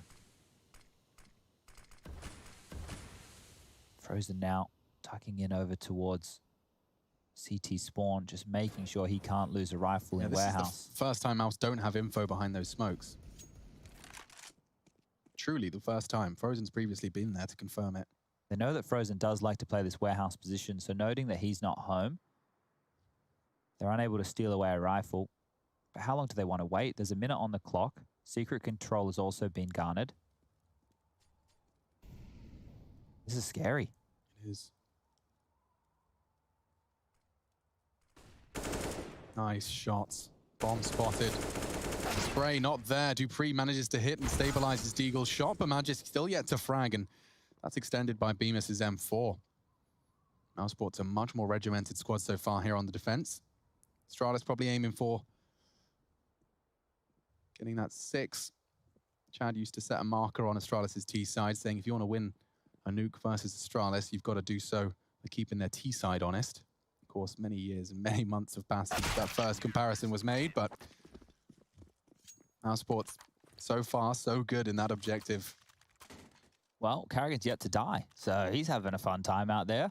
You've got 9 kills for Frozen, 4 apiece for Rops, and Chris and BMAS is on the board now. I know it sounds a bit redundant, but Is this the kind of juncture where you'd consider a timeout, or is that not really going to get you anything? They've only had one gun round so far, so I think after this one, if it doesn't work, then yeah, take a timeout just to discuss some options. But they haven't been able to establish too many patterns. They haven't been able to force rotations. The fight's really come to them. So Astralis, whatever the game plan was, it hasn't been able to work off the bat. They need to force Mouse to respect them. And it looks like they've actually disrupted the smoke wall there. We heard that extinguish. So there's another smoke drops. So that's a first blood in favor of Astralis for a change. Zipex that won the duel on the ramp. Aggression, Chris J this time forced to watch as the 6th round plays out. Looks like they're setting up for a top piece, or at least gesturing that might be the end goal. Yeah, Bemis will have to turn this flash. And now he can fight. Perfect, perfect from Bemis. He gets 2, tucking in. The fragging does come back in favor of Astralis, but it's always the Carrigan vent arrival that's got them many times. This time he only gets the 1, so Frozen, they know he's the yard player, and Glaive tucking into Tetris for now. Device on that squeaky line. You win this. Oh, he's won the first duel at what cost though? 30 HP. Frozen started off Nuke so strong. He can clutch up now for Mouse. 10 kills, needs his 11th. Glaive, paranoid. Timing. And the execution. Glaive holding his nerve in the line. He'll pick up some nades for his troubles, but that's Astralis' first. Yeah, good stuff there to close the first death for Carrigan. Yeah, okay, well, it had to happen eventually. I was surprised he was the one who was seen as the immortal so far for Mousesports. But this is where we get to see the mind games of this, because I'm sure that Carrigan has a few tricks up his sleeve to deal with the standard play from Astralis. Haven't actually had to use it just yet, other than that aggressive yard and Frozen being a nuisance on the MP9. Well, he's no longer operating on that. Org for Carrigan, AWP for Chris J. Rifles for the other 3. As we get underway with round number 7, Astralis have to be very careful in their approach, because Mousesports are starting to warm on into this, and Chris J is even looking for some impact. AWP towards yard, vision will be obscured. Ooh, he's taking a lot of chances, I like it. Just confirms nothing silo, and now he can focus his attention on the red cross, albeit smoked. You don't often see Device operating on a MAC-10. He's got the job of dealing with the vent rotation at the moment. Smokes have cleared and space hasn't been taken. Astralis are just hiding in plain sight. Glaive behind the red box, Megas behind main. And they just wait for Mousesports to try and grab back some info. They've had to rotate Frozen towards lower. They have respected the smoke wall. Chris J's even rotated off, so yard is now free, and if they want to go straight in towards main, BMS will be on top of Hart, Carrigan behind the bomb box, and then Carrigan swinging from heaven. Looks like that's the plan. Here we go, swinging in from main. Bemis is tested, and again he passes. Is going to be found by Glaive. The trade's working for Astralis. They have the numbers. Missed shot, Chris naded down. The molly will likely delay the plant, but they got top site control here. A one-way being dropped by Chris J. Drops to profit from it. They haven't planted. What's stopping Zipex from punching in the digits here? The one-way, perhaps. More flashes. They know Heaven's a threat. Zipex, get that bomb down, dude. Main is still an issue. And in comes Ropsy. Catches one. Dupree does manage to catch the defensive frag. And now the bomb can go in. Chris J might want to keep hold of his AWP here. He's been found by Dupree. Frozen, the last man, and maybe, just maybe, he can recover and maintain his M4. I think that's about the best case scenario. Dupree's already got himself up on silo. Oh, he's been spotted though. Good eyes, Frozen. Very good eyes. Yeah, well, now that they know where he is, they can make sure they can grab some rifles and hide as well, because the money yet to build for Astralis, and Frozen's won a couple of banger clutches in Nuke in recent times. It's quite the angle from Zipex. Just locking him in, making sure there can't be too much punishment. Device has gone out scavenging, found himself an AUG. Glaive's found himself an AK. Zipex picked up that M4 and the bomb goes off. Looks like Frozen will be staying alive, and important for him to save this. He needs to drop a gun to BMAS and then upgrade again himself. And they need one more round, Astralis, to break the economy of Mousesports. They've done so with 2 top hits. Different formations, different looks, but still just as potent. And one of the keys there, you're right, I think you were bang on with the discussion with the one-way. That gives the chance for the CTs to look for kills. And as soon as they hear the bomb starting to get planted, they know that they could be up for some 1v1 duels, or isolating 3 1v1 duels, because it would have been a 3-on-3 during the bomb plant. Frozen's molly again. They've actually mollied out towards top silo as well. So here comes the smoke wall. They've managed to wait out that early utility. That's left Mousesports with no incendiaries to operate with. Just a bunch of smokes and flashes. So Chris has gone full investment into getting info on red, and the fact he's seen nothing yet might imply the CT should ready for a top hit. Dupree and Hut. Bemis previously has been playing Rafters very well. This time he's on the ground floor. You can hear the nades starting to come. Trying to find a safe haven. Carrigan does evade the molly, but it's all smoke and mirrors and perfect. Rob's to be tested now. He's on ramp, and he's done well to fire off a dink. Glaive working with 3 HP, and he's got Zipex on the drop as well. Robs, he's so calm, but it does get overwhelming. I like Frozen's position here. He could be on for a multi-kill. The spray is good. Not good enough. And Bemis on the top site revealed he's still there. Look how low they all are. Does Bemis go for this? It's a youngster. Does he risk going for a retake in this kind of a situation? I just said that their money's going to be broken. This AK could be so valuable in the next round, but with the HP that Magus, Device, and Glaive are operating with... I know, right? Tempting. You'd really, if he knew, he'd really probably have a crack at this. So he's opted for the percentage play. We didn't catch it there. And that was at no fault of Mr. Rushley's. It was just there was multiple frags happening at once. And as Glaive has pivoted down from Megaton, he has ripped Chris J's head off in that window side. It was just an instant frag. And that could have been the difference maker. If Chris had survived, slowed them down, maybe done a bit more damage. You can see how low they already are. Oof. Could have been a Mousesports round, but that's going to be the third now for Astralis as they march forward 3 consecutive after a great start from Mouse. Now you can see this money that they're operating with. 2,400 on Carrigan, that's the low end. And the AK-47 saved, that's the high end. This is the shot from Glaive. Yeah, he was moving. Practically still touching W. That was the most important frag right there. Let's not forget that what was so important about that round in Astralis' playbook was that it's managed to break Mousesports. By winning 3 consecutively, they've finally exhausted the macroeconomic bonus the Mouse managed to accrue. And hello, Frozen, once again with his aggressions. He tends to find something here, and they've got nades with his name on it. Timing's everything. He's got a little bit of a gap. Does he go over? Glaive is the one to hold it, so timing is everything. Uh-oh, Glaive finds him. Robs was holding secret, though, and that CZ's only going to get him the 1. So early frags favoring the Astralis squad. Zipex is still responsible for any lobby pushes. You can see how passive he's holding that. Giving nothing up for free here. It's fitting that it's Glaive looking for Frozen in the smoke. Yeah, the man who gets all the smoke kills. But look at this, they call lobby clear. Zipex is holding it from such a passive standpoint. His only objective is to stop the yard flank, and I think Chris J may very well be not too long for this world. Yeah. You can now, Carrigan. Does he hear them mantling up? They're going for a heaven topside wrap. As he peeks out, he will spot Glaive. Oh, no. Far from the 1. Peering down the ladder. Death you want, and Bemis is equipped with that saved AK. We know where you are now. Found him out. Nice little jiggle, puts him into notice. Oh, and that a little wall bang as well. How far away can you get, Bemis? Because they know where you are, they know what you have, and they're looking for you. Oh, every ground he's covered is quickly tracked. They've got their nose to the ground. Oh, he's getting tracking down. Look at dogs. Yeah, he's definitely procedurally hunting on Bemis. I can see him. I can smell him. But he does manage to find that initial hunter. Astralis have got a bit more freedom to lock him in here. Zipex has got lobby on lock, and looks like he'll just press pause here. So I think Bemis has got this one. There is more time, but the Astralis boys happy to just press pause after the initial hunt. Yeah, Glaive's not pushing the issue right now. It's just going to stand his ground. If Bemis looks in for a little bit more, he might get another kill, you know? He won't be able to pull it off. Zipex is going to get his 2nd in the round.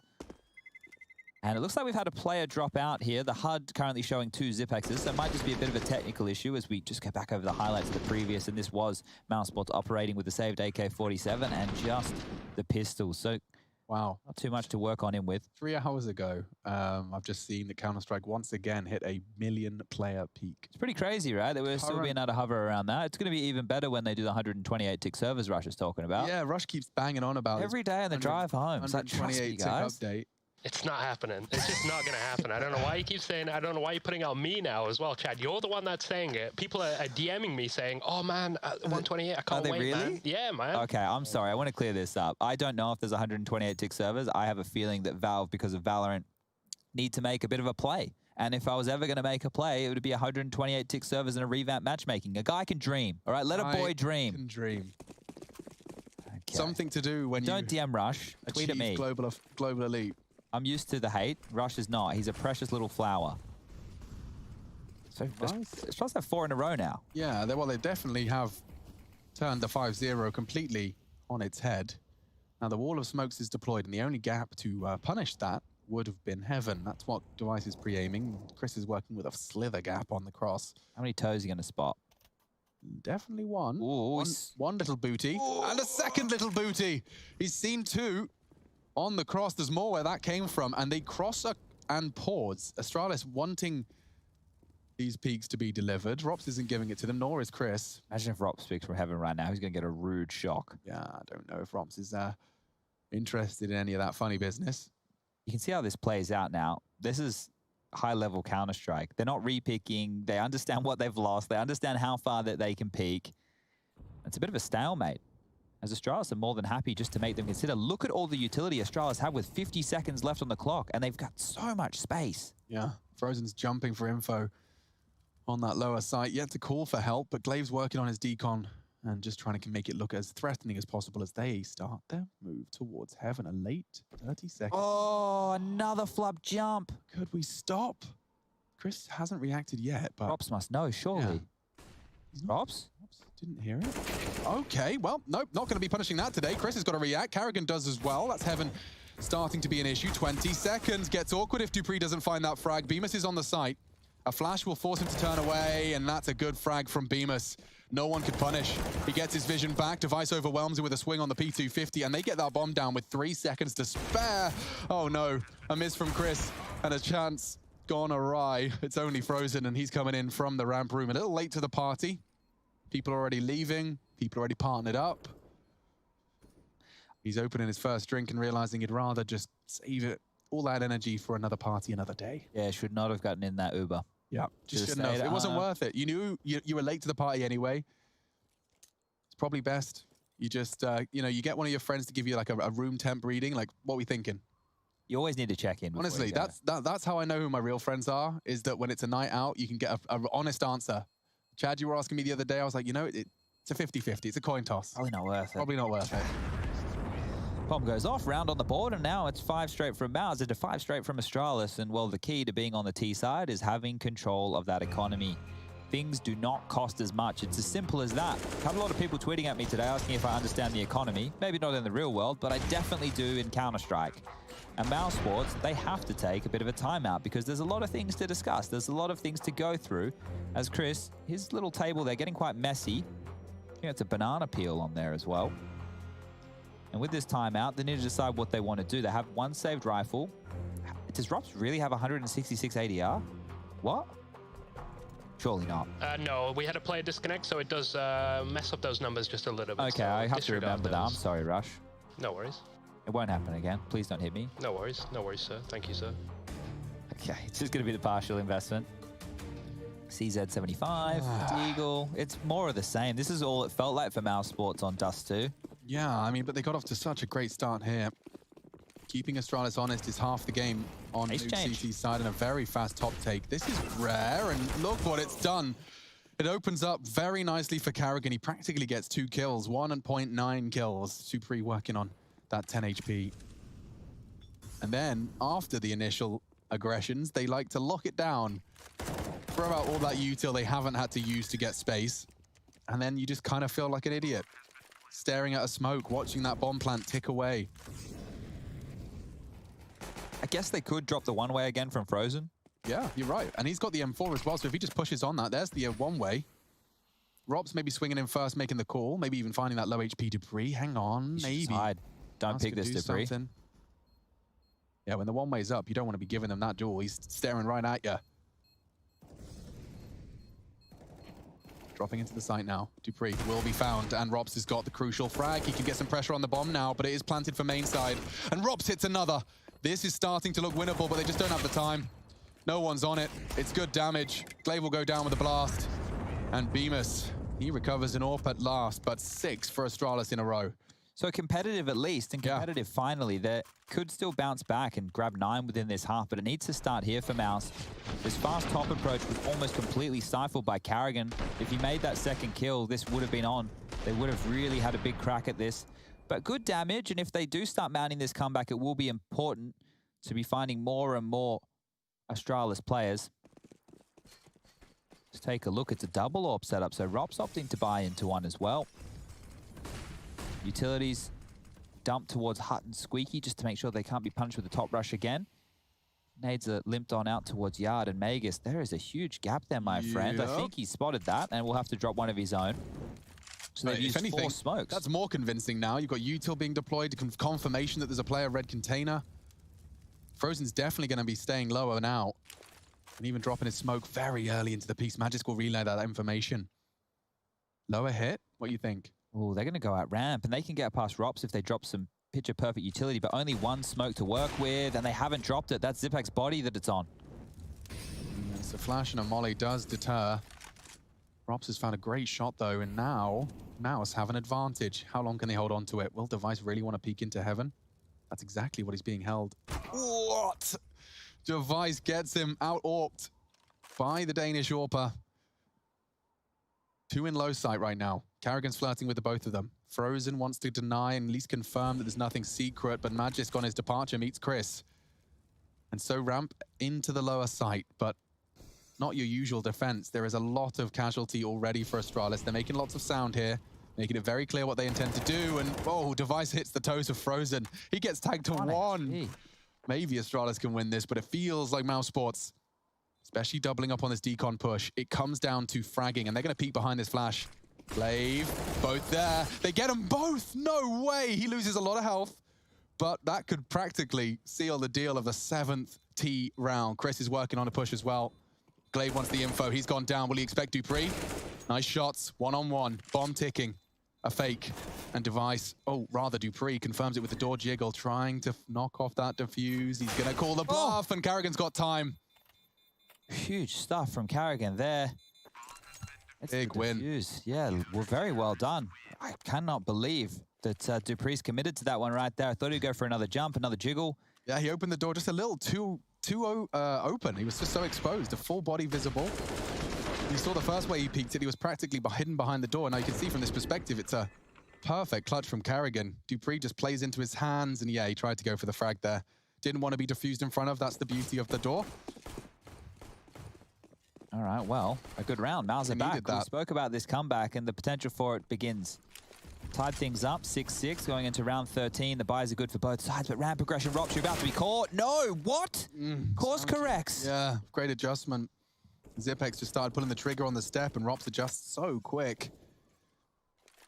Okay, well, that's another number advantage. They picked up the first onto Zipex last round as they pushed out ramp. This time, they took the fight to Zipex at ramp, and they've got the same result.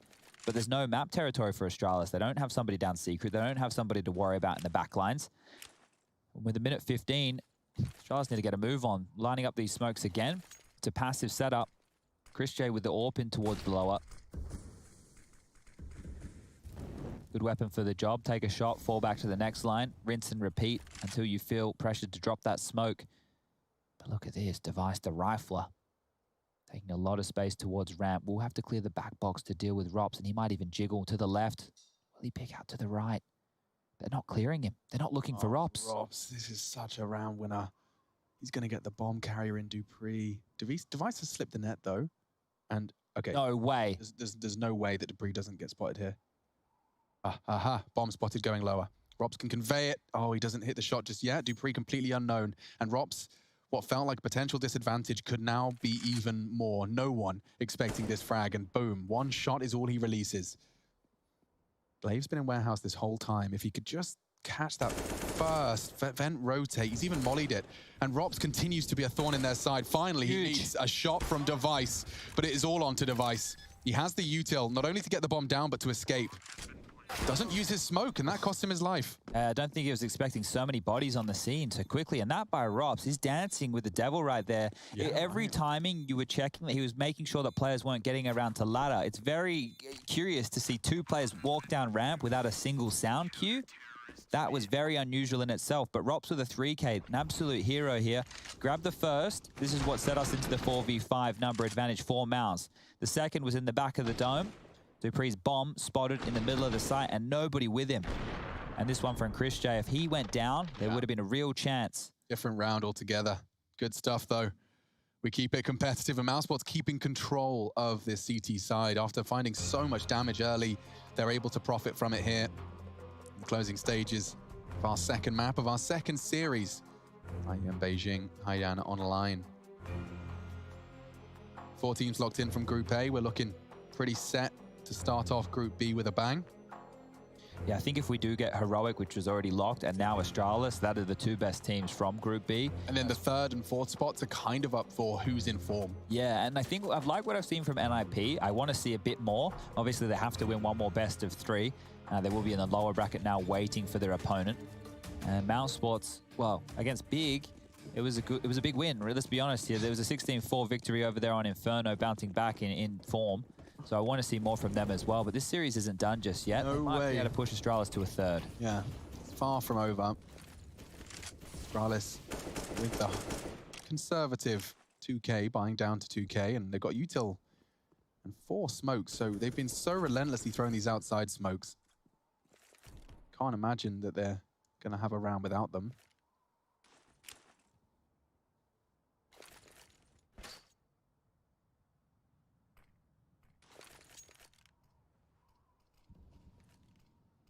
No one's in front of that wall, but Chris is... Oh, that's a frag and a half, innit? Oh, mate. Oh, Glaive. Oh, mate. He's just opened up the half. He's opened up the round. It's 2 early frags on the Mousesports defense in the top side. Bemis is holding the line. Dupree just denies it.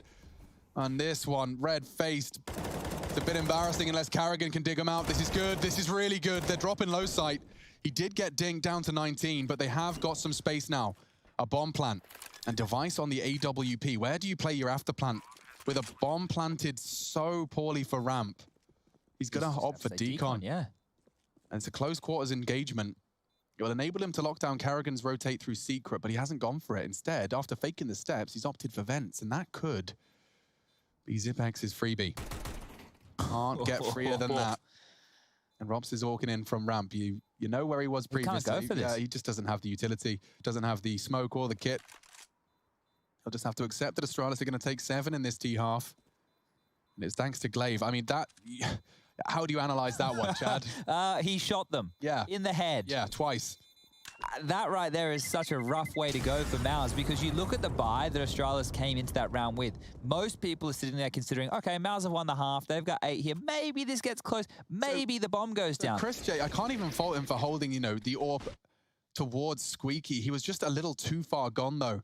So exposed that after missing your first shot, he's practically booked. Carrigan, I love the one-way he's created there. You can just see the toes as they cross, hiding in the guise of the smoke on Hut. Energy seems high in both camps. It's a 7-7 half. I understand why. Mousesports got the double AWP, but small sacrifice and by Dupree. That's what you want from Chris J. Almost flawless start as he swings into the secret position, now heading that way. I love how he's just hit the shot and now he's completely repositioning. Chris has gone all the way back towards ramp. Now he can AWP from ladder, but it's too little too late. They've already made it past. They'll be down secret. But look where the bomb is. Still in T-spawn. Zipex, you cannot join the rest of your teammates. He's not going to try, is he? I think he just has to hope that they can cause a ruckus lower to force a rotation, and then he can pivot late. That's the only option he has. And check out all this utility for Astralis. They can sell that this is a lower play. Zipex just can't die. If Zipex goes down, that's the round lost. Yeah, and he's realized that, so silently sitting with the Chris J broke that for them. Disconnected. Yeah, that's the barrel, that's the tip. Oh, no. Rops, they know exactly where you are. Glaive silently advances, there's no info. Oh, and he gets it on the turn. Magisk was holding it too. All the way through the lower site. Now the CTs, that's the pressure you were waiting for.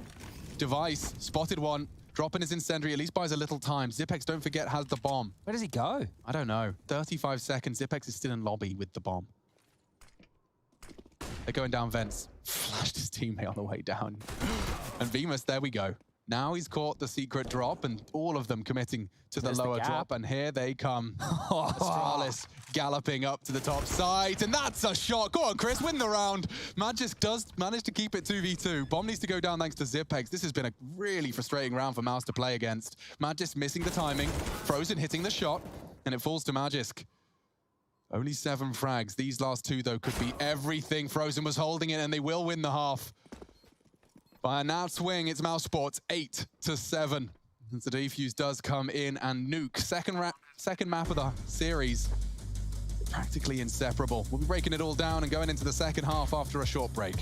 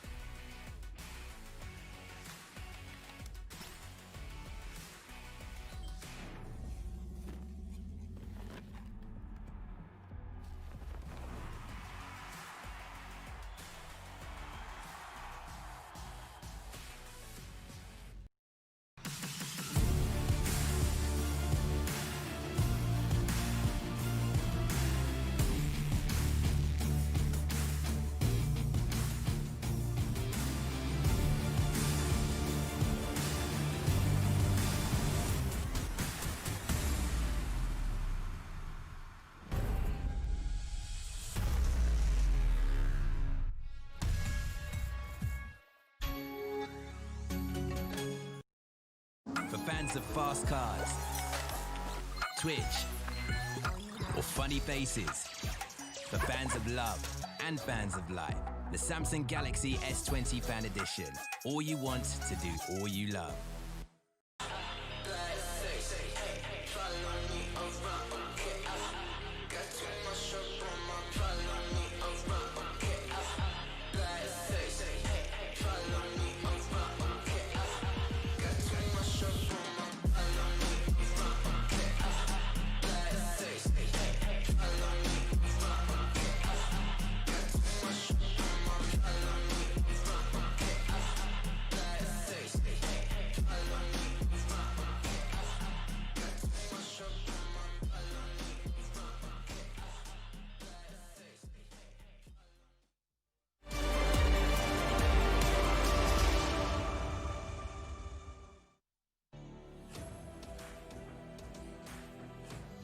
Well then, folks, we've got a very hard game to call. It's Astralis up against Mousesports, and though Astralis have proven that they have come in hot, have come in capable, taking Mousesports away, and Mousesports pick away from them, Dust 2.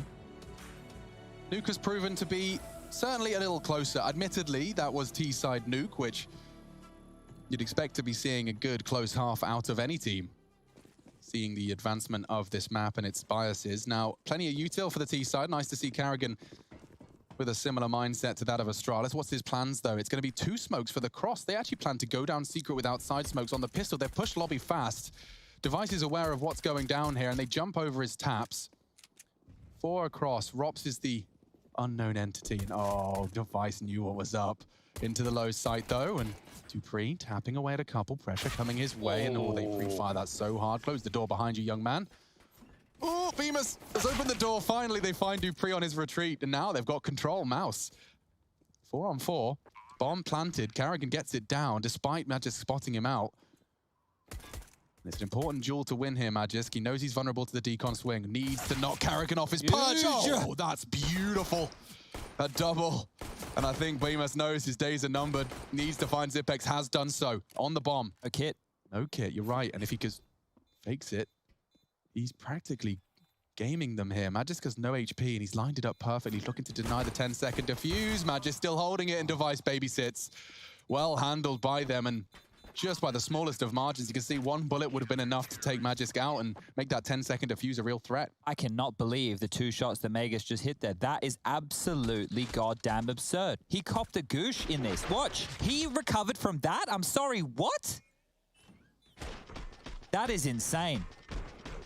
Absolutely mental stuff there as they get the pistol. And yeah, I'd be frustrated too. How the hell does that happen? Yeah, I mean, even Rops' death is a frustrating one. You know, like you've got 4 cross secret and Device is just staring at this super late arrival. Oh, that frag is huge. And that, well, it hasn't sent echoes down the Mousesports camp just yet. They will be able to invest in because of the plant, and their buy looks good. It looks better. They do have an... I'm done. Okay, Dever. If Chris was mad at the end of last round, imagine now. Yeah, that's going to really salt the wound. He's got 29 HP, poor Ropsy, after finding the equalizer. Now, Frozen is in a position to punish the walk-up here, but Glaive's managing to get the timing just about right. He's just into red in time. Bemis was holding the push. A dink exchange. Go on for the dunk. Not quite. But that's going to deter outside. All those smokes are in vain. You've got nothing out of that. Glaive knows exactly what's up. Into lobby then. So is it ramp or is it top? That's the question. Just look at their health, bro. Frozen and Carrigan are going to have to surely be baited in by the low HP Bemis strafe. He's going to do his best, of course, and then the full HP of the other 2. Well, Bemis doesn't last long. Magisk, more tests. Carrigan, next on the list. He's handled this with beauty, with class. Frozen's on the site. He's very low, 5 HP. Shouldn't be much more now with a fully locked-in squad as Zipex's nade is there. And that is one of the many Mousesports members knocked onto his bottom. Chris J, let's see this flick again. Jeez. Bloody hell, Device. That's a quick one. And oh, Schadenfreude. What are you meant to do? Yeah, laughing at the misfortune of others. Yikes. Okay. Mousesports now likely to concede a 10th. Astralis, their buy looks strong. They're just up against Glocks, some Deagles, and a Scout. Glaive is tucked on into the red pole side of Warehouse. And the initial exchange of smokes has meant that Mousesports cannot continue forward with much pace. They need to wait for that one to clear. Carrigan just drawing some eyes towards Squeaky Door while the remainder of his squad walk in unison. So Device is actually holding that with the M4. That's a long-range duel. I'd have to squint. It's quite the crossfire.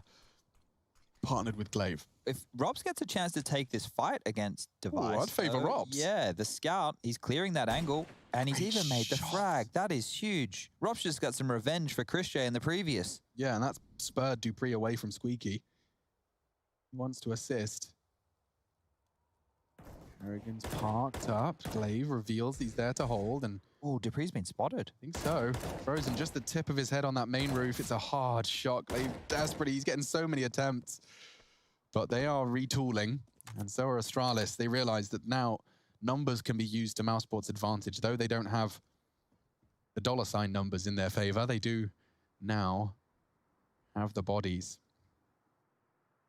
I don't like their chances against Magisk, though. Now I do. He's got so many targets, too many targets. He's only going to get the one. Glaive looking to stabilize. A double kill, a crucial one. Chris J's hit a dink. It does bring him down to 50. It's manageable now. But they're both coming from upper, and they're not checking on BMAS. How does he get away with that? One-on-one. Zipex pulls it out of the bag eventually. So messy, though, at the end of that one. There's the AK found by our observer team. Zipex the same. Mouse, they got that so close. You're going to be kicking yourself. Yeah, you'd be very happy with that, all things considered. Bomb down, 4 casualties. Teamwork aplenty. I love the way that Carrigan breaks the vent open squeaky to draw the attention of Dupree to get the opening, allows Frozen to drop down behind and find themselves a much-needed kill. Mega swarmed out of position, and then Zipex, yeah, knowing the Glock was below him, no dramas dropping on, and catches them off guard. Another close but no cigar round, at least for Mousesports. They've been able to keep this economy quite honest, and for them, they are going to have the better buy. Alt for device, rifles are up, utility is low, but Mousesports are rocking everything they need. Outside, and they want to contest it. The CT's bringing the fight. The nade indicates they're coming. Frozen, however, has handled the first with brilliance. The bomb's loose in yard. Dupree still sticking around. He's managed to find a good line of sight. A dunk from Zipex. The nade is good. This is suppressing fire of a different breed. And, well, someone on the voiceover internet protocols from the Danes has said, fall back, mission accomplished. And Device has pushed up trophy as well. Yeah, they've pushed them away from yard. Let's see if they can push them back into the Star Orpa. The bomb is down as well, currently in the hands of the CTs, but they don't want to hold it, and for good reason. It's in no man's land. That would make it very easy for Mousesports to start searching and isolating the potential hidey holes. Smoke towards the Red Cross, Molotov to dissuade anyone who wants to be hyper-aggressive. But they do need to pick up that bomb. Device, in the meantime, taking more space, but this position from Rops, actually quite dastardly. If Device was to push, it's going to be difficult for him to clear angles at 90 degrees. You can't go secret. You can't go main. You got 45 seconds. Might have to go through him, Alex. Can't go over him, can't go under him. Yeah, okay. I see where you're going. Oh, that's enough, Zipex. That's enough of that. Util dropped. They're trying to get across, but are they ready for Dupree? Elevated position as well. Finding one would secure them the round. They've only got 20 seconds, and they've been given nothing. Absolutely nothing. Here they come. And Rob's finding one. Zipex looks away just for the second he needed to. Dupree, a crucial frag, but Chris J's got the one necessary. Now he can get that bomb down. They've got 10 seconds. Device is in a position to deny it. It'll have to be a plant front of sight. 5, 4. That's the shot he had to hit. Round 1. Robs can't do anything. And that is quite the clutch. Stylish as you like. A single deagle bullet puts the 11th on the board for Astralis. Lovely way to do it. I bet he wishes every round could be just that easy. And Astralis right now are poised. Their money still terrible. Haven't been able to build a bank. They have been kept more than honest. But as these rounds keep mounting up, frustration does for Mousesports. They're going to be able to purchase back. Astralis are the ones taking the time out to discuss their options. And they're able to crowd control very well in yard, just dissuading Mousesports for at least the first minute of the round. And then they bounce back again with another nail biter. Series is close. Code, yeah. Mousesports just need to find the recipe for success on this attack. So at the moment, we haven't seen a Mousesports T round. It was 8-7-half, so you can do the maths. And heading into our 20th round with everything they could possibly desire outside of a couple of extra nades. Chris J doesn't get the bells and whistles. I'm curious if they get the respect towards yard now, because we just saw hyper-aggression from Astralis. Mousesports might want to try their luck out there again, and the reason I say that is because of the Chris J AWP. If they had rifles, maybe something quicker or something more of a ramps lean, but it's back towards yard, and they're going fast, just like the pistol rounds. Yeah, this time there isn't that aggressive Danish hold. Glaive's going to try and slow them down. He decides against it as the smoke already arrives. That's a lot of a yard control for the T's. And, Glaive. He's found a gap in the smoke. Is he serious? Yeah. He's a madman. He's taken that fight, and he's managed to get his team an early man advantage, despite what looked like a perfect start from Mouse. Now, Rob's lingering in the smoke. He's been getting the better of old Zipex. And again, it feels like he's just conceded it through a little bit of a flub of the movement there. I don't mind if Zipex just turtles up lower with Glaive here. You look at his HP. Whoa. No, you look at that info. Hello. Hi, boys. I found you. They're going decon. They can't surely go for only decon B take. That's a hard one, and that's a shot missed by Chris J. Glaive continues to get more information from that window position, and Dupree is locking the door behind them. I'm not sure how they break in here. Without any smokes to do anything with, obscuring vision is difficult. They have to win fights. Yeah, but where do the fights come from? You've got 3 CTs locking you down. Oh, here we go. Nice from Dupree. Oh, and there's more. They're trying to bail out. It cost them 2 players just to leave that lower site. Magisk tucked in on the CT vent. It's a perfect position to do so. One squeak, one main, and the wallbang's great. Magisk is so low. He does do a little bit of damage, but they're coming up the vents fast, and on the reload, they punish. Frozen thrust into a clutch. He needs an ace clutch, but is exposed. Glaive spots him. 14 seconds, and they need to stop this plant. Here he comes again. And they will. Device's Deeg denies another. You can't believe it. You couldn't script it. The man just walking through the heart. He's got the biggest, most expensive gun in the game, and he's coming through with a Deagle, able to confirm another round for Astralis here. And that price of admission, dupreeh, he's going to charge you, and he's going to charge you through the roof here. 2 massive kills. And that denied Mousesports really any advantages they had in this one. Just getting pantsed again. Oh boy, oh boy. Close rounds, but still. They're getting just the edge every time. The competitive edge, the time, they're exploiting those finer details. Bemis' PC matches his jersey. It's my top tier analysis. And it will be Tech9's in armor. Karrigan just trying to throw a bit of pace at them, perhaps. He's got Galil and Bemis and a full investment from him, so. Well, that's interesting. So the plant is a must for Bemis to be able to buy next round. It's a 3,400 loss. I reckon a hard top's on the cards. A hard top or a vent drop. Something quicker, something pace changey. Maybe just leave yard for a bit. It's not been the one. Smoke's being lined up. Lobbed on out. Is there commitment behind this? No. Just one player on top of Silo. That's Frozen. Everybody else back through lobby. They could have luck towards Zipex at ramp, who hasn't been having a great time. But it looks like they're setting up for a late top piece. Glaive, ladder noise may have been heard. Karrigan now lining up some utility. Has been able to get his crosshair in the right place just before their smoke dropped. They have to respect that for now. For like 5 seconds on the fade, he might swing the door open and use it as a guise to drop his own. dupreeh can re-smoke this.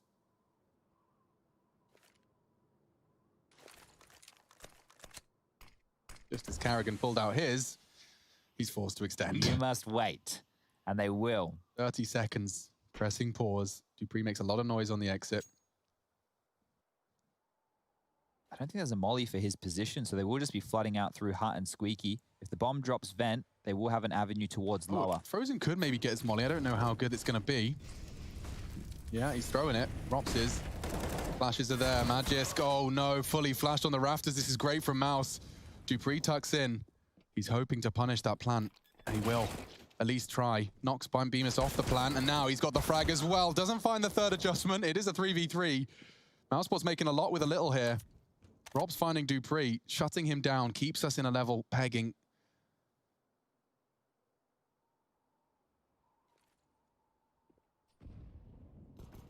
Oh, hi, Robs. Glaive reveals himself. What is that? Zipex Kratos trying to unload his mag. 8 seconds. They want to deny the plant, but Chris J's got it, and Robs punishes. Device, not another Deagle round. This time, he'd need a lot more than just the one. Oh, and he's taken off Robs' head. That was the hard part. It's only Chris dropping the AWP. Wants the shot, but he can't hit it, can't connect it. The Dutchman with 3 HP pulls a must-win out of the bag, and that's the first T round for Mouse. And it's broken Astralis, so you can see why they wanted to get these buys, why they were really pushing the issue here. This is Mousesports' chance in map number 2. It's their chance to stay alive. dupreeh did so much here. The fact he was able to dance around the top site and even make that situation interesting, that was something special. But Astralis, maybe too tricky for their own good. Could have played the post plant, could have let them get it down. Instead, they've just given up a key round here and have had to force buy back. So if they lose this, it'll be the eco in round number 23, and Mousesports will just be 1 round away from tying this up. Now they can continue with some confidence. They've kept it close, they've kept it competitive, and now they've broken through that wall. Yeah, this was what they were waiting for. It's their turn. Glaive, you're so dead. He's going to have multiple swing on him. It is the 1-for-1. Device found a gap on credit card, and Frozen's shots aren't finding him either. So, bomb's going down lower. Bemis holding the guard. And that's a big duel to be winning. So, Device no longer has that information. And Astralis limited. Magisk is the only one with info lower, and he doesn't have a smoke to jiggle and drop. So, he'll have to opt for the fight instead. More T utility, though, and there's no real commitment from Mouse. They can go towards that top site, and Zipex is aware of that. He's holding the slither gap to confirm main presence, and they do flood into warehouse. What a shot from Zipex. Jesus. The fact of he has 3 presented with rifles, and he manages to pluck one out from the crowd is phenomenal. This can fall out of Mousesports' hands now. It can't afford to. It has to be the second consecutive round. They broke Astralis after all of that hard back-breaking labor. 5 rounds Astralis have started this CT side with, but breaking the force. And nice on the recovery. Rops was there to punish. He tried to pick up the AK, and now they have an advantage again. Dupree's Deeg, no slouch on it. If he finds Rops. Oh, and he even finds Frozen. Now he hears the steps. He knows there's one towards the site, knows there's one towards main, and Dupree's Deagle is unstoppable. And that's another heartbreaker handed to Mouse on a silver platter. Dupree, you beast. Finding Frozen on that heaven. Oh. If there was any question about Astralis and their individual ability, look at what they're capable of. Look at what they can do. Just look at what Magus did on the CT pistol. Go back and watch Glaive, and you have your old boy Dupree on Dust too. Just ripping what a them apart. turnaround, dude. I mean, Zipek's taking a peek on that yard control. Whoa. That is nuts. Absolutely insane scenes here. And then they just swarm. They make sure Chris has no options. And what a round to win. It just felt like Mouse were getting back into the game. They were getting back into the groove. Glaive's reaction was very similar to me when I, opened my dream Christmas present. And he's just seen it. He's like, that's exactly what I wanted, Dad. Thank you. I can finally play GTA. Age 19. All right, well, it looks like Rops has gone for one of his old tricks. We've seen this one plenty of times from Ropsy Boy, the nade, the smoke, and then the play with the opening kill. Dupree, you were the hero. Now you're dead. You're going to have to sit back and watch as your teammates try and claw this one together. Frozen's taken space and another scalp. Mousesports, they didn't give up after being rocked. It actually spurred them forward. They're more aggressive. Yeah, I mean, look at the fact that they've got 2 low sight and the bomb still T-spawn. I mean, my God, this is just going to be frags. Everyone's winning their independent duels. It's Rops, though, with the double. He's got up to his usual antics around that squeaky vent. This one might hurt Astralis a little bit more. Before, they were on the back foot, and then they pulled one out of their ass, and now they've been sat back down. So, okay. I don't want to get too far ahead of myself here. Look, let's hold up. It's a 2-on-4. That's what I'm thinking. The bomb is still in lobby. Yeah, that's the issue. They'll go up top site. There's no one home at the moment, so that is good for Mousesports fans around the globe. I think Device and Zipex realized holding onto their rifles would be a dream. Bomb goes down and nobody's